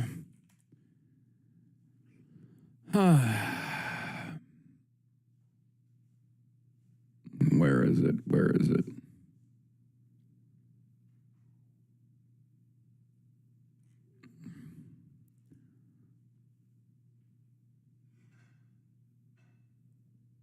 Tucker Carlson. Hi, Tucker Carlson's white pilling your dads every night. On the left, you may have noticed everything is about race. Everything, even things that have nothing to do with race. There's one thing Tucker Carlson hates. It's continuing to wear bow ties. That and talking about race. Unless it's about preserving the white race. Everybody gets a safe space except white men. They are hated and despised. Attacking white men for being white men. Attack white men for their privilege in a whole bunch of ways. I was handed a box of saltine crackers, and in a group chat during the event, a student photoshopped my face onto a cracker. This is what Tucker Carlson's doing with Bill O'Reilly's coveted 8 p.m. slot on Fox News, which is currently the 3rd most popular cable news show in the country. By the way, just to pause, I assume that's a slur against your ethnicity, correct? I've talked about this on my Twitch a lot, but only the most important subjects are covered on Tucker's show, like white genocide, which is in fact something that the left is advocating for, apparently. But he did not notably advocate for genocide. A Georgetown professor called Christine Fair did do that. Imagine being a producer on Tucker's show, constantly scouring the internet looking for blue checkmark Twitter users saying dumb things while they're emotionally distraught in order to make wild claims like that the left is advocating for white genocide. Of course, this isn't how white genocide is actually happening. According to the folks Tucker is mirroring, white genocide is happening because immigration is changing the nation's demographics, and it's being justified by an evil liberal plot called diversity. Diversity is our strength, they screech, as if that settles the conversation by itself, like a magic talisman. Diversity. We hear about it nonstop. It's the mainstream motto. Tucker's relentless attacks against diversity, multiculturalism, and immigrants as a whole are literally identical to white supremacists, white nationalists, and neo-Nazis. They're also reductive and oftentimes completely baseless comparisons. How precisely is diversity our strength? Since you've made this our new national motto, please be specific as you explain it. Well, for one, diverse executive boards generate better returns, among countless other studies that show the many benefits of diversity, but I'm sure the biases of racially anxious agitators are more important than empirical evidence. Can you think, for example, of other institutions, such as, I don't know, marriage or military units, in which the less people have in common, the more cohesive they are?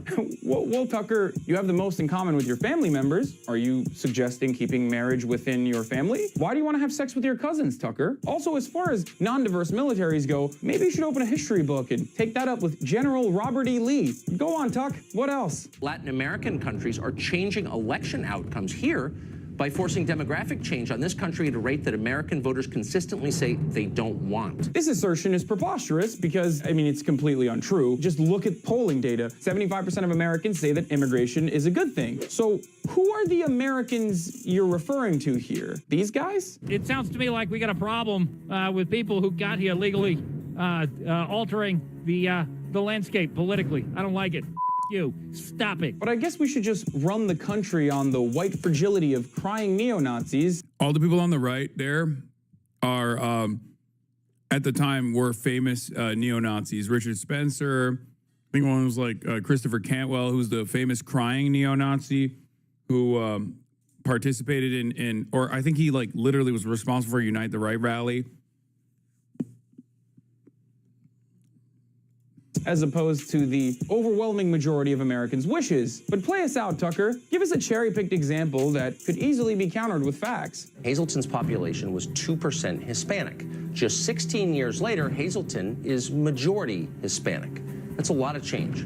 People who grew up in Hazleton return to find out they can't communicate with the people who now live there. And that's bewildering for people. Hazleton's a perfect example of immigrants saving a small coal mining town from absolute economic annihilation by opening up small businesses, and even the large immigrant-run corporations who have brought jobs over to the small town. This is, of course, despite the efforts made by the white population to fight off the immigrant scourge with unconstitutional regulations. And even the Nat Geo article that you're using here to advance your narrative mentions the reality that immigration has drastically improved Hazleton. But you won't hear that part because Tucker's not in the business of making America better. He's just trying to do white identity politics. And I'm sorry to tell you this, Tucker, but facts don't care about your feelings. I'm Hassan Piker. If you're mad that one of the biggest cable news shows is spreading white nationalist propaganda, please share this video with your friends and leave your thoughts in the comment section below.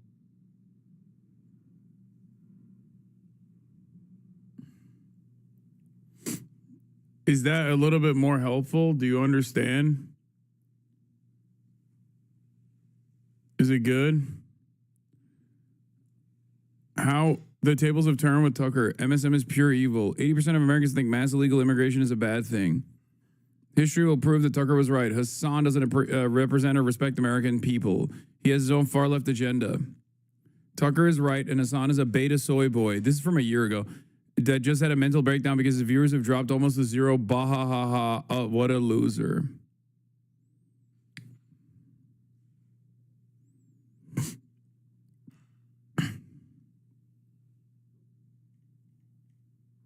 Is this an old take? Chatter, this is from October 3rd, 2018. 7 years ago. 7 fucking years ago, dude. That something else occurred in the late 90s, early 2000s, which fundamentally affected Israel's position, and that's the internet. Because once you get the internet and once you get social media, and the mainstream media is not the sole source of information on these issues, the story about the real creation of Israel and what Israel is doing today. This is literally true. It's not just the real stories came out. It's also the fact that Palestinians also had an unprecedented opportunity due to social media to directly communicate their own demise, to directly show you their own humanity, to directly show you what Israel was doing to them.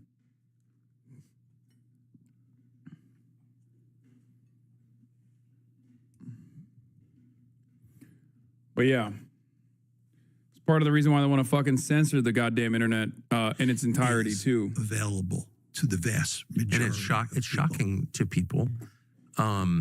So you have to shut down the internet. You can't allow that. Yeah, you can try to shut down the internet, but you know there are limits to what you can do. But it does seem like you were describing the two separate tiers, the policy and the discourse about the policy, and that one remains basically the same, but the other has changed just so radically and so fast that it's gone off in some dark directions that I just want to say on the record I totally disapprove of. I don't think you should hate anybody, period, especially groups of people. It's immoral, and I mean it. But that's happened because there's been just like an avalanche of new information, a lot of which is totally real. People haven't seen it before, and their minds are exploding. And so public opinion is moving so radically in the other direction. I feel it all around me. Do you feel this? Of course. Yeah, and your life, I mean, I should say for people who aren't familiar with your background, you wrote a book with Stephen Walt of Harvard. You're at the University of Chicago, so both of you are, have tenure, are famous in your world. You're not crazy, and you write this book in 2007, and both of you are immediately attacked in like pretty shocking ways, also defended by some of your colleagues, but really maligned for it. And now, 18 years later, people are saying that Mearsheimer guy actually, he was kind of right about everything. So that's a reflection, I think, of the change in public opinion. But that's not sustainable. You can't have in a democracy policy that's 180 degrees from public opinion over time. That just doesn't work. So you have to either change the policy or change public opinion. And no one's even making any attempt at all to change public opinion through good faith argument, through like, hey. Chatters be like, see, Tucker said he doesn't hate Jews. The proof is right there, man. Why would you ever say that he might actually have some anti-Semitic opinions? I mean, to be fair, I also do say I don't know if Tucker hates Jews or not. Okay?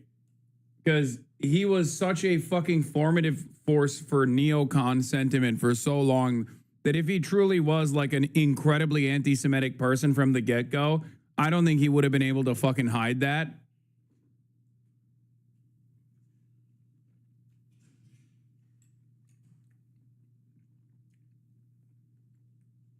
Like, a lot of you guys don't understand. This man was so firmly committed to America's imperial efforts and is a rabid Islamophobe. Okay?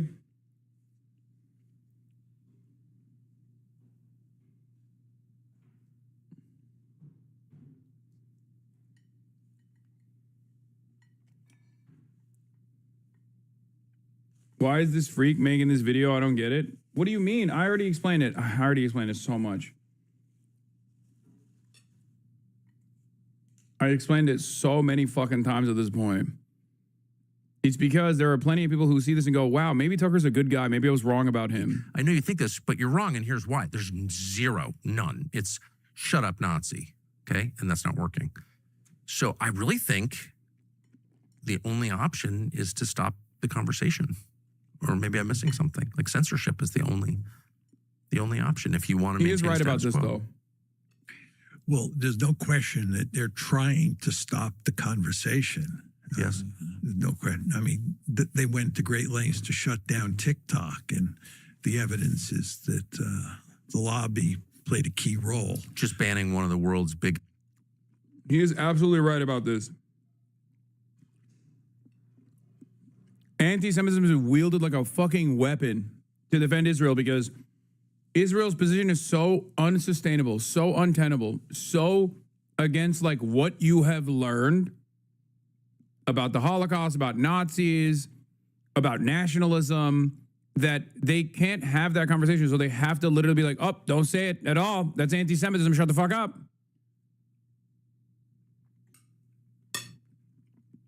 Yes. Social media apps because it says things you don't like. Yeah.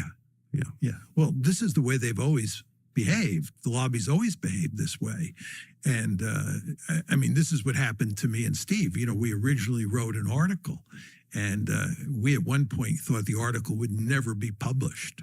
After we wrote the article, and we went through all sorts of interactions with the Atlantic Monthly that had commissioned the article. We put the article in the back closet and just said, so you were asked to write a piece about the influence of a foreign lobby, the Israeli lobby, in Washington, which is one of many foreign lobbies in Washington, but is by far the most effective and the biggest. And you write the piece and they didn't run it? Yeah. Why?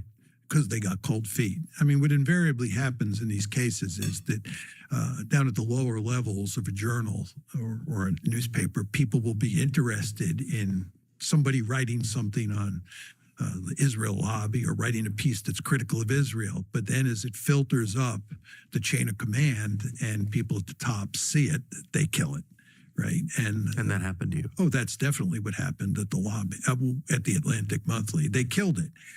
And then Steve and I went to Princeton University Press and a handful of other journals and asked if they would be interested in either the article or turning the article into a book.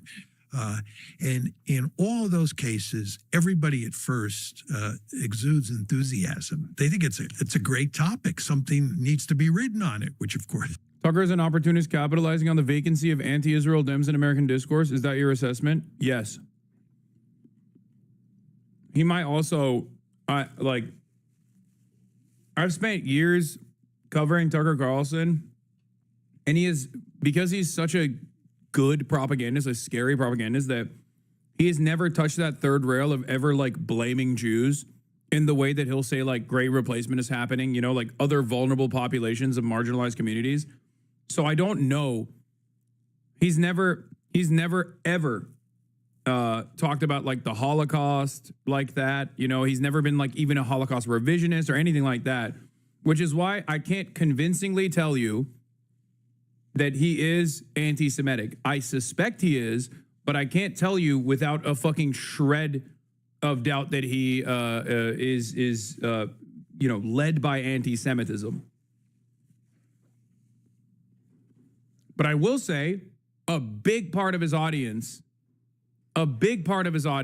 is, of course, anti-Semitic.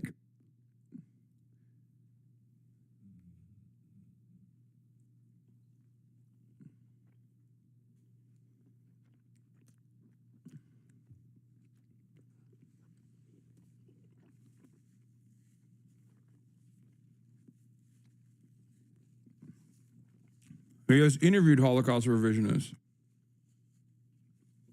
He is aligned with Holocaust revisionists. His propaganda on everything but the Jews in particular is verbatim, almost directly identical to prominent neo-Nazis. But it's the third rail that he does not actually touch. He doesn't even fucking go near it on purpose. So it doesn't even matter whether he's anti-Semitic or not, because he is a straightforward white nationalist. You know what I mean? That would just be in Tucker Carlson's instance, it would just be oh, okay, this too. You know what I mean?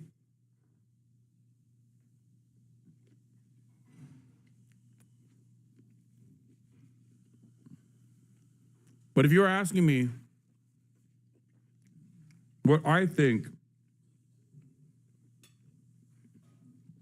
his goals are with doing this kind of interview, with doing this kind of commentary, yes, Tucker is an opportunist capitalizing on the vacancy of anti-Israel Dems in American discourse, recognizing how popular anti-Israel sentiment is amongst the regular public. He's able to channel tremendous good favor by doing this at a time when virtually no one is doing it, right?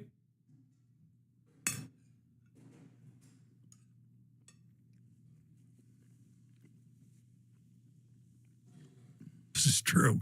But then they think about it for a month and you get a call back and they've lost interest. So Steve and I actually put the article, as I said, in the back closet and just said, what's wild is you're both at this point very well known in your.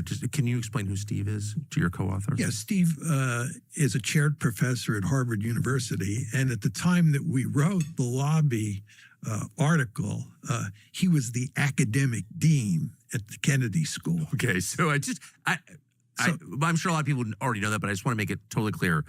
You're not two random guys on the internet who are like anti-Semites or something at all. You're like some of the most famous people in your field, and you're totally moderate. I don't even know what your politics are, but you're not a political activist at all. No, as I used to like to say, if Adolf Hitler were alive, he would have thrown Steve's wife and his 2 children in a gas chamber. Exactly. Right? I mean, the idea that we're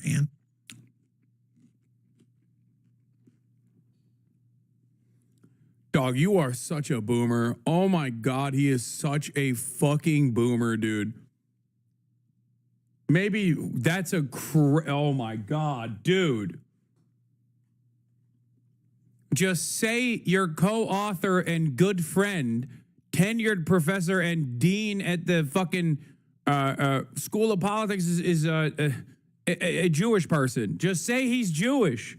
You don't have to say that. That's crazy.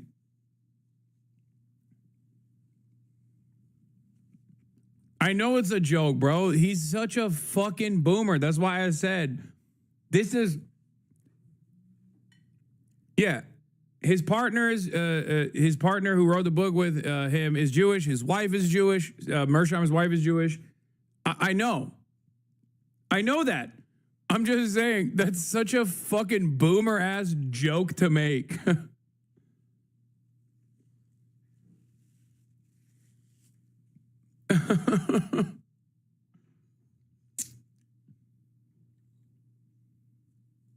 Semites. I mean, this is a laughable argument. We're both first-order philo-Semites. I mean, I can't prove that, but it's true, in my humble opinion. But anyway, we were certainly, at the top of our academic discipline. He's also lame as fuck for that, too. You don't get it, Tucker. I fetishize Jews.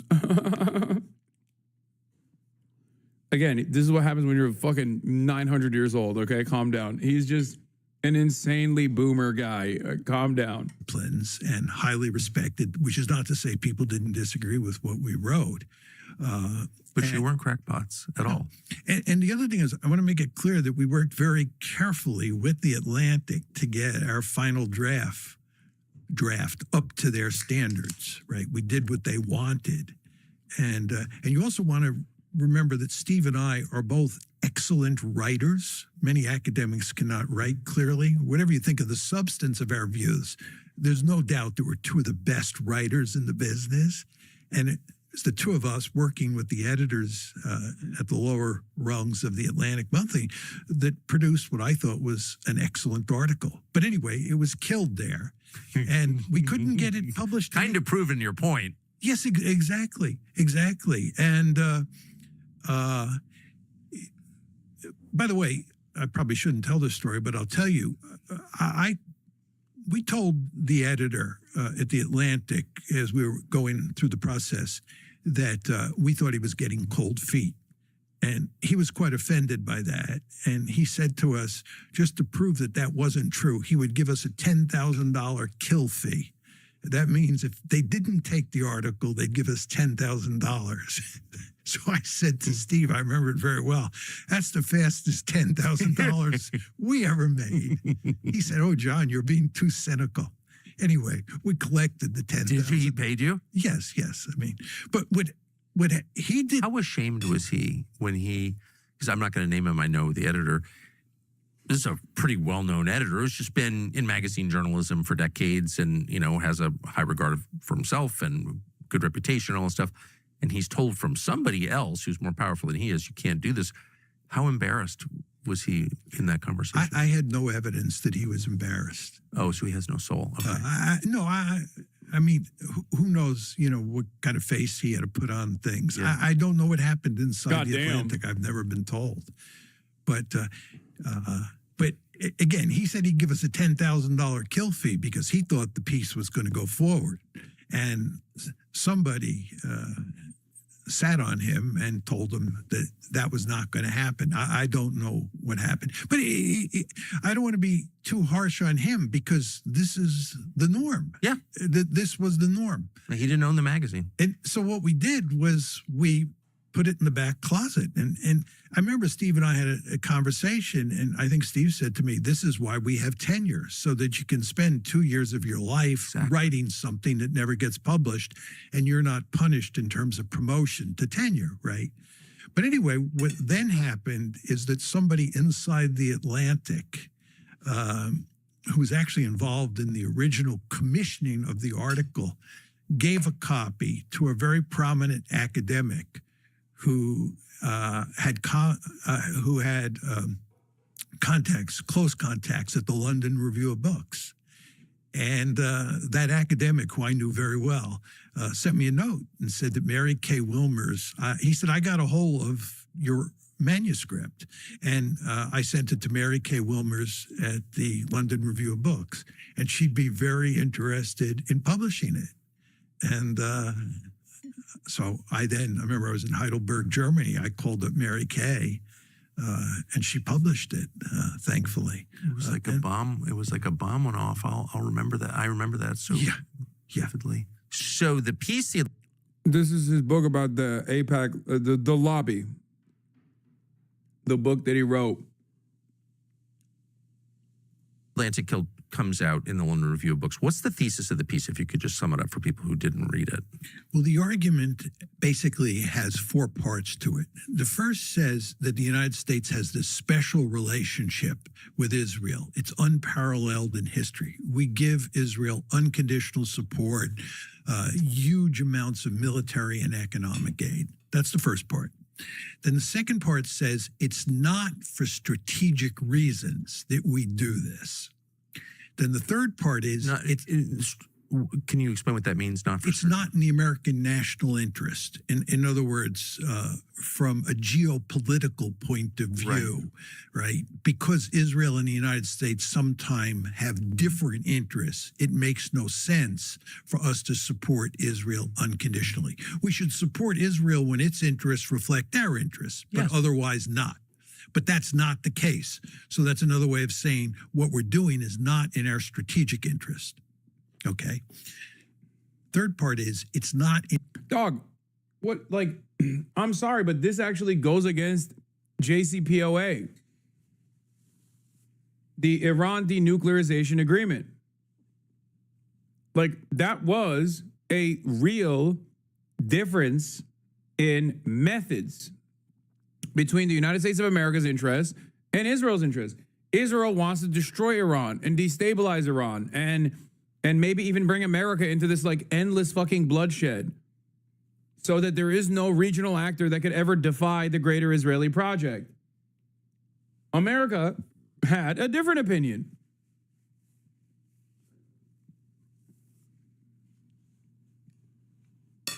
Israel still tried it, by the way. They still went through the same route, the networks of influence. I mean, Benjamin Netanyahu literally was invited to speak against Barack Obama in Congress. And all of our fucking dipshit Congress members went there and gave him a fucking standing ovation. But to say that like American foreign policy at that point was was not diametrically opposed to what Israel wanted to do in the fucking short term, or that America was not guiding its own Middle East foreign policy at that point, is wrong. He's explained that even when these interests clearly don't align, we are not indicting and critiquing Israel. Israel sabotaged those talks in that agreement, and American support for Israel never waned. Yes, that is true. But ultimately, that is a big divergence from what Israel immediately wanted to do versus what America wanted to do. Ultimately, their interests still align, which is not letting Iran have a nuclear weapon, okay?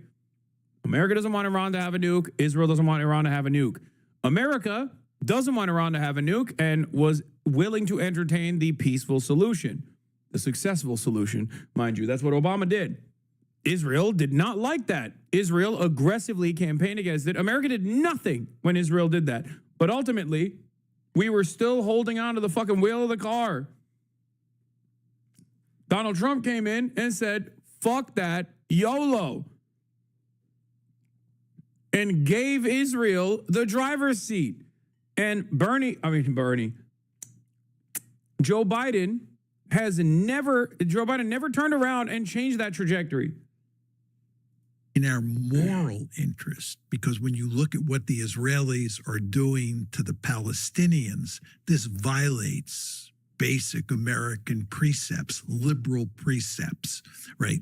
So from a moral point of view, what's happening in Israel doesn't make sense. So then the fourth part deals with the question of why we do this. Right. Fair question. Right. If we don't do it for strategic reasons, we don't do it for moral reasons, why do we do it? And the answer is the lobby. So that's the story, the lobby.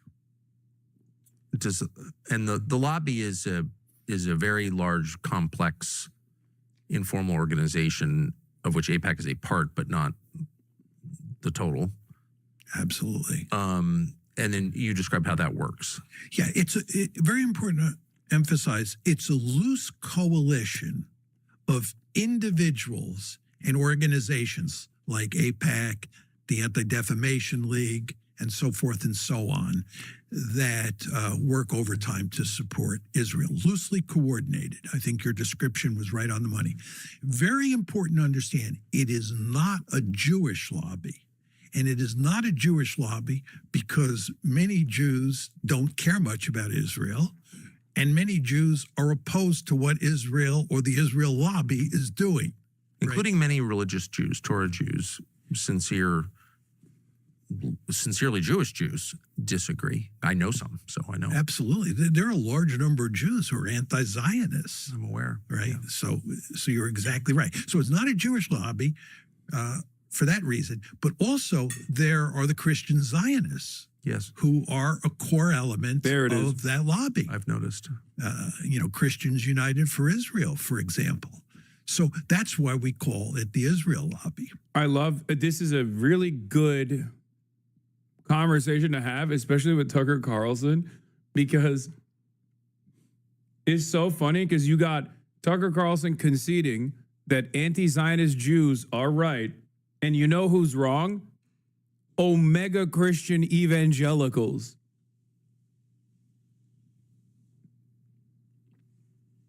You know, that's awesome. That's fucking awesome.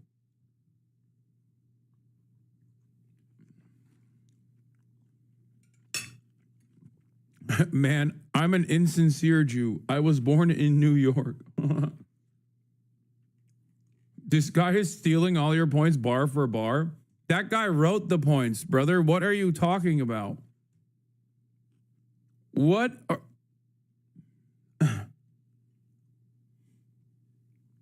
Yo, what's this guy's channel, bro? He seems to be stealing your fucking talking points, dude.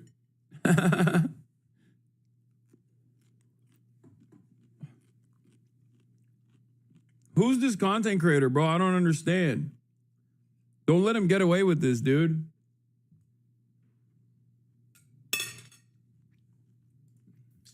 And what explains the enthusiasm of Christian groups for policies that kill Christians in the Middle East?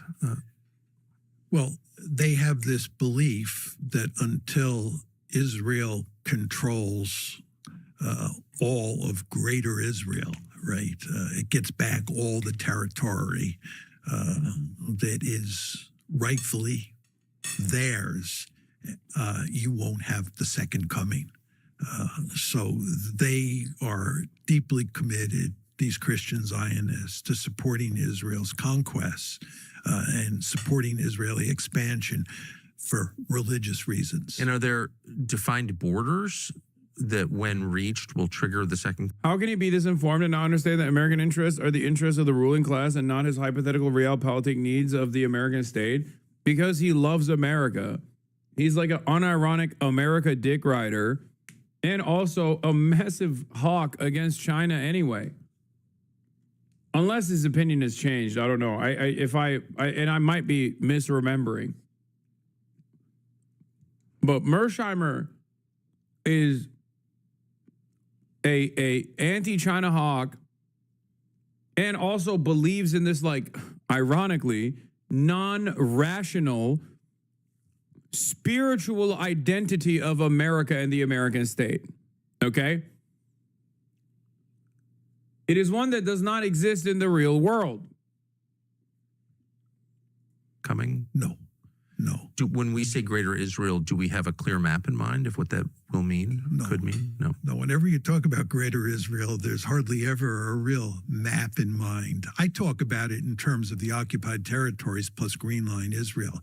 But obviously the Israelis themselves, most Israelis, I think, have a bigger map in mind. Do we know where that ends? I mean, it doesn't go to Cairo, I assume. No. I think the Sinai, what they take of Egypt, I think will, if they can, will be the Sinai. And I don't think they would take all of Syria or all of Lebanon, but they would take big chunks of the south of those two countries. But the idea behind the Christian Zionists is that to facilitate the second. He has takes on China becoming unstoppably the next superpower and critiquing the U.S. in those views, so they have changed, or you are misremembering.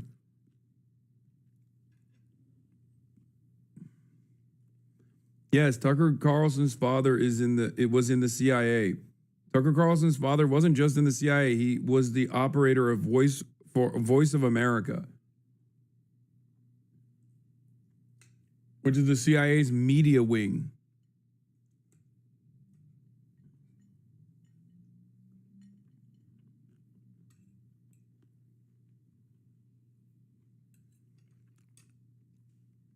Coming. For religious reasons, we should support Israel. But this does, as you say, cut against the fact that the Israelis oftentimes treat Christians as badly as they do Muslims. There was recently a case where they bombed a Catholic church in northern Gaza. And Trump was infuriated when he heard this. And he called up Netanyahu and told him, this is recently, like, within the past 2 weeks, told Netanyahu that he had to apologize. And the Pope even spoke out on this. But even there, the criticism is quite muted because, again, hardly anybody in the West really criticizes Israel in a meaningful way. It is just a little bit odd that you could, on Christian grounds, support the bombing of a Christian church. I mean, there are lots of theological differences between sex and Christianity, but if you're getting to the point like where Mike Johnson, the Speaker of the House, is, where you think Jesus is commanding you to support the murder of Christians, you don't need to be like a theologian to think maybe I've gone off course. No? Yeah. You're not going to get any argument from me. Interesting. Jesus can command you to kill Muslims, maybe even Jews, but not other Christians. On that. Yeah. So where does it go from here now that things that, everyone was afraid to talk about any of this to the extent that people understood it because they don't want to be called names and because those names it's horrible to be called that. And sometimes it's true, but for most people it's not true at all. They're not hateful. That's not why they have these views. So once those slurs lose their power, as I think they quickly are, in the same way the word racist lost its power from overuse, like, where are we? What happens next? It's hard to tell a happy story, but here's how I think about it. The first question you want to ask yourself is, what are the Israelis likely to do moving forward? In other words, if the Israelis all of a sudden got reasonable, a lot of these problems would go away. But there is no sign the Israelis are going to get more reasonable. If anything, the political center of gravity is moving further and further to the right in Israel as the years go by. Yep. So Israeli behavior in the Middle East, if anything, is likely to be even more aggressive and more offensive to people around the world. So what does that mean here in the United States? It means that the lobby is going to have to work even harder than it's now working. And again, you want to remember, the lobby's now out in the open and it's engaging in smash mouth politics, but it's going to have to work harder. Now you say to yourself, most vicious people I've ever dealt with, ever. Yeah. Anybody who's dealt with them, and I've dealt with them for longer than you have, understands full well what you're talking about. But see, here's the problem, Tucker. The problem is that support among younger people for Israel is much weaker than it is among older people. Including Jews. Including Jews, yes. Very important to emphasize that. Very important. So the problem is that inside of American society, you're moving towards a situation where increasing numbers of people in the body politic are critical of Israel, extremely critical of Israel, because older people are dying off and those younger people are turning. Have they once said the phrase anti-Zionist? What are you talking about? Fuck Tucker Carlson, but this is Mearsheimer. He's been a fucking vocal critic of Israel since before you were in your father's testicles as protein. Like, the fuck? And yeah, they do say anti-Zionist. Not that it fucking matters. What are you talking about? Have some respect for the elders here.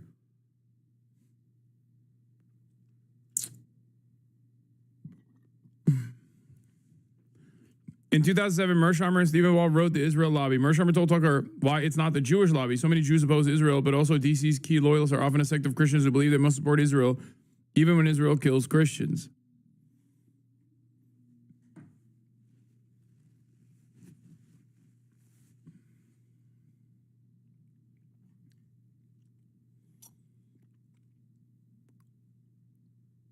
Wait, Dick Durbin is not Jewish?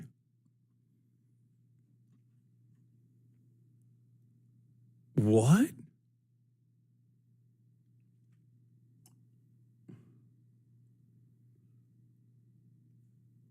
Bro, this is like finding out Jerome Powell is not a black man.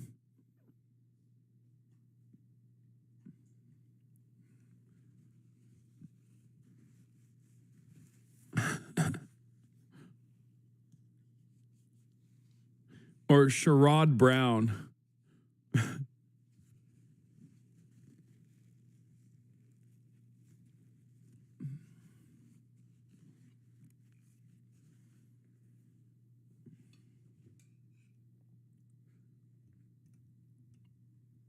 He said his wife was?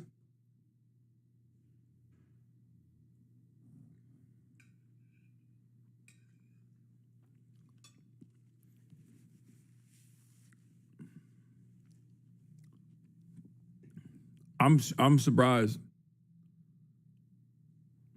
No offense, Hassan Abi, but in all my life, I've never met a Jewish person named Dick.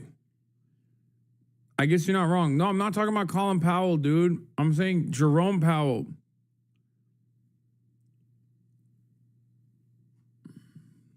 The joke is that Jerome Powell is not. He's white.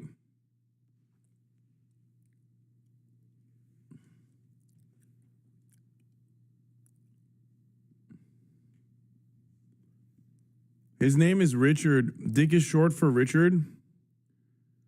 I guess Richard is a Christian name only. Is that what it is? I thought, are Jews named not named Richard? Like, what the fuck?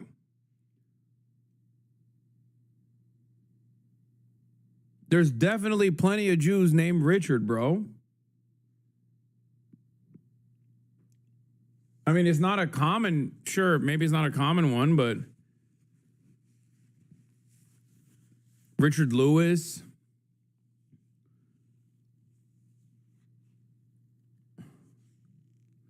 Richard Wolff.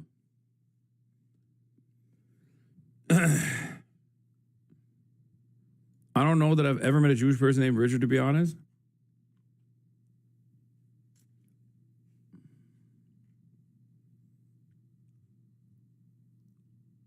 There's definitely a bunch of Richards that are Jewish. Okay, I don't know where we got here. Anyway, I'm done with this fucking video. We watched enough of it. But goddamn, it was good. Now let's look at the DOJ launching a probe into intelligence regarding Trump and Russia in the run-up to the 2016 election. Attorney General Pam Bondi has ordered a new grand jury probe. She wants to look into the Obama administration's investigation into Russia's interference in the 2016 election. Weijia Jiang is at the White House. Weijia, good morning. Nate, good morning to you. Good morning to everybody. A source familiar with Attorney General Pam Bondi's efforts tells CBS News she has directed Justice Department staff to begin legal proceedings and ordered a federal prosecutor to present evidence to a grand jury, which could consider an indictment if the DOJ pursues a criminal case. It's unclear what the charges could be and who would face them, but we know President Trump, without evidence, has accused former President Obama of treason, leading an effort to link Trump to Russia and undermine his 2016 presidential campaign. This comes after Director of National Intelligence Tulsi Gabbard made a criminal referral to the DOJ last month, saying there was expressed intent to create a fake manufactured intelligence document and evidence that, quote, can only be described as a years-long coup and a treasonous conspiracy against the American people. Democrats dispute her claims, pointing to the findings of a bipartisan Dog. This is so stupid. Number one, you won the election, dumbass. And it was the last one, not even this one. We're talking about the last one, which Obama supposedly tried to coup on. Number two, nobody gives a fuck about Barack Obama at this stage. Top 10 smokescreen, it's so bad. It's such a bad smokescreen. No, I don't think this has any impact, dude.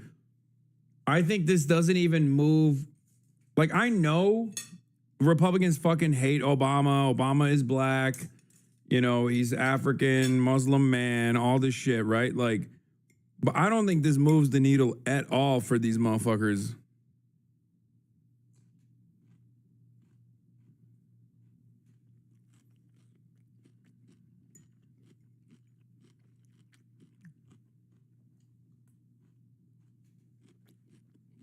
And it's extra funny because it's like, one,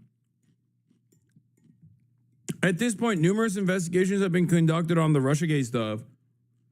And like, everyone has basically said, including Tulsi Gabbard, when she like revealed this bombshell, that like there was decent reason as to why people, one, investigated Russian interference, and two, found Russian interference. Now, did people greatly overemphasize the extent of that influence operation? Certainly. But it's not like they didn't find anything. They did. Russia was trying to intervene in American elections. So what are we talking about? Like, they literally fucking did that. It's so stupid. And last but not least, perhaps the dumbest part is the charge. A conspiracy to do a coup. Dog, you did January 6th.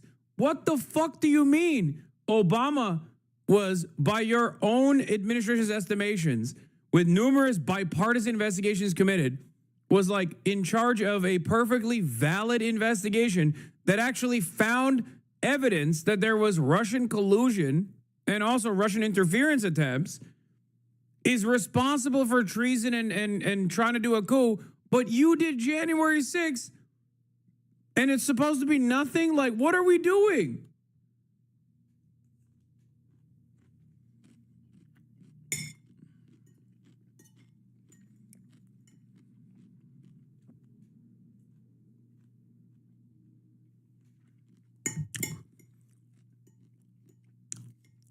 You want me to sit here and be like, yeah, a perfectly valid investigation into a foreign adversary's involvement in our elections is actually treasonous coup, but also literally trying to do an insurrection is not a coup? Like, what is we need a different term for it then.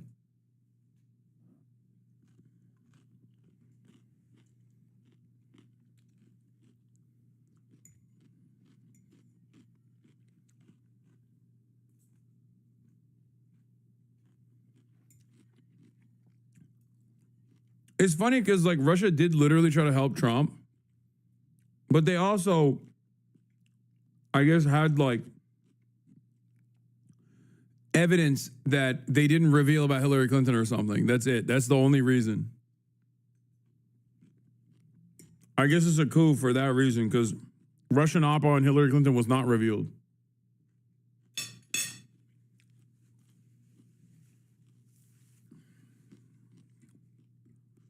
Partisan Senate investigation that was co-chaired by now Secretary of State Marco Rubio that concluded that Russia had attempted to influence the 2016 election. Obama has not commented on Bondi's investigation, but last month, a spokesman for him called Gabbard's allegations bizarre and ridiculous. Gail. All right, Weisha, thank you very much. And now to the guests that we've been talking about all morning. President Donald Trump. Mr. President, welcome. Thanks for calling in. Wish you could be here in person, but we already talked. We already watched this. He said Mexicans have a genetic. Elaine Chao was on yesterday, and I know she was. Oh wait. Okay, maybe it's Elaine longer. Chao was on yesterday, and I know. And now to the guests that we've been talking about all morning. President Donald Trump. Mr. President, welcome. Thanks for calling in. Wish you could be here in person, but we'll do this. Good morning, Joe. We've been talking about the BLS and the employment numbers all morning long. Sometimes I know you get a chance to tune in. I want to bring up a chart. I hope you can see it, or else I'll describe it to you. This is the response rate over the last 10, 12 years for the BLS, the household survey. It's dropped from 90% or so on time down to 60 and sometimes even lower. It's arguably the most important number we get about the economy. Yesterday, we had Wharton Professor Jeremy Siegel on. Just bear with me, Mr. President, and listen to this. I know you're familiar with Wharton, but unsolicited, this is what Jeremy Siegel said yesterday about the numbers. I'm not going to let the BLS off the hook. I mean, you talk about how to fix it. You don't make these questionnaires mandatory and give them a time limit to fill it out. I think the response rate's down to 60%. I mean, that's unacceptable for the most important statistic that we have. It's almost like we're sending them out, fill it out when you can. We know you like to go to the beach in the summer, so it might be a little bit late. This is just not acceptable today. We need that response rate has to go up. And when you make the biggest mistake in 50 years, why? Why wasn't there an explanation? It's 258,000 less in 2 months. That was the biggest revision since 1968, Mr. President. So we're in the internet age. We still can't get any instant data. We're still using snail mail to get the responses back. It is the government, after all. Antiquated, no doubt, and certainly suboptimal, but rigged? Where do you get the notion that it's rigged, or do you have any evidence there? It is antiquated, but it's also very political. And, I had an election recently where I did very well, won every swing state, won the popular vote, won everything, all right? Won all the counties. It's, I think, 87% of the counties were Republican up. That's never happened before.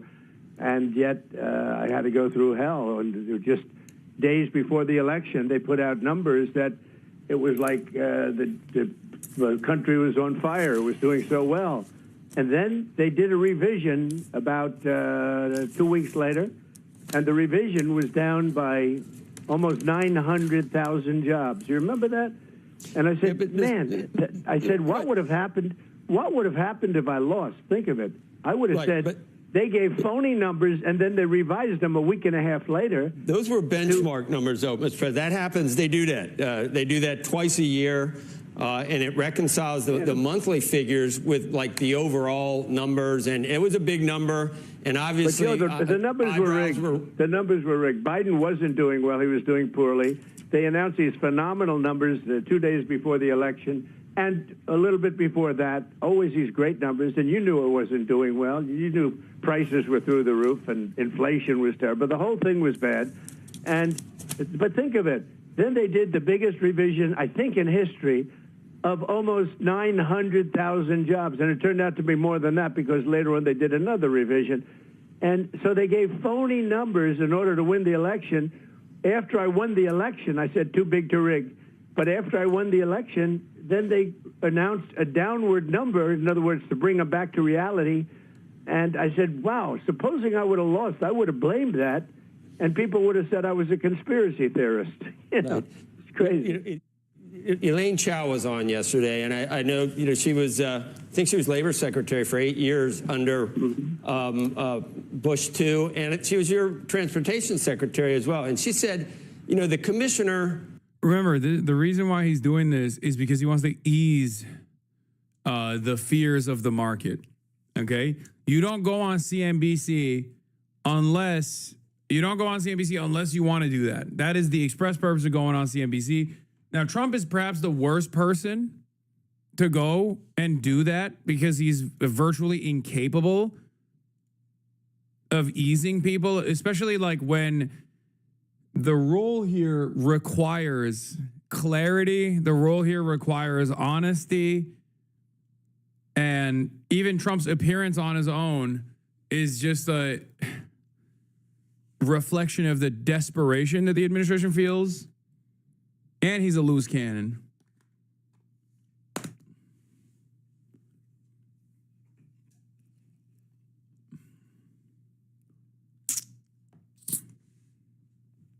Well, let's hear it. Doesn't really even get involved with the actual minutia of putting all these things together. And there's no way that it could have been, that she could have chosen to rig these numbers to make them look bad. And these are statistical changes based on this antiquated system, and it's just a Wait, you said he gets no pushback in the media? Dude, this is the last place where he would get pushback. Are you kidding me?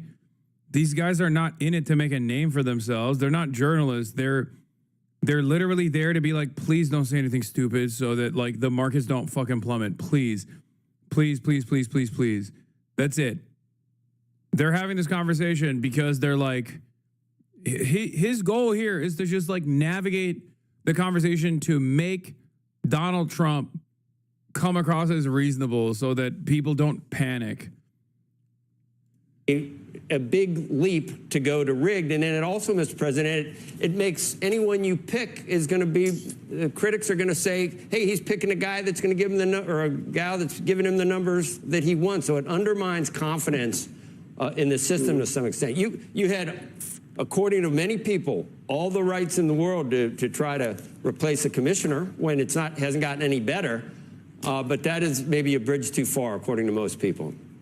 Well, I think when somebody says the commissioner is not involved, I don't want to get into any arguments with anybody. Why should I? She's a very nice woman. Exactly. But when they say that that nobody was involved, that it wasn't political, give me a break. Look, before the election, I had this massive outflow of beauty for Biden. I mean, he didn't know he was alive.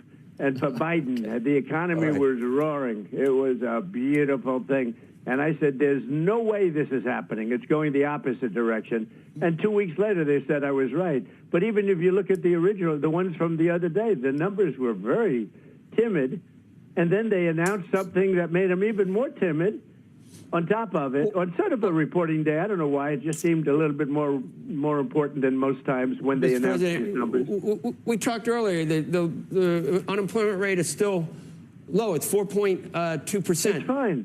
I'm not saying earth-shattering. No, I will say this.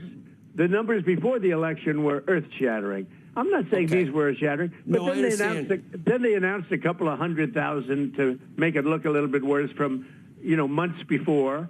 I said, where did those numbers come from? So for as much as you want to, it's a highly political situation. It's totally rigged. Smart people know it. people with common sense know it. And a lot of people like to keep their head under the cover. See? I told you. His job is to, like, make Trump come across as coherent, make Trump come across as reasonable so that fucking people don't, like, panic sell or some shit.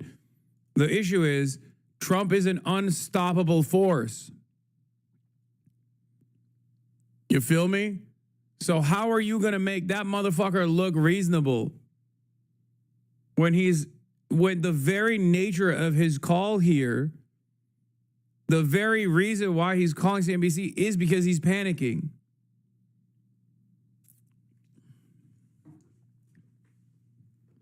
Let's move on to this. Which number do you believe at this point? Because if you noticed, suddenly the chances of what you've wanted for months and argued for Trump is literally like, I'm gonna molest the money. I love money molestation. Money, money, money. I'm gonna molest it.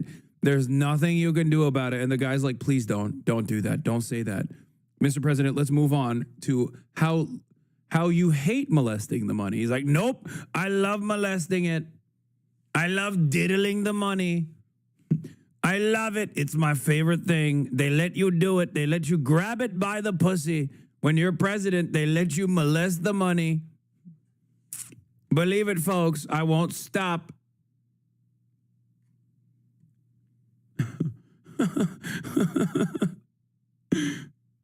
They call me the Epstein of the money. That's crazy.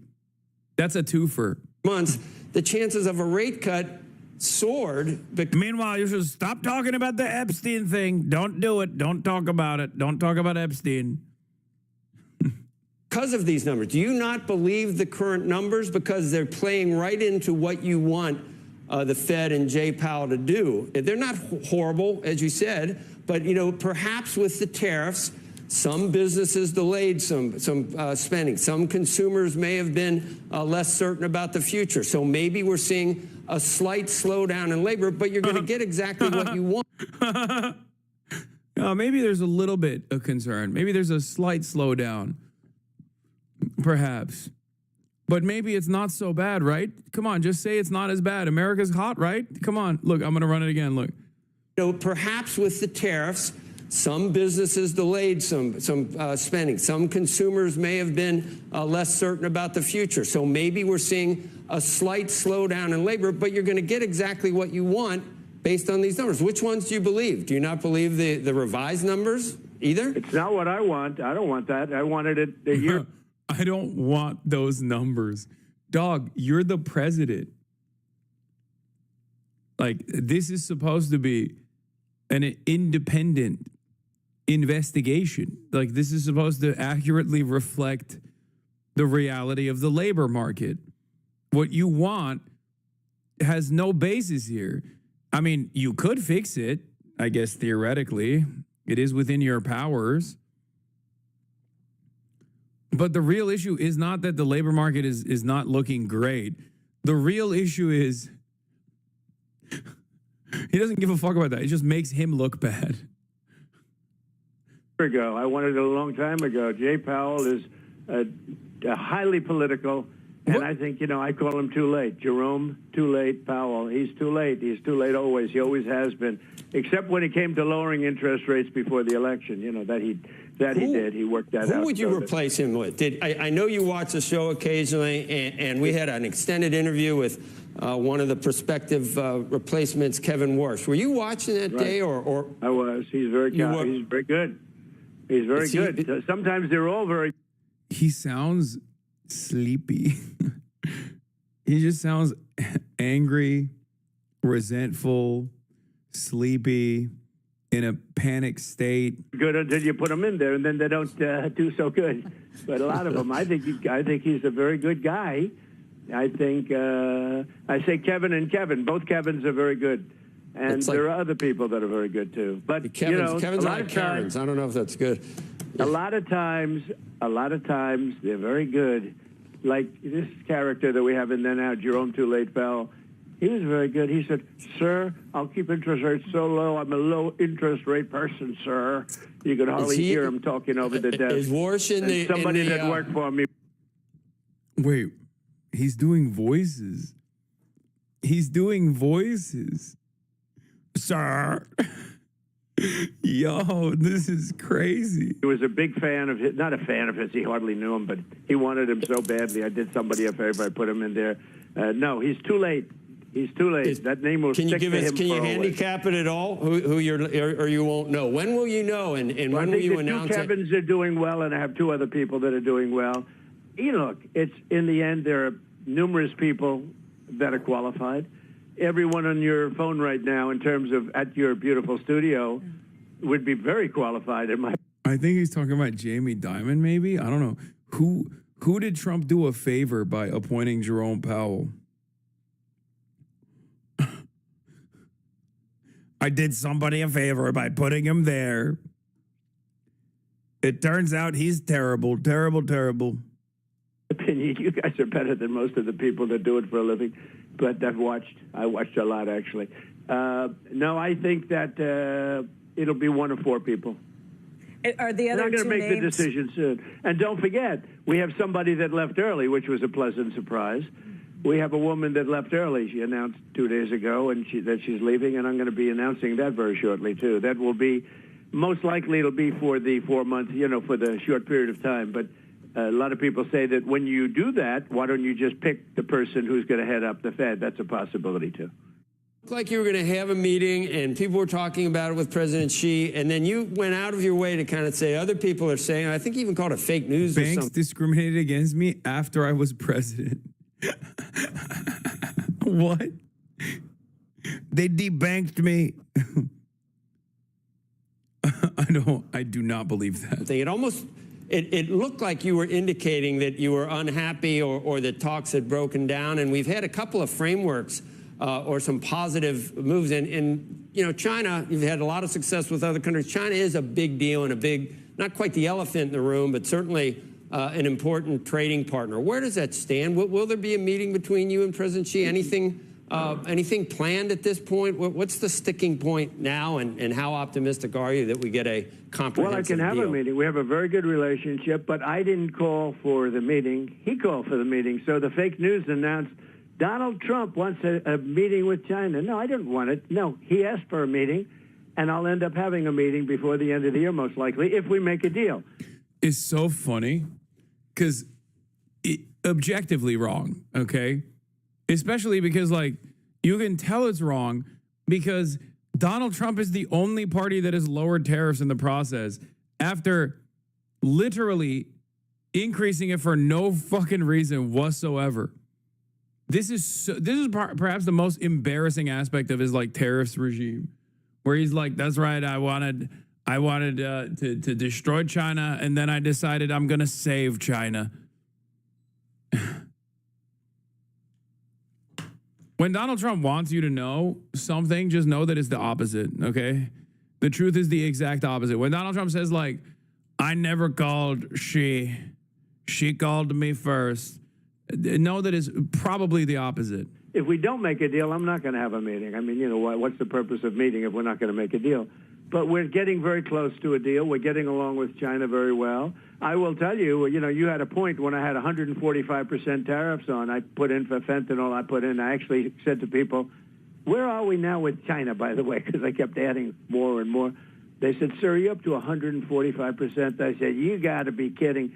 So I sort of had to bring it down a little bit. But when... Dude, what? Dude. What? What? You just said you were slapping erroneous tariffs on America's largest trading partner? Dude, I'm just being the president. What the fuck?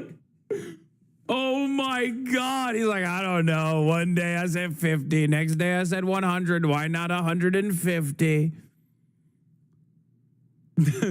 What the fuck? I mean, this is shit that we say about Trump. You're not supposed to admit it, dude. This is like what I would say. I'd be like, wow, it kind of feels like Donald Trump is just like making it up as it goes along. As he goes along, just adding random numbers onto a pile. He's like, yep, it just made it up on the spot. It was great, believe me. I made it up so much I forgot what I made up. And then people told me, Mr. President, you're at 145%. I said, wow, I'm so crazy. I love money molestation. I love molesting the money. I won't let you keep a bag. I will do everything in my power.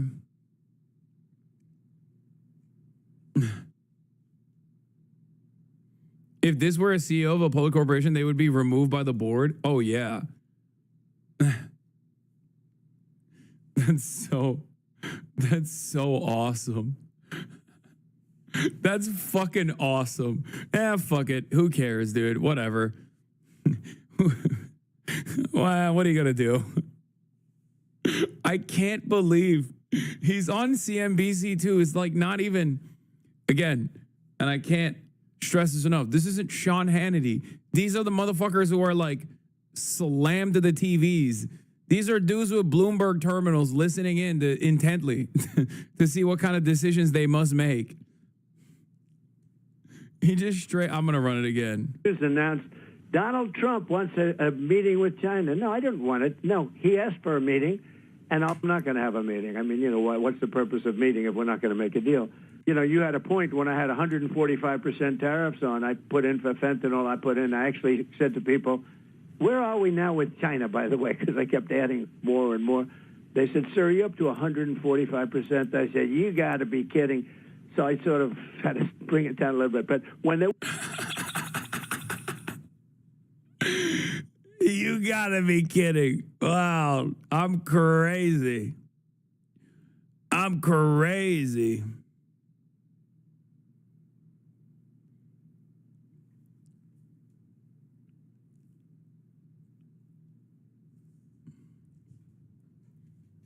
Lost track of the tariffs. Little old me did that. Was up to 145%, meaning we were doing zero business with China. China was collapsing. I don't know if you know that. You haven't reported it, if you do. But China was collapsing. China was collapsing. It was over. It was one step removed from collapsing. Oh, any minute, China was collapsing, and I saved it. I saved China. China is very reliant on the United States. My relationship with him is very good. I think we'll make a good deal. It's not imperative, but I think we're going to make a good deal. But no, they had a thing that Donald Trump really wanted to go there. No, I don't. It's a 19-hour flight. It's a long flight. But at some point in the not-too-distant future, I will. And just to end this conversation in China, I have a very good relationship with President Xi. Always had, other than the COVID moment where I was very angry with him and essentially didn't want to talk to him, frankly, because, you know, it did come out of Wuhan, in all fairness, which I was saying from the day one. I was saying I knew exactly where it came from. But that did interfere with the relationship. But no, I've had a great relationship with President Xi. We respect him a lot. They respect us a lot. They didn't respect Biden. They thought he was a numbskull. They couldn't believe he was the president. So I don't get it. If China did COVID, wouldn't that imply that they respect you way less than Biden? Like if China did COVID and it wasn't just like, if it was like a biochemical attack, like clearly they don't respect you at all then. They did it when you were president.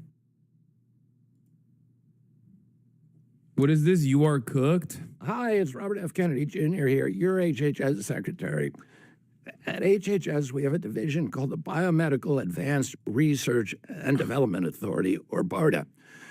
BARDA drives some of our most advanced scientific research. It funds developments of vaccines, drugs, diagnostics, and other tools to fight emerging diseases and national health threats. Over the past few weeks, BARDA reviewed 22 mRNA vaccine development investments and began canceling them. Let me explain why. Most of these shots are for flu or COVID, but as the Oh my God. Dude, mRNA research is at the cutting edge of like, am I crazy? Isn't mRNA research like literally working to cure cancer? He's just like, we're just letting it go. We're just, fuck it. Like, this is not even just about COVID. We're talking about like cures to incurable disease. Cures to incurable disease like cancer, like HIV.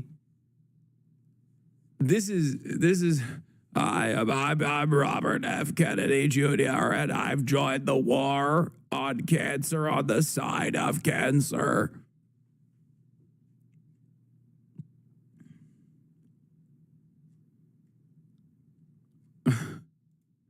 That's right.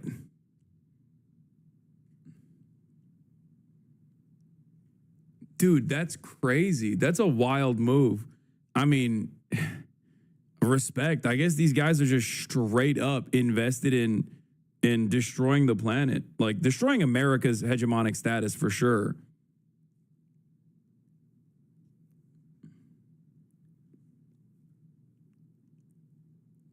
This is shocking.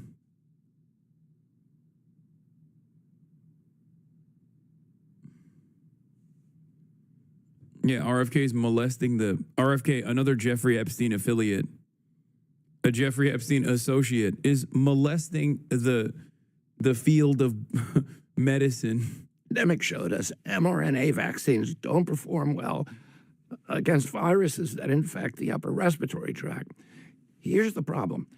mRNA only codes for a small part of the viral proteins, usually a single antigen. One mutation and the vaccine becomes ineffective.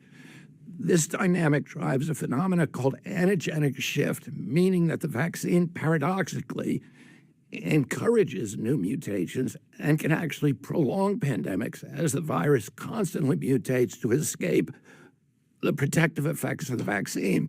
Millions of people, maybe even you or someone you know, caught the Omicron variant despite being vaccinated. That's because a single mutation can make mRNA vaccines ineffective. The same risk applies to flu. After reviewing the science and consulting top experts at NIH and FDA, HHS has determined that mRNA...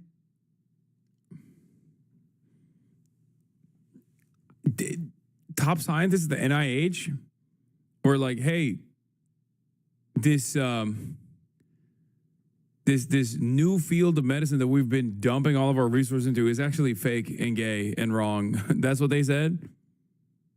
Like cutting edge medical science, it's bad, shitty, woke, gay. President Trump once boasted mRNA-based coronavirus vaccines were a modern-day miracle, and that was appointees like RFK Jr. are throwing doubt on the technology with largely unfounded claims. That's when they were lying to him too. Many fell for their lies. Largely unfounded means questions remain, and questioning science is how you do science.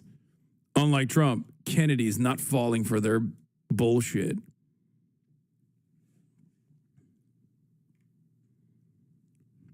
I think this is one of those things where there's not really much you can do about it. I think like we're just forever going to be tainted with medicine skeptics. And I don't mean just like vaccine skeptics. I mean like just straight up anti-medicine. I think America's so cooked on that front. I really, a big part of this skepticism does stem from profit being playing a formative role in the field of medicine. Like it should not exist. Profit should not exist in the field of medicine at all. But because it does, I think in countries where it's especially a major issue, it's virtually impossible to go. It's virtually impossible to fight against this kind of like skepticism. So We're just cooked. Yeah.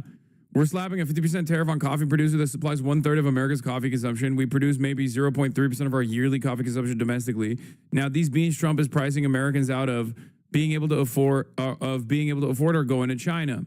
China welcomes 183 Brazil coffee sellers in the wake of U.S. tariffs. Can somebody explain the logic here in terms of market protectionism and spurring manufacturing to slap blanket 50% tariffs on Brazil, including on a crop we don't and likely can't harvest at scale here? Yeah, as I've said before, coffee is pretty much region locked. So there's not really anything you can do about it unless you would just like wait for climate change to do its thing. I don't know. It's a very strange thing to do.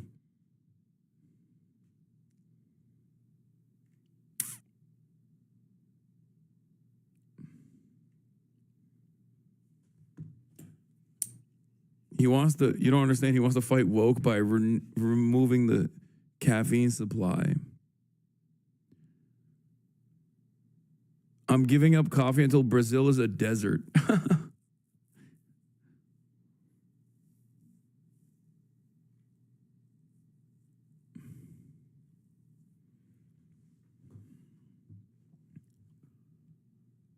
I know people who spend years growing a coffee plant under hydroponics and they get enough coffee, they get enough for one pot of coffee, maybe.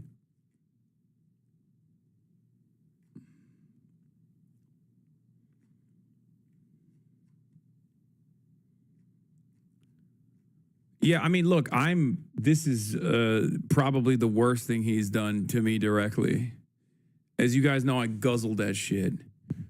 But I guess, like, Donald Trump wants every American to just only drink energy drinks or something, you know? Maybe that's the goal here. I don't know. But this hurts me. Next, Zin, watch out, bud. No, RFK is a Zinner. He's the Zin Fidel. Luckily,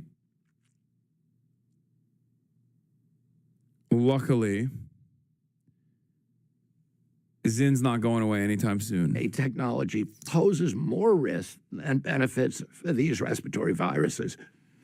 That's why, after extensive review, BARDA has begun the process of terminating these local roasters over chain coffee every time. Dog, what the fuck are you talking about? Where do you think local roasters get their beans from? What are you saying? I make my own espresso. Bug, give me that shade-grown coffee.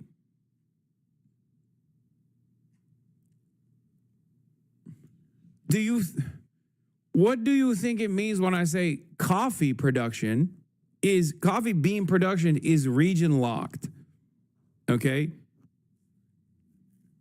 America happens to be, with some exceptions, outside of that region.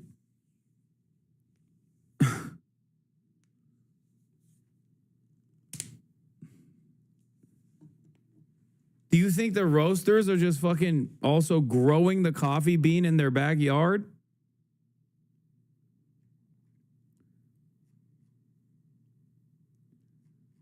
Region lock, just use a VPN.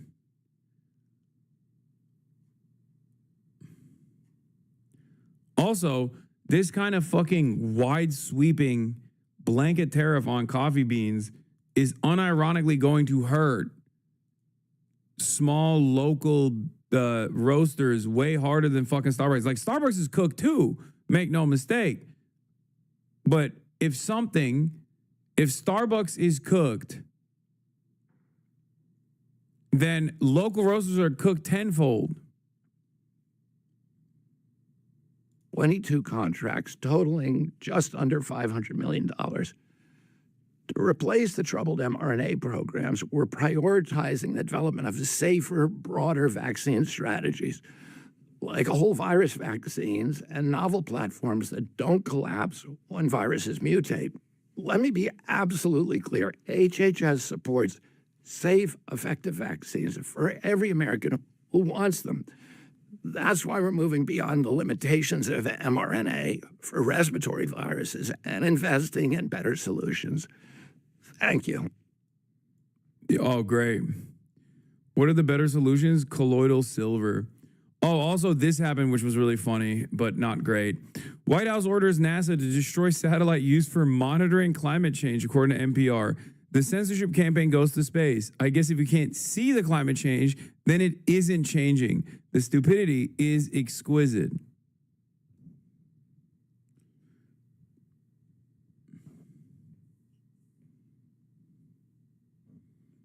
And like the operation for these fucking satellites is not even that expensive in the grand scheme of things.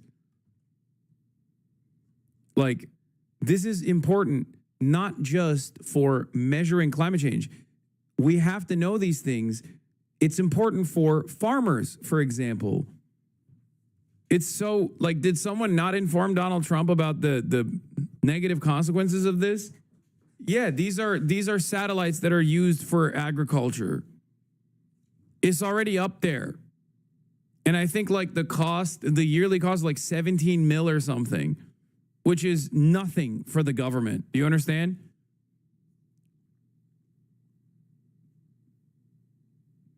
It is kind of cool.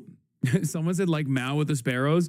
I was going to say, it is kind of cool to see in 2025, like shit that you would hear happening in like socialist developing states. You know, people making like ginormous mistakes, like gigantic mistakes at a time when they were like desperate and they wanted to solve the issue of famine. But then they ended up just like fucking up agricultural production for decades. You know, it's cool to see that in 2025 in the United States of America when we've moved beyond it. And those socialist states or former socialist states have actually moved beyond the issue of famine. Like they fixed it, they solved it. But Donald Trump is just doing it for the fun. For absolutely no discernible reason. Very cool. This is cool. This is history unfolding, I guess. American Lysenkoism 2025. No, it's great.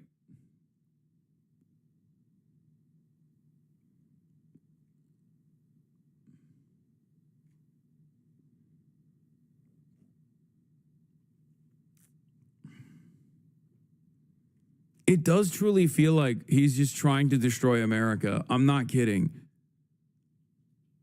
Because some of the stuff doesn't make any sense. Like you love the fossil fuel industry, but like, and you want to say climate change is fake.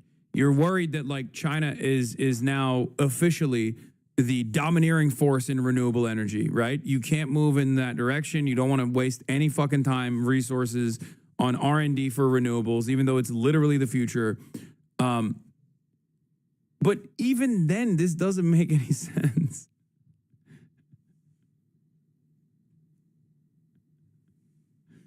This doesn't make sense at all. This is such a weird development.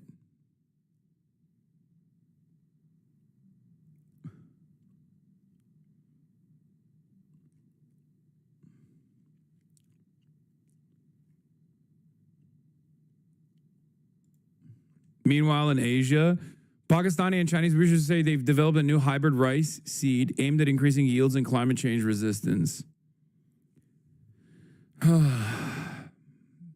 Woke, gay, going to turn your children autistic. Yeah, meanwhile, the leader of the free world is on CNBC being like, I don't know how many tariffs I put on China. They're weak. They're weak. They love me. United States, and neither can anyone else that happened. Mr. President, on a different topic, the Wall Street Journal is reporting that you're prepping an order that they say would punish banks that discriminate against conservatives, including potentially Bank of America. I'm going to be actually talking to Brian Moynihan here later today. Can you tell us about that executive order? What's in that? And what do you think the banks have done? Well, they did discriminate. I had J.P. Morgan Chase. I had hundreds of millions of dollars in cash. I could see if they want to, if they want to do something bad because you don't have any money and you're defaulted and they took people out. But I'll give you me as an example. I had hundreds of millions. I had many, many accounts loaded up with cash. I was loaded up with cash. And they told me, I'm sorry, sir, we can't have you. You have 20 days to get out. I said, you got to be kidding. I've been with you for 35, 40 years. They said, and I mean, I had all this, I didn't know what to do with it. And I went to, and you could ask him, maybe he's not going to admit it. So I said, I was informed by my people that we have to get out of Chase Manhattan. That's Jamie and J.P. Morgan Chase. So I said, I can't believe it. Well, I was never in this situation before. I've never had anything like it. And it's not like, gee, you defaulted on a loan. You have. You have 7 times. 7 bankruptcies. So you've definitely been in a situation far worse than this. Understand that. That's different. But there's no default. I mean, there's nothing but cash. It's a really, I have a really great company. And then what happens is I call up Bank of America routinely because when I was president, this was after I got out, by the way, I call up Bank. Oh, also, attorney for Sean Diddy Combs, it's my understanding that we've reached out and had conversations about a pardon. Have they had conversations with the Trump administration? Yes. It's like boom, boom, boom, boom, boom. Diddy pardon, Ghislaine pardon. We're nuking the satellites that help farmers figure out agricultural output.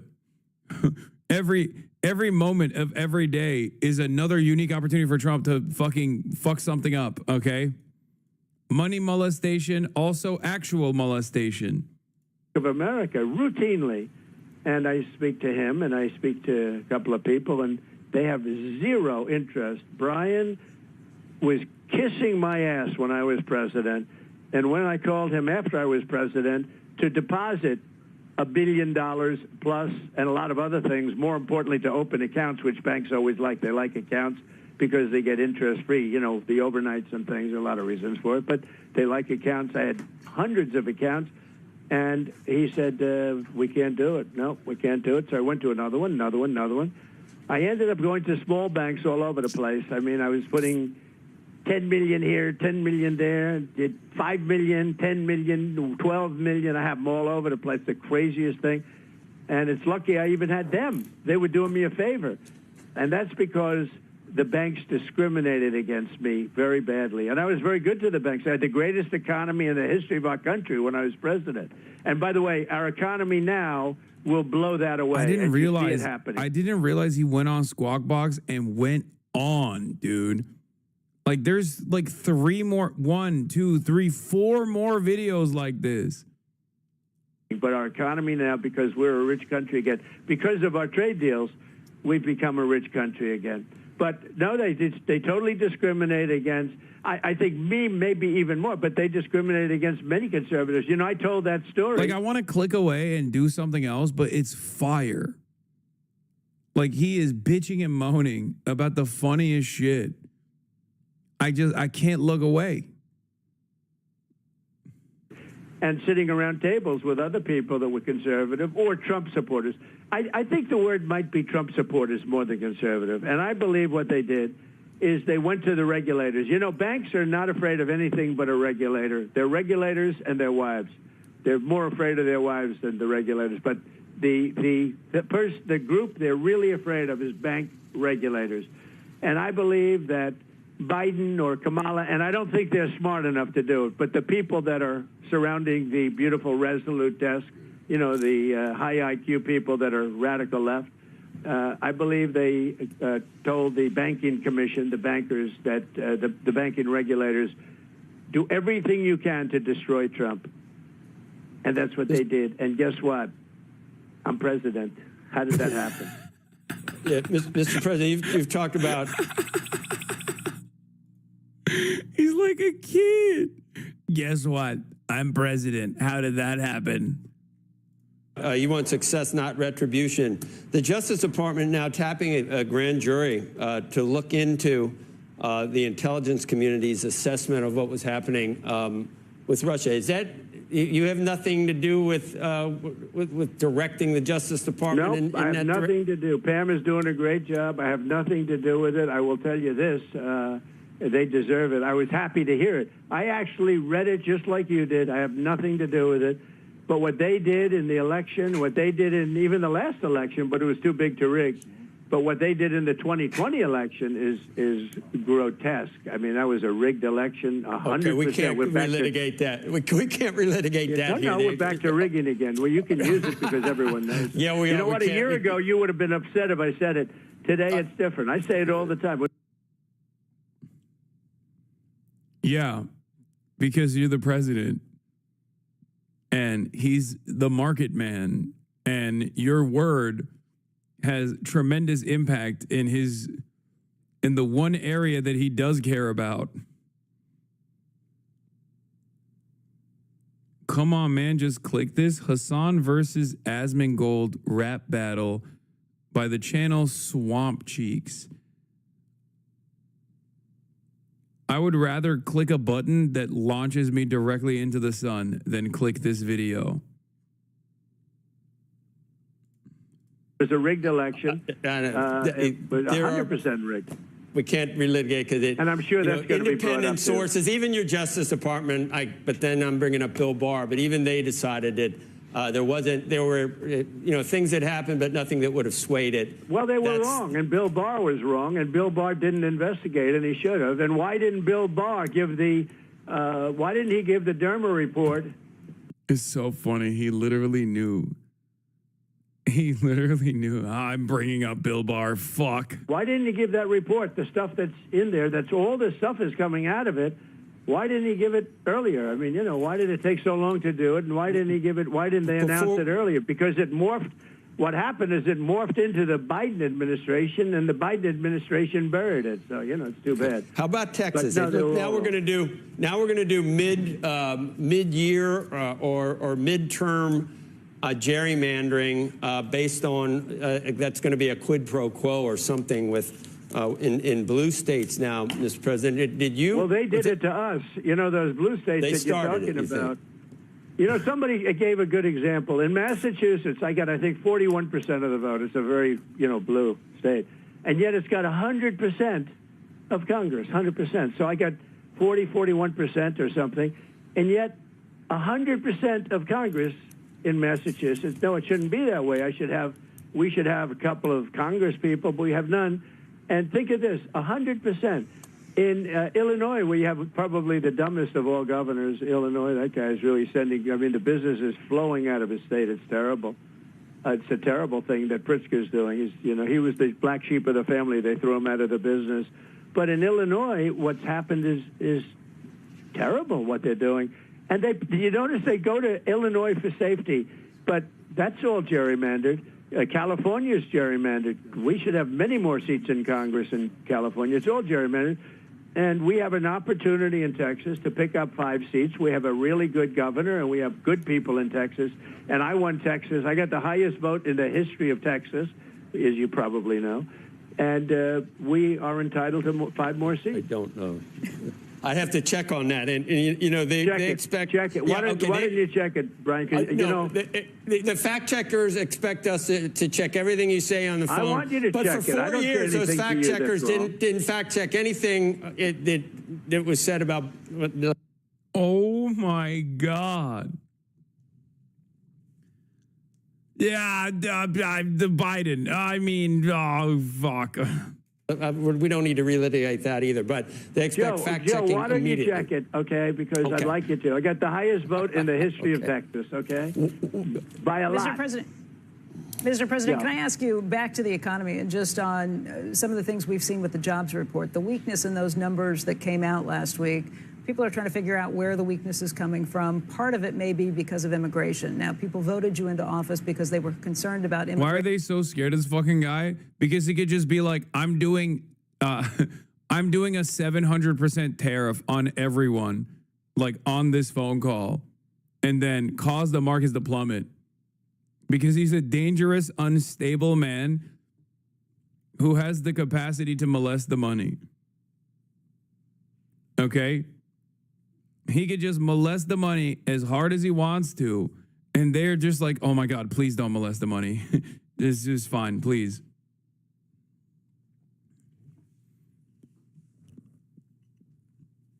He's so powerful. These guys only care about one thing, markets being green, okay? That's it, nothing else. the entire world could be fucking collapsing. And as long as there is like confidence in the American stock market, confidence in like all the companies, and people keep, I don't know, magically deciding that things are going great for some reason, in spite of all evidence that points to the contrary, these guys will be like, Mr. President, I will suck your cock on screen, okay? I will suck it hard. No one will suck it as hard as I've ever sucked it. Thank you. Biden sucks. He's old. He's decrepit. Do you want me to say that? Do you want me to say that? Do you want me to say something about Biden? I'll say it. Policy in this country. But if you look at the jobs Please don't molest the money further. report last week, it did show a 1.7 million drop off of foreign-born workers from March to July. And That's a great number, by the way. That's a great number. Because it means we're putting Americans to work. Well, the problem is immigrants have accounted for more than half of the U.S. workforce growth over the last 3 years. And so you wonder if that gets into an issue. And I know you've spoken with farmers who have had concerns about being able to find temporary workers there. That's right. And I think their pleas have kind of hit you in a way where you looked at that a little differently. Yeah, as in you don't care about the humanity of these people, but the humans that you do care about are capital owners, aka farm owners, who came up to you and were like, dude, what the fuck are you doing? People don't want to come to work. People are too scared to come to work. And you're fucking up the agribusiness. And Trump was like, all right, well, let some of the Mexican slaves continue working, which he is literally going to say. Well, I think this. We're getting the criminals out of our country because they had an open border policy because they were fools, and they allowed people from prisons and gang members and drug dealers into our country. We're getting the criminals out of our country by the thousands, and they're taken. We have murderers. We have people that are mentally insane. They come out of insane asylums and psych wards, and they come out of places that you don't want to know about. You would not like to see it. But they dumped everybody in our country, from the Congo in Africa to all over South America. They dumped millions of people into our country that are dangerous people, and I'm getting them out. I'm working with the farmers, however, and the farmers have been great. I also got the highest vote for farmers, I think, that anybody's ever gotten. And I take care of the farmers. I love the farmers. They're a very important part of this country. And we're not going to do anything to hurt the farmers, and we're working on that, and we're going to be... Bro, he sounds like Austin doing a Trump voice. Coming out with rules and regulations. I mean, you'll see a farmer with the same person working for him for 20 years. The person's even paying taxes and other things. And we're looking for the criminals, the people that murdered. You know, we have 11,888 people that came into our country under Biden, with our great czar, a border czar. She never called one. You know, she never called. She was a border czar. She never went to the border, and she never made one call. She literally went to Guatemala. Like, I'm not defending Kamala Harris. I think she did a horrible job as vice president. She was tasked with a horrible job to begin with from a president that didn't want her to do a good job anyway. But she did fucking straight up fly to Guatemala to say, do not come. Do not come. To the Border Patrol. You know, other than that, she did a great job. But they had hundreds of people that were murderers, 11,888 murders, 50% of which murdered more than one person in our country. We've already gotten a lot of them out, and some of them are so dangerous we don't want to bring them back. We want to put them in our own prison because we don't want them coming back. But they allowed 11,888 murderers, many of which murdered more than one, into our population, and we're getting them out. Wait, he also admits why some people don't get deported. He literally is admitting that the murderers that he's deporting have the capacity to come back into the United States. Wait. I mean, all the numbers he just said are made up, but that's literally the point. That's why some people don't get deported even after doing like a heinous crime, because there's no guarantee that they're going to, they're not going to be freed in the country that they sent back to. That's the justice. That's a criminal justice system. Rapidly. But Mr. President, I just want to hear you clearly. You're saying the people who have been here for years and who have been even paying taxes, you're going to look at them. President Trump, people love tariffs. very differently, and maybe they belong here in the workforce? I want to work with them, and in some cases, we're sending them back to their country with a pass back in legally, and we're doing things that are very difficult to do and very complex, but it works really well. We're sending them back, and then they're schooling, they're learning, they're coming in legally. We have a lot of that going on, but we're taking care of our farmers. We can't let our farmers not have anybody. This is new. These. Why do you have to send them back then? Why don't you just process them here? What? He's like, no, I love deportations. I love them so much. I got to do a little bit. I got to do some deportations, believe it. It's got to happen. It's going to happen, believe it. That's why I'm doing it. I'm doing a little bit of deportation and then a little bit of reportation. We're porting them back in. After we port them out, deport and then report. These people, you can't replace them very easily. People that live in the inner city are not doing that work. They're just not doing that work. And they've tried, we've tried, everybody tried. They don't do it. These people do it naturally. I said, what happens if they get it to a farmer the other day? What happens if they get a bad back? He said, they don't get a bad back, sir, because if they get a bad back, they die. I said, this is so psychotic. We covered this earlier, but I wanted to run it again. But it is such an insane thing to say. Is like the Mexican natural farmer, big build. And when they get a bad back, we kill them, we shoot them, we bring them to the glue factory. That's interesting, isn't it? These are very, in many ways, they're very, very special people. Okay, go ahead. No, okay, so.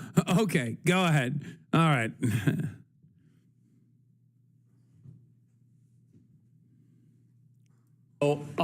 Here we go. So you did get the highest number of votes in Texas, so that's true. But when you were talking about, then you don't have to say anything more, Joe. I got to say this. No, don't say anything more. Don't qualify it by saying, no, I got the highest number of votes you did. in the history I'm moving of Texas. on. I'm moving on to your claim that revision helped Biden hurt you for the 800,000. It was in August. There was still plenty of time for voters to see that those weren't real jobs. After the election in November, I believe it was in November. No, this was before the election. He's talking about the revisions that took place before the election, which you literally used as a way to attack Biden before the election. He's shouting because he's getting fact-checked. August. And this guy doesn't want to do it. He literally was like, let's not even touch that because I'm going to be forced to fact-check you. He said it. He did not want to do this fact-check. He's like, oh, let's not talk about that then, because if we do, then I have to go in and I have to correct you. And he doesn't want to do it. He does not want to do this fact check. Okay? And Trump is literally like, don't do it. Don't say it. Don't say it, Joe. If you say it, I'll fucking deport you. What are you, Lithuanian? I'm sending you to Estonia. That's where we're at. What is this? Quiet as a mouse.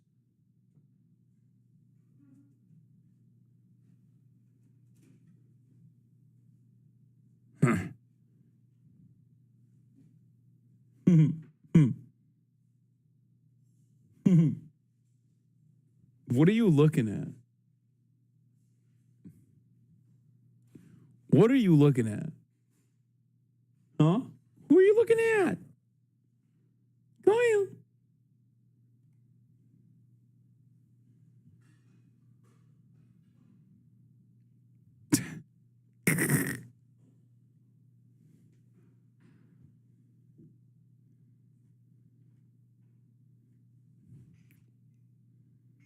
This is so funny. There was a massive revision downward on The jobs. first one, the Check it out, Joe. You'll 800,000 or find I'm right 900,000, again. I think, was in August, and then later it came out in March of 2025. It went to 598, not 818, but the original Well, one. listen, 598, but there were other revisions downward from prior to the election because the numbers were rigged, okay? And as you said, the number, look, you take a look after the election, how many revisions downward there were. But let's get back to Texas because you said you were going to say something else. I got the highest vote in the history of Texas, a record that they say won't be beaten unless I run again. Are you going to run again? The No, Constitution. probably not. Okay. Probably not. And you're not going to fire Jay Powell. We'll go all talk about all the stuff that. Hey, Becky, I'd like to run. I have the best poll numbers I've ever had. You know why? Because people love the tariffs and they love the trade deal, and they love that countries. And they love that foreign countries aren't ripping us off anymore. For years, they ripped us off, friend and foe. And the friend was worse. Overall poll numbers, you don't have the best you ever had in overall poll numbers. You do. What? He said what?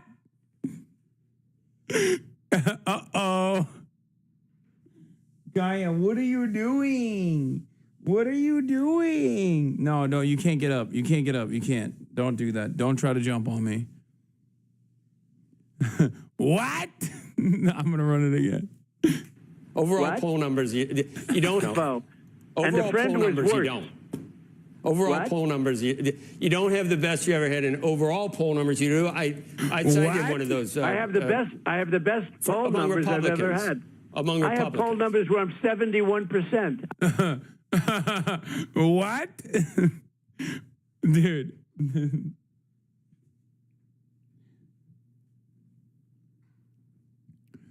What?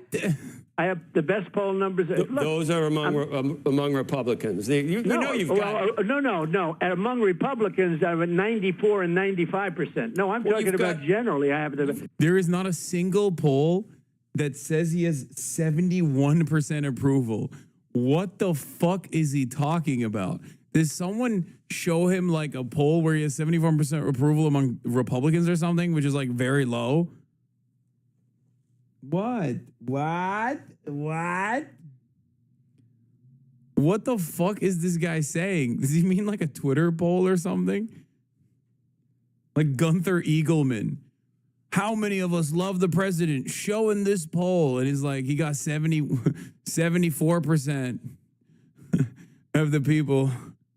Let me put it this way. There was a gentleman on Harry Emden yesterday on CNN, and he went crazy over how holy Toledo, how well Trump was doing. Now, you don't put that on because I think CBS is a shade. Actually, CNN's a shade better than NBC. I think NBC is probably the worst of them all. But if you check CNN tomorrow, watch Harry Emden, and you'll see Harry Emden. Harry Emden. Gaia, enough. No, I can't play with you yet, baby. I can't play with you. This is crazy. She's trying to play. Gaia, place. Go. Place. Come on.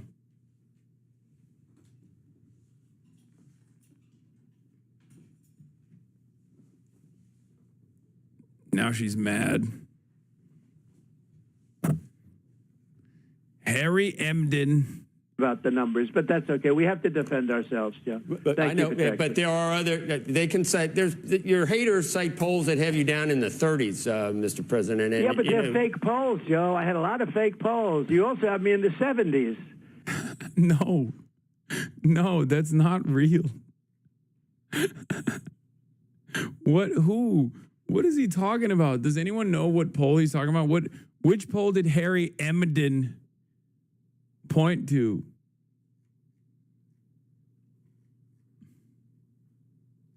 He's molesting the polls. It was Gunther Eagleman? Shut the fuck up. No, you're just joking. I just made that up. There's no way that he was pointing to a fucking Gunther Eagleman like Twitter poll or something. I have fake polls. Fox gives me terrible polls all the time. You know, they do nothing but I've never had a good poll with Fox. And then I win an election and I go through the roof. Because, look, I won every swing state. Did I not?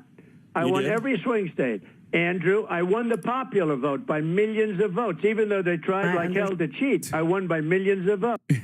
47% of Republicans would still support Trump, even if he were linked to Epstein's sex activities, according to Ledger. Now that's a good poll. I love it. I love it. Yeah, I mean, look, I think this one surprised me a bit because of all these complaints online going after Trump and the Epstein files. You might think. Yeah, this is from like 2 weeks ago or something. But under.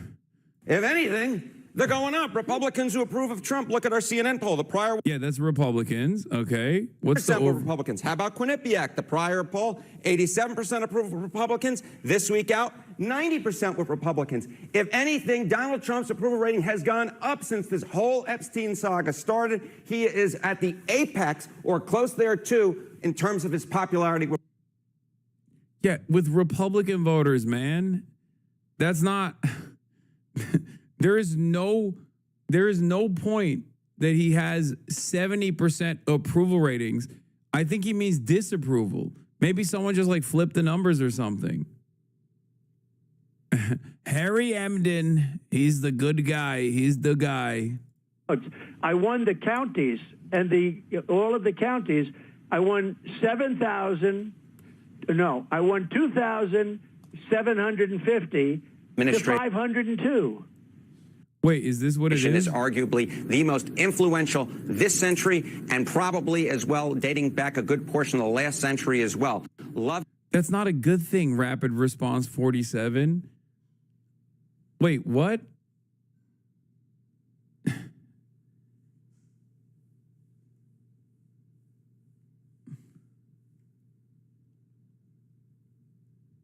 That's not. It's true. He is the most influential president of this century. He has single-handedly changed American politics. I said this before the election. We are now living in Trump's universe. We're living in Trump land. We're living in Trump politics. Even if he lost, he would have forever changed the Republican Party. Okay? But I don't think he understands. This is not like a good thing. This is... Like it, lump it. Trump is remaking in the United States of America. Let's talk about tariffs first, right? There's all this talk that Donald Trump always chickens out when it comes to tariffs. Has anyone been able to find what the poll Trump was talking about? Because I really want to know. No tacos for Trump. The effective tariff rate, get this, it's 18%, the highest since the FDR administration in the 1930s, up from, get this, just 2% last year. From just 2% last year, we're talking about an effective tariff rate level, get this, 9 times as high this year than last year. But it's not just on tariffs, which of course Donald Trump ran on, in which you're seeing a tremendously influential presidency. What about... Yeah, it's like nukes were very influential on Japan. Yeah. Yeah, it's like saying Adolf Hitler was one of the most consequential and therefore influential politicians of this past century. Okay? Yeah, it's true. Doesn't mean it's good. About immigration, of course, Trump ran and has always run on a very hawkish immigration platform. Get this, 2025 net migration in the United States down at least 60% from last year. In fact, we may be heading for the first time in at least 50 years in which we have net negative migration into the United States. And last year, of course, in 2024, people are leaving. Why is this a good thing? Why would anybody celebrate this? Oh my God, we're so dumb. Fuck it, dude. It's just like, we're so dumb. This is such a stupid country. What do you say? What do you do? You know? The net migration in the U.S. was 2.8 million. This year, we might be talking about negative net migration. My goodness gracious. Now, of course, this is part of a larger story, as I was mentioning. We're talking about immigration, net migration. We're talking about the effective tariff rate. But get this, how is Donald Trump doing it? Well, he is signing a ton of executive orders. Get this, 180, the most in a year since Thank God he has the capacity to put that green line next to the 180 number, because otherwise I would not be able to pay attention to what number he's talking about. You know what I mean? Franklin Delano Roosevelt. Oh my goodness, you have to go back to the first half of the 20th century, the last century, and to make a comparison, Joe Biden signed, get this, just 77 during his entire first year, and we're only a little bit in August so far, and Donald Trump making history with 180 executive orders signed so far this year. So that's why I said that in my mind, Donald Trump is the most influential president of this century, and probably dating back a good portion of the last century. That is nothing that he mentioned here could be read as like objectively good. Like, is because he is remaking the country in terms of tariffs, he is remaking the country in terms of net migration, and he is remaking the country in terms of how much policy changes he's putting through in executive orders. As I said, it truly is history making. Love it, like it, or lump it. They can't even say hate it.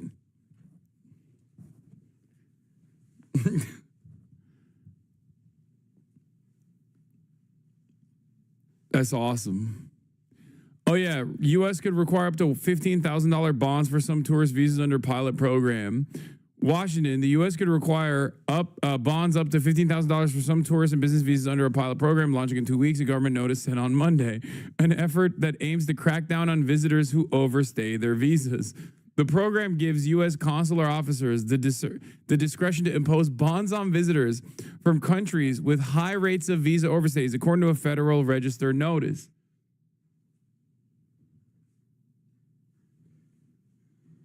Well, that's going to be good.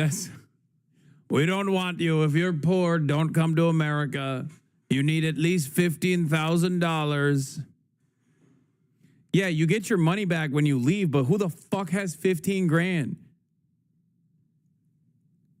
Who the fuck has $15,000 to put down when they're coming into the United States of America? Like, you got the Olympics coming up. You know what I mean? You got like the World Cup coming up. That's fucking psychotic. If a country, like I have 15 grand that I could put down, right? But if a country were like, oh, you can't come in unless you pay this country, unless you pay me $15,000 in a bond, I'd be like, okay, well, I guess I'm not coming. Like, I have the money and I'm still not going. You know what I mean? It's so fucking stupid.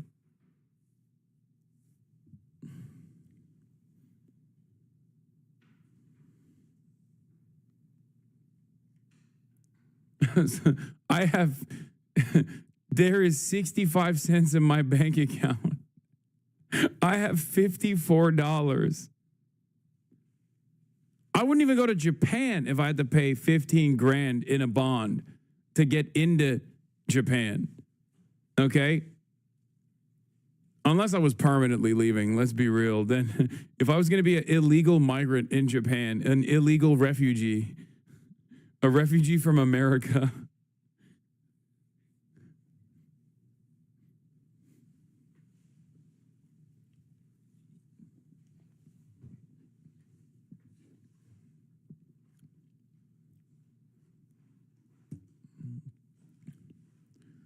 I'm glad that we got net negative migration. Okay, people are leaving more than they're coming in. All right, that's one. We got tourism has taken a fucking nosedive. It's kind of funny because like you see places like Spain or like European capitals where there's like people who are mad that like people keep coming. Like all these places that are propped up by tourism dollars are now offended or just like mad that tourists are coming to these areas. And Donald Trump heard that and was like, we should do that here. We should make sure no tourist comes into the country ever again. I saw it. They're spitting on our tourists. like it's the West Bank. Only there is it allowed to spit on our big, beautiful Christian tourists. Only in the West Bank. When they do it, it's all right. When they do it in Barcelona, they're calling it, they're saying Barcelona. I call it Barcelona. They call it Barcelona. They're spitting on our tourists.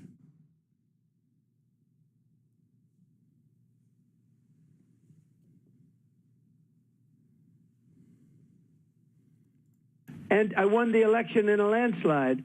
And obviously, that's only, we're only 6 months in. But my poll numbers are better now, much better than during the election. And now part of that, oh my God. Part of that is. Oh my God.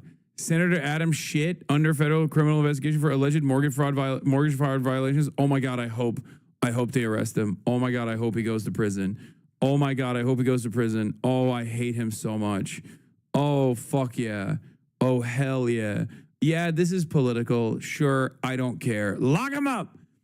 Lock him up. He got, dude, he literally got, I know this is fucking absolutely malicious. I know this is malicious. I know Trump is doing this out of pure malice. This motherfucker got like $6 million from AIPAC. Okay? Lock him up. Yes, he's my senator. Shifty Schiff. Trump truth about Adam Schiff. I've always suspected Shifty Adam Schiff was a scam artist, and now I learn that Fannie Mae's Financial Crimes Division have concluded that Adam Schiff has engaged in a sustained pattern of possible mortgage fraud.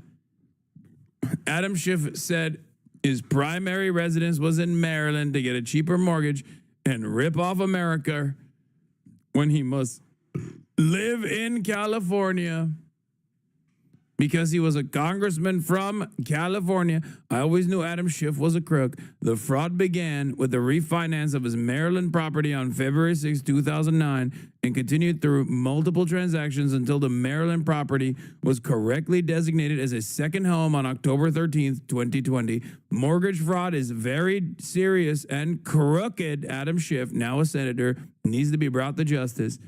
Dude, mortgage fraud? You're a real estate developer. That's what you've done. Like always. This is the most says you moment. Donald Trump going after Barack Obama for trying to do a coup, and also simultaneously going after Adam Schiff for mortgage fraud. What's next?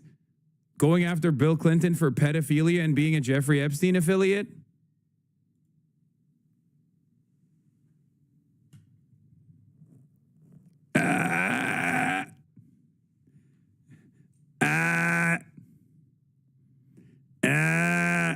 I see what you're doing there, sir. He's fixing the SEO. He's fixing the SEO, dude.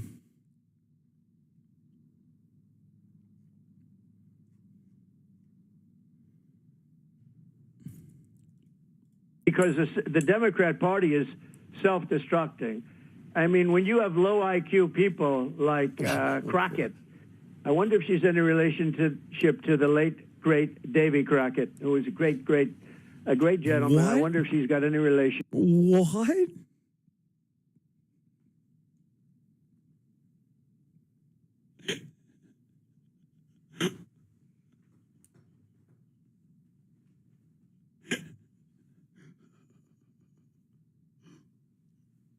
Bro, what is he saying? This makes no sense, dude. To Davy Crockett, the great old Davy Crockett. But you have this woman Crockett. She's a very low IQ person. Somebody said the other day she's one of the leaders of the party. I said, you got to be kidding. The Democrats are lost. They have Trump derangement syndrome so bad that they can't walk, they can't talk, they don't know where they're going. Schumer is finished. Schumer, look, I watched him the other day. He's like, lost Mr. all of his confidence. 40%. Mr. President, I have to fact check you. Davy Crockett died in the 17th century. All right. This is not 17th, sorry. Mr. President, Davy Crockett died in the 19th century and was a white man.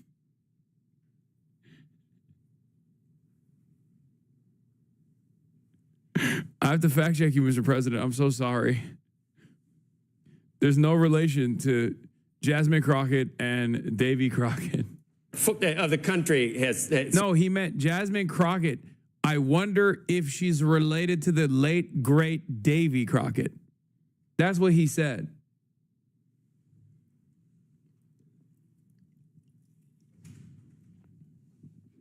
So you're never going to get above 60 in any poll, and it's because 40% have TDS, and we know that. Mr. President, we used to do this every Tuesday. It was called Trump Tuesday. Maybe we can start. This is going to be the start of something again. But we appreciate all your time today, and hope to be able to continue this discussion on all these different issues in the not too distant future, if we could. Joe, could I finish one thing?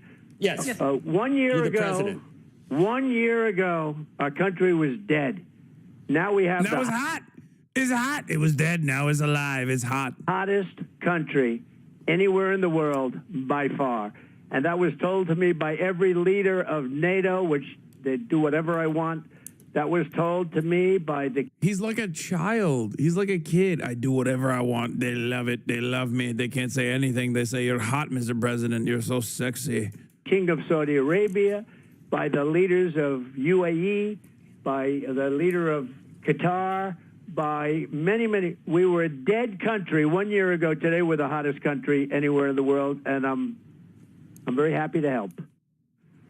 Mr. President, what kind of teeth, though, are in those investments? What kind of teeth are in those investments, meaning that would force the EU to make those investments? If they don't make those investments, what happens on the other side? Well, then they pay tariffs of 35%. No, they brought down their tariffs. So they paid $600 billion, and because of that, I reduced their tariffs from 30% down to 15%. And a couple of countries came, how come EU is paying less than us? And I said, well, because they gave me $600 billion. And that's a gift. That's not like, a loan, by the way. That's not a loan that, 3 years comes up, we have to pay it back. There's nothing to pay back. They gave us $600 billion that we can invest in anything we want. The deal that and nobody knows it, Becky. Nobody knows it because they don't know. No, we have been trying to figure out the details on that, Mr. President. So there are no the details. clarity on the that. details are $600 billion to invest in anything I want. Anything. Okay. I can do anything I want with it. And the purpose was they've been, ripping us for so many years that it's time that they pay up, and they have to pay up. We couldn't afford to have the deficits. Look, I did something with Switzerland the other day. I spoke to their prime minister. The woman was nice, but she didn't want to listen. And they paid essentially no tariffs. And I said, we have a $41 billion deficit with you, madam. I didn't know her. I said, we have a $41 billion deficit, and you want to pay 1% tariffs. You wanted 1%. I said, you're not going to pay 1%. We lose, because I view deficit as loss. You have some people, by the way, I think pharmaceuticals are a big issue with Switzerland. I think. Well, I'll go into pharmaceuticals. Yeah. They make a fortune with pharmaceuticals, and they make our pharmaceuticals in China and Ireland and everything else. And within the next week or so, we're going to be announcing tariffs on specifically. This is a separate class than the 15% tariffs on sort of everything. These are excluded classes, I call them. I like to call them excluded, like steel, aluminum, etc. Right, the 232. We're going to be announcing on semiconductors and chips, which is a separate category, because we want them made in the United States. And by the way, they're being made in the United States. We have the biggest in the world, as you know, from Taiwan is coming over and spending $300 billion in Arizona, building the biggest plant in the world for chips and semiconductors. But on pharmaceuticals, we'll be putting a initially small tariff on pharmaceuticals, but in 1 year, 1.5 years maximum, it's going to go to 150%, and then it's going to go to 250%, because we want pharmaceuticals made in our country. And that's not the CHIPS Act like Biden did, because he didn't know what he was doing, where they gave billions of dollars to companies that had more money than they knew what to do with. President Trump, can I ask you about something that you're doing that's opposite of the Biden administration, too? And that's the latest deal that you've announced. The latest deal, though, that you're announcing with India, you're upset with the trade deal there, especially because they're buying Russian oil. The Biden... Yo, PBM left FaZe Clan? Wait, really? I thought it was a meme. Max actually left? Why did he leave? I thought it was like, I thought it was bait. That's usually, those guys love doing shit like that.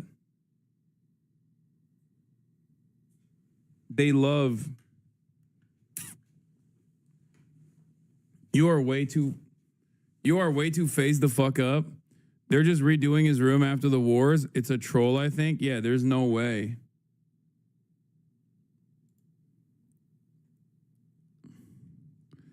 Ex-Doge staffer nicknamed Big Balls left bloodied after savage DC carjacking attempt by 10 juveniles. Crime in Washington, D.C. is totally out of control. Local, in air quotes, youths and gang members, some only 14, 15, and 16 years old, are randomly attacking, mugging, maiming, and shooting innocent citizens at the same time, knowing that they will be almost immediately released. They are not afraid of law enforcement because they know nothing ever happens to them, but it's going to happen now. The law in D.C. must be changed to prosecute these minors as adults. Oh, my God. Yeah, of course. Of course, Donald Trump wants minors to be treated like adults.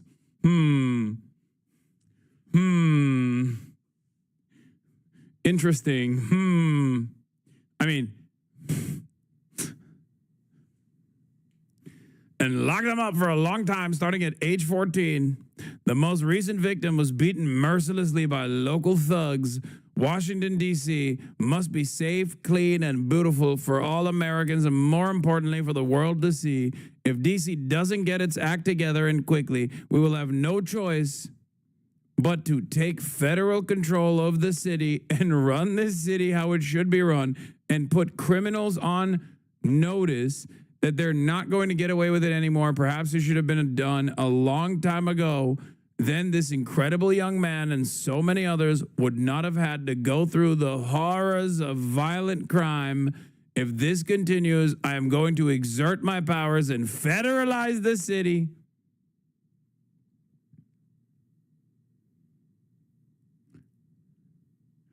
So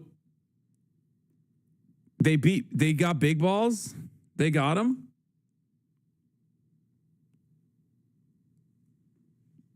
They took out Big Balls. Not Big Balls. Least insane tweet about this. Breaking: the two teens who attacked Doge's Ed Korstein, aka Big Balls in DC, have been arrested. DC must not release them, make them pay. Big Balls saved the young woman who was being carjacked, suffering injuries because of it. Big Balls is a legend. Both suspects were 15-year-old black teens, one male, one female. Lock them up.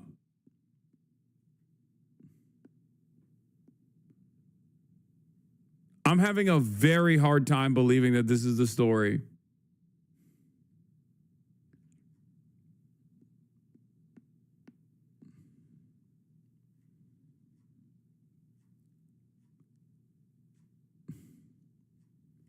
He got his ass beat that hard by two 15-year-olds, bro?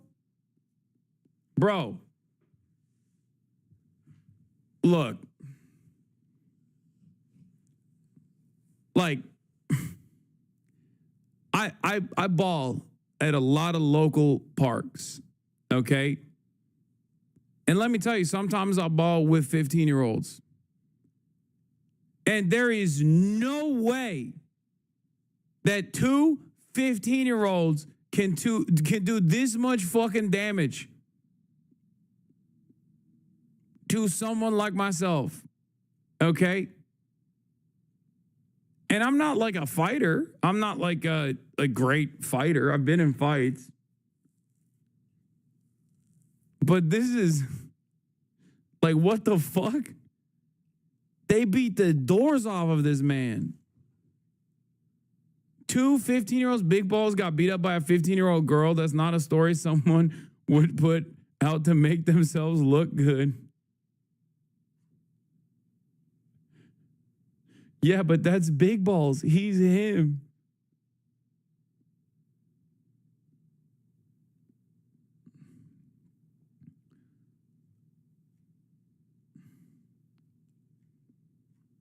Yeah, unless those 15-year-olds are straight up from Dagestan. Unless those 15-year-olds are from Dagestan and they went for like 2-3 years in Dagestan, it's going to be a hard time.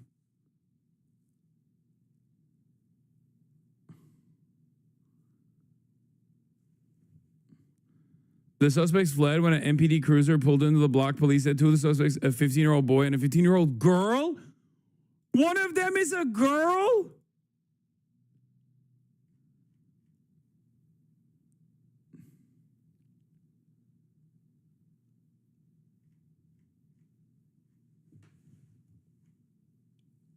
Wait, I didn't even read that. Like, I didn't even understand. One male, one female. Oh my God, it didn't even translate in my brain.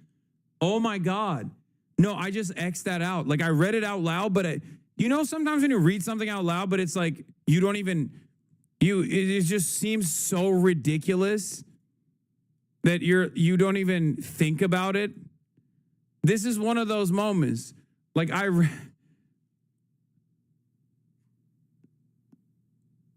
thought you guys were joking, like saying, oh, I wouldn't put it in the newspaper if I got my ass beat by a 15-year-old girl.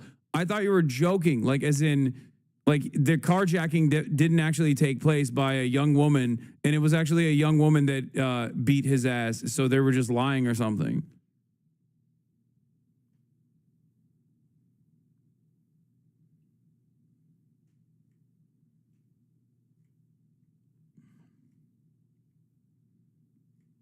You're laughing? They fucking lynched Big Balls and you're laughing? Everything about this story is suspect, but it's also very funny. Like, it's just, I want to feel bad for this person. Like, no one deserves to get fucking their ass beat like this.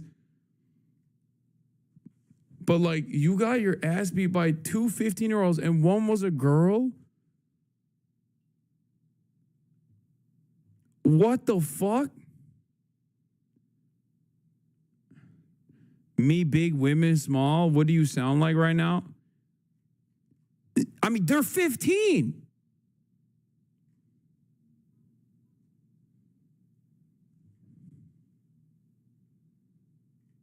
Are they like professionally trained MMA fighters? Like, what are you talking about? That's not a woman. That's a child. That's a girl. That's a little girl, a 15-year-old girl, and a 15-year-old boy. He got his ass whooped by children.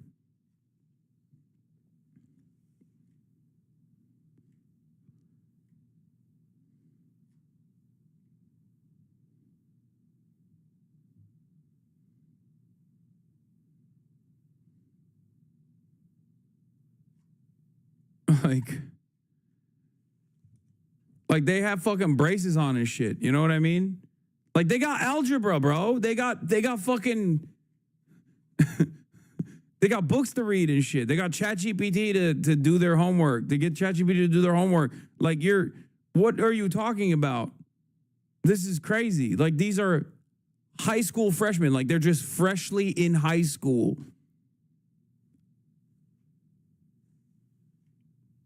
What the fuck?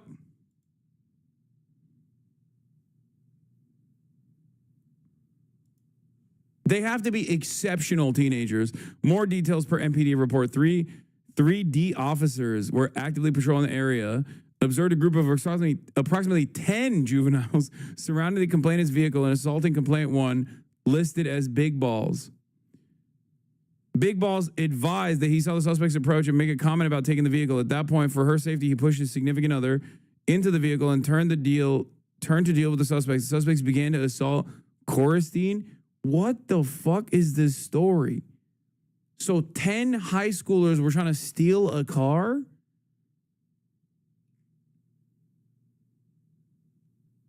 Chatter's over here thinking he was beat up by Baki Hanma. Like a bunch of teenagers went beast mode. First, they tried to steal a car, and then they tried to they successfully beat the fuck out of Big Balls.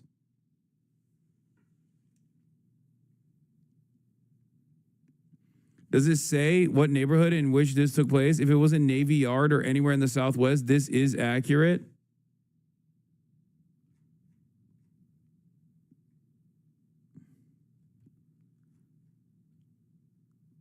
Like, I don't know. Maybe because, like, I have...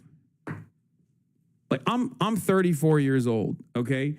I've been around teenagers, like a bunch of teenagers who get rowdy as fuck, okay? I play basketball. I play basketball in local parks. And they get rowdy as fuck, but under no circumstances can you not, like command a situation with a bunch of teenagers. You know what I mean? Like, it doesn't make any sense. What do you mean pause big, bro? It's a normal fucking part of...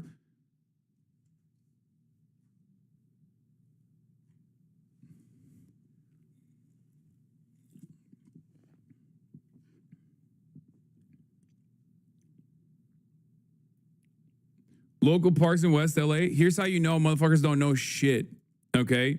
First of all, everybody from all around Los Angeles goes to the fucking local parks in WeHo. It's not just people that are in West Hollywood proper that are playing at the public parks in West Hollywood.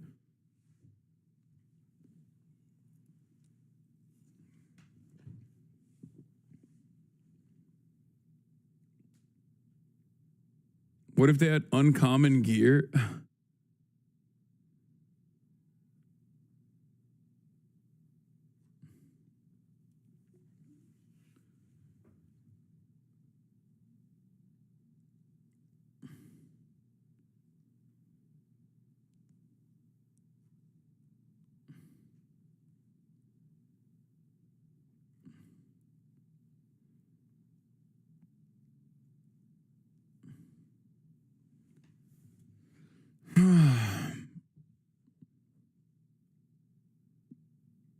No confirmation for MPDs that Elon Musk posed. Oh, this happened like a couple days ago. Elon's statement about the man in the photo rushing to help this woman doesn't match up with what the MPD put in their press release. They say that the suspect approached the victims who were standing next to their vehicle. The suspects demanded the victim's vehicle and then assaulted one of the victims. DC Fire EMS confirms no EMS transport. This happened at 3 a.m. in the morning on Sunday on August 3rd. Not yesterday, as POTUS stated.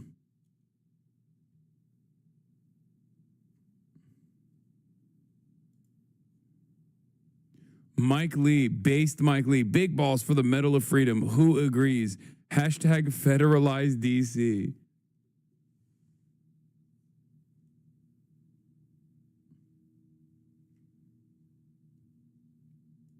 Look at the precinct report. A 15-year-old. On Sunday, August 3rd, at approximately 3 a.m., the suspects approached the victims who were standing next to their vehicle in the 1400 block of Swan Street Northwest. The suspects demanded the victim's vehicle and then assaulted one of the victims. During the assault, an MPD cruiser pulled into the block, causing the suspects to flee. Two of the suspects were apprehended by the on-scene officers. One of the victims was treated on-scene by DC Fire and EMS for injuries sustained in the assault. A 15-year-old juvenile male and a 15-year-old juvenile female of Hyattsville, MD, were arrested and charged with unarmed carjacking. The case is under investigation by MPD's carjacking task force, which comprises MPD detectives and agents of the FBI Washington field office. Multiple suspects remain outstanding.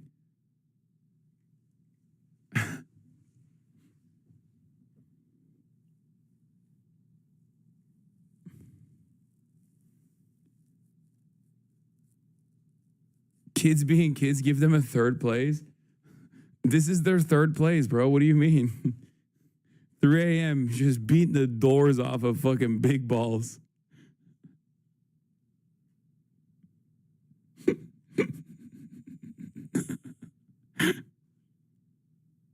Yeah, They presented this like he was the hero of the story. It turns out he was a victim. If the testimony is correct and real, and that's what happened.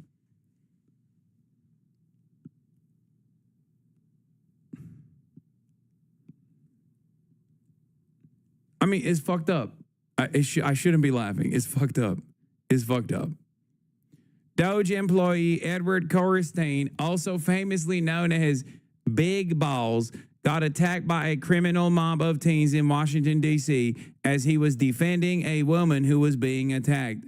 Not only does Edward Corstein patriotically work to gut our government of waste, fraud, and abuse, he is also a hero for sacrificing his own safety to defend a helpless woman.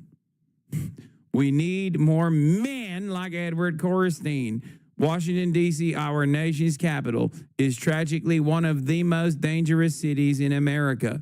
I support President Trump in taking over the city to establish law and order. If this was a leftist, they would be making fun of them. Oh, 100%. I mean, for sure. For sure. We don't have to be as bad as the right. I still feel kind of bad. It's just that, like, the perpetrators being 15 years old and one of them being a 15-year-old girl, the other one being a 15-year-old boy, it just, like, kind of changes the dynamic a little bit for me. I just, I'm not, it's still fucked up. It's still fucked up. You shouldn't be as bad as the Republicans, okay? We must defend big balls. What? Seems pretty real to me, Sag. Yes, I'm leaving phase. Like I just said, I can't fully go into depth while I'm leaving phase, but I am leaving, and I'm ready to, embark on my journey. And Black Boy Max officially announced his departure from FaZe live on stream and says he'll be focusing on himself and says he'll forever have love for the FaZe boys as their family. Ain't no way, dude. Worked the hardest I ever have in my career to do whatever I got to do to make... I don't believe it. 5-star the biggest shit possible, make myself the biggest shit possible. Just keep working like we have for the past 4 years. Anyone that's been watching me for a while, I know I was never... like I always said, there's old clips where y'all niggas thought I got. Because I'm like, I never joined a group, etc. Ended up joining a group. And I'm going to be honest, it's one of the best decisions I ever made in my life, joining FaZe, like, for sure. He wants to be solo. I get it. It feels real. Yeah, me and Max, we got to go solo, bro.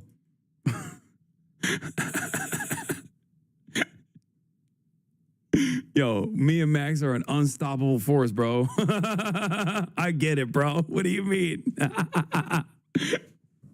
Chatter be like, we're going solo, bro. We're locked in on this shit, gang. Okay.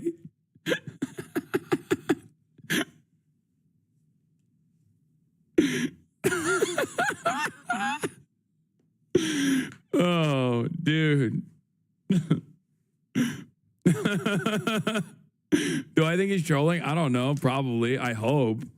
Yeah, me and Max got to be nerfed for real, bro. You think he's trolling, Hassan? He left FaZe? I think he's trolling. I hope he's trolling. I don't want to believe it. I don't want to believe it.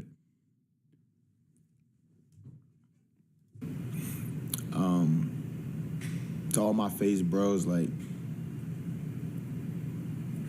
this shit changed my life. I'm gonna keep it a buck today.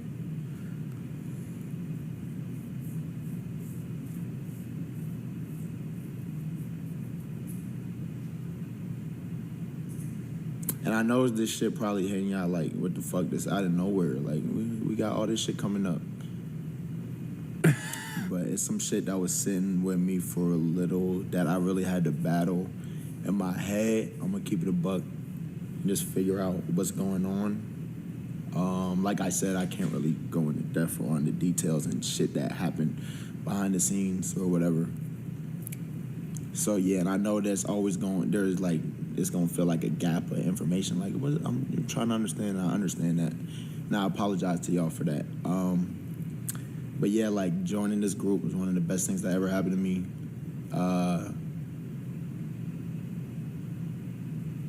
I enjoy my time here. I built relationships and bonds with people that hopefully last a lifetime. You feel me? To all the boys, I became family with niggas. Like, I consider niggas family for real. I'm gonna keep it a buck.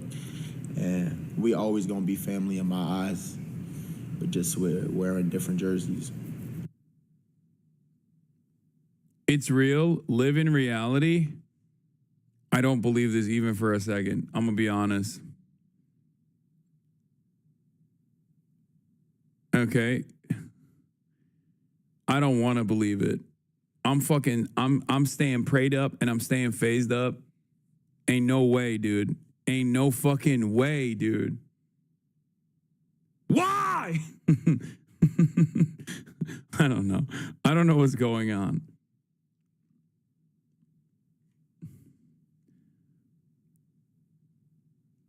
Maybe it was all just a phase. Don't even do that. Don't even be like that. Don't even talk like that.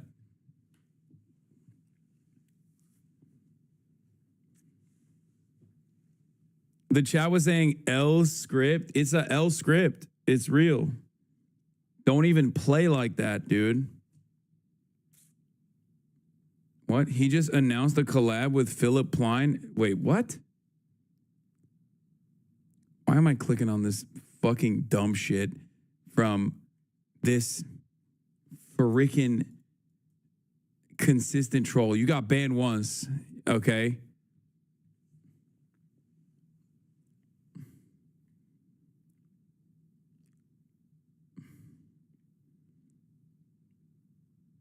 You think he's this good at acting? Come on now. I don't think this is particularly good acting, to be honest. Like, this shit changed my life. I'm gonna keep it a buck. It did.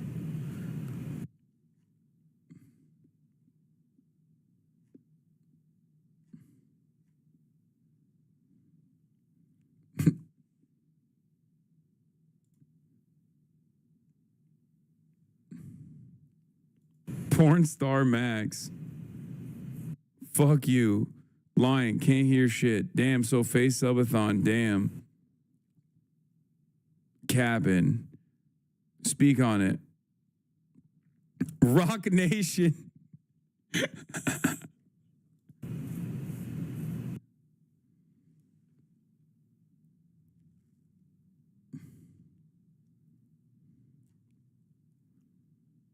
Your raid says is real? Bro.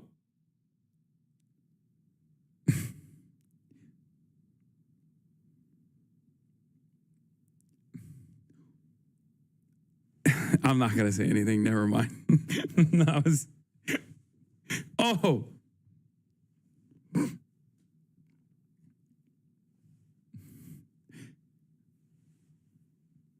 Rage is a paid actor. Yes, he is. He is a paid actor.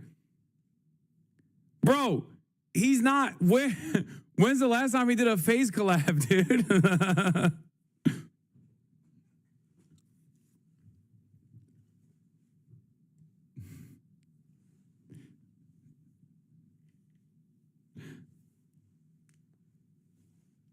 I know. Double knee surgery. It's because he's not invited me to be his caretaker.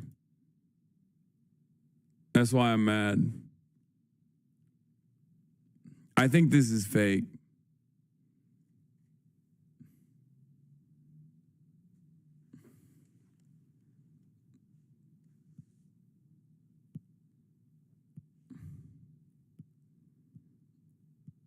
Your ass is not doing that. You hate fun.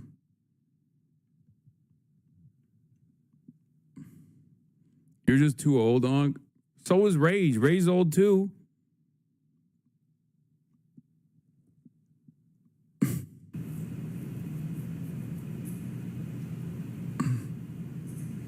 And I know this shit probably hitting y'all like, what the fuck, this out of nowhere. Like, we got all this shit. Dude, this is not good acting. I'm sorry, okay? No disrespect. I just don't believe this is happening. I don't want to believe that this is happening. And that's it. You're pushing 40, gang? I am. Whatever, so is Kason.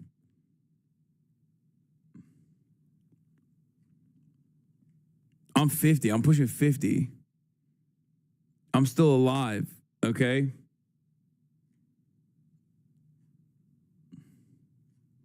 It's okay for a man to show emotion. Oh my God, his Twitter phase tag is gone. I know.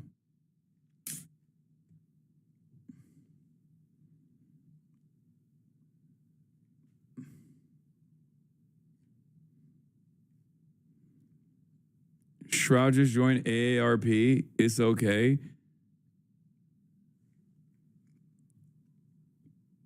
I don't believe it.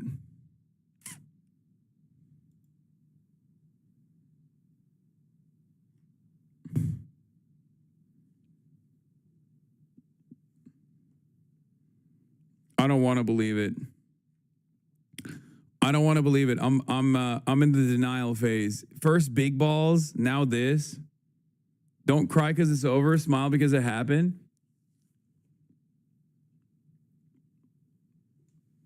No. I mean, FaZe Clan has been doing incredible stuff. They've been doing fantastic content. They're killing it. I hope it's not real. I don't think it is real, for the record. It'd be ridiculous. And that's it. They've been popping off, dude. They're killing it. They're doing so much great content. They voted for Donald Trump. Big money moves. Yeah, phase up. Me too. They influenced me to also vote for Donald Trump. You know, we all voted for Donald Trump. Stay phased up. You too old for this, King? No, it's fine. First Bank steps down as CEO. Now this is terrible.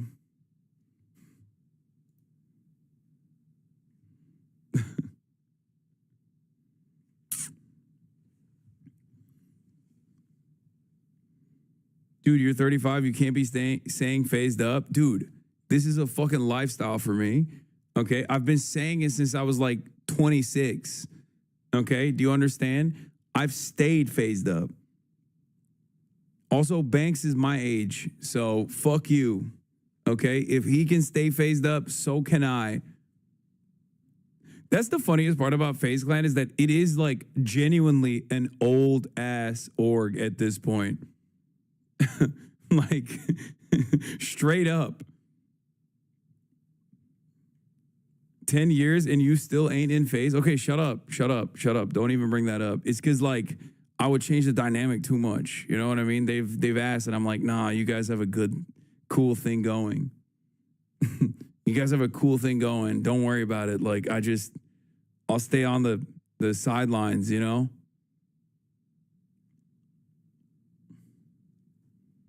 Wasn't FaZe around before you started streaming? Yes, FaZe has been around. Yeah. Cutie got a chain before you? Yeah, because like, I mean, I got a pillow. I got a FaZe pillow. Shut up. Some might even say an exclusive FaZe pillow is even cooler than the FaZe chain. That's what people are saying. That's what the word on the street is. Hold on, I'm gonna show you. Look.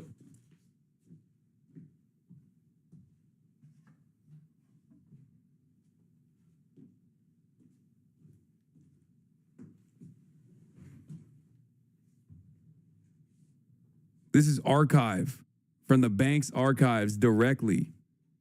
Okay? Think about that. It's my most prized possession.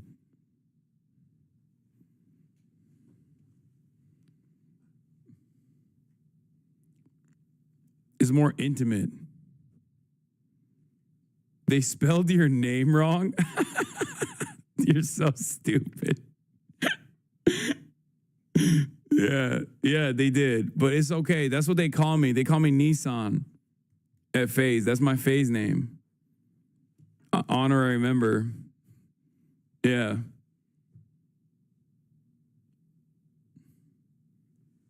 Like, look. If I wear the pillow like this, it almost feels like I'm in FaZe. I'm wearing the jersey. You know what I mean?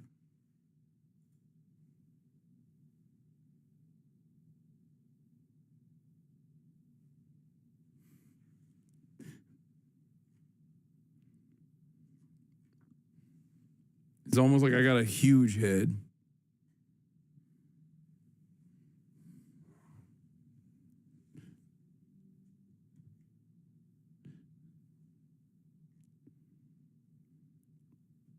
Normal size head. Okay.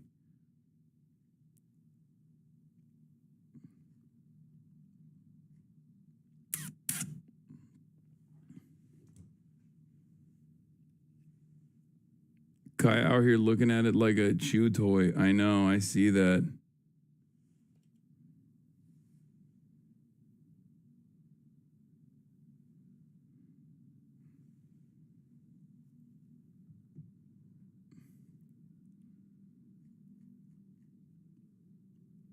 All right.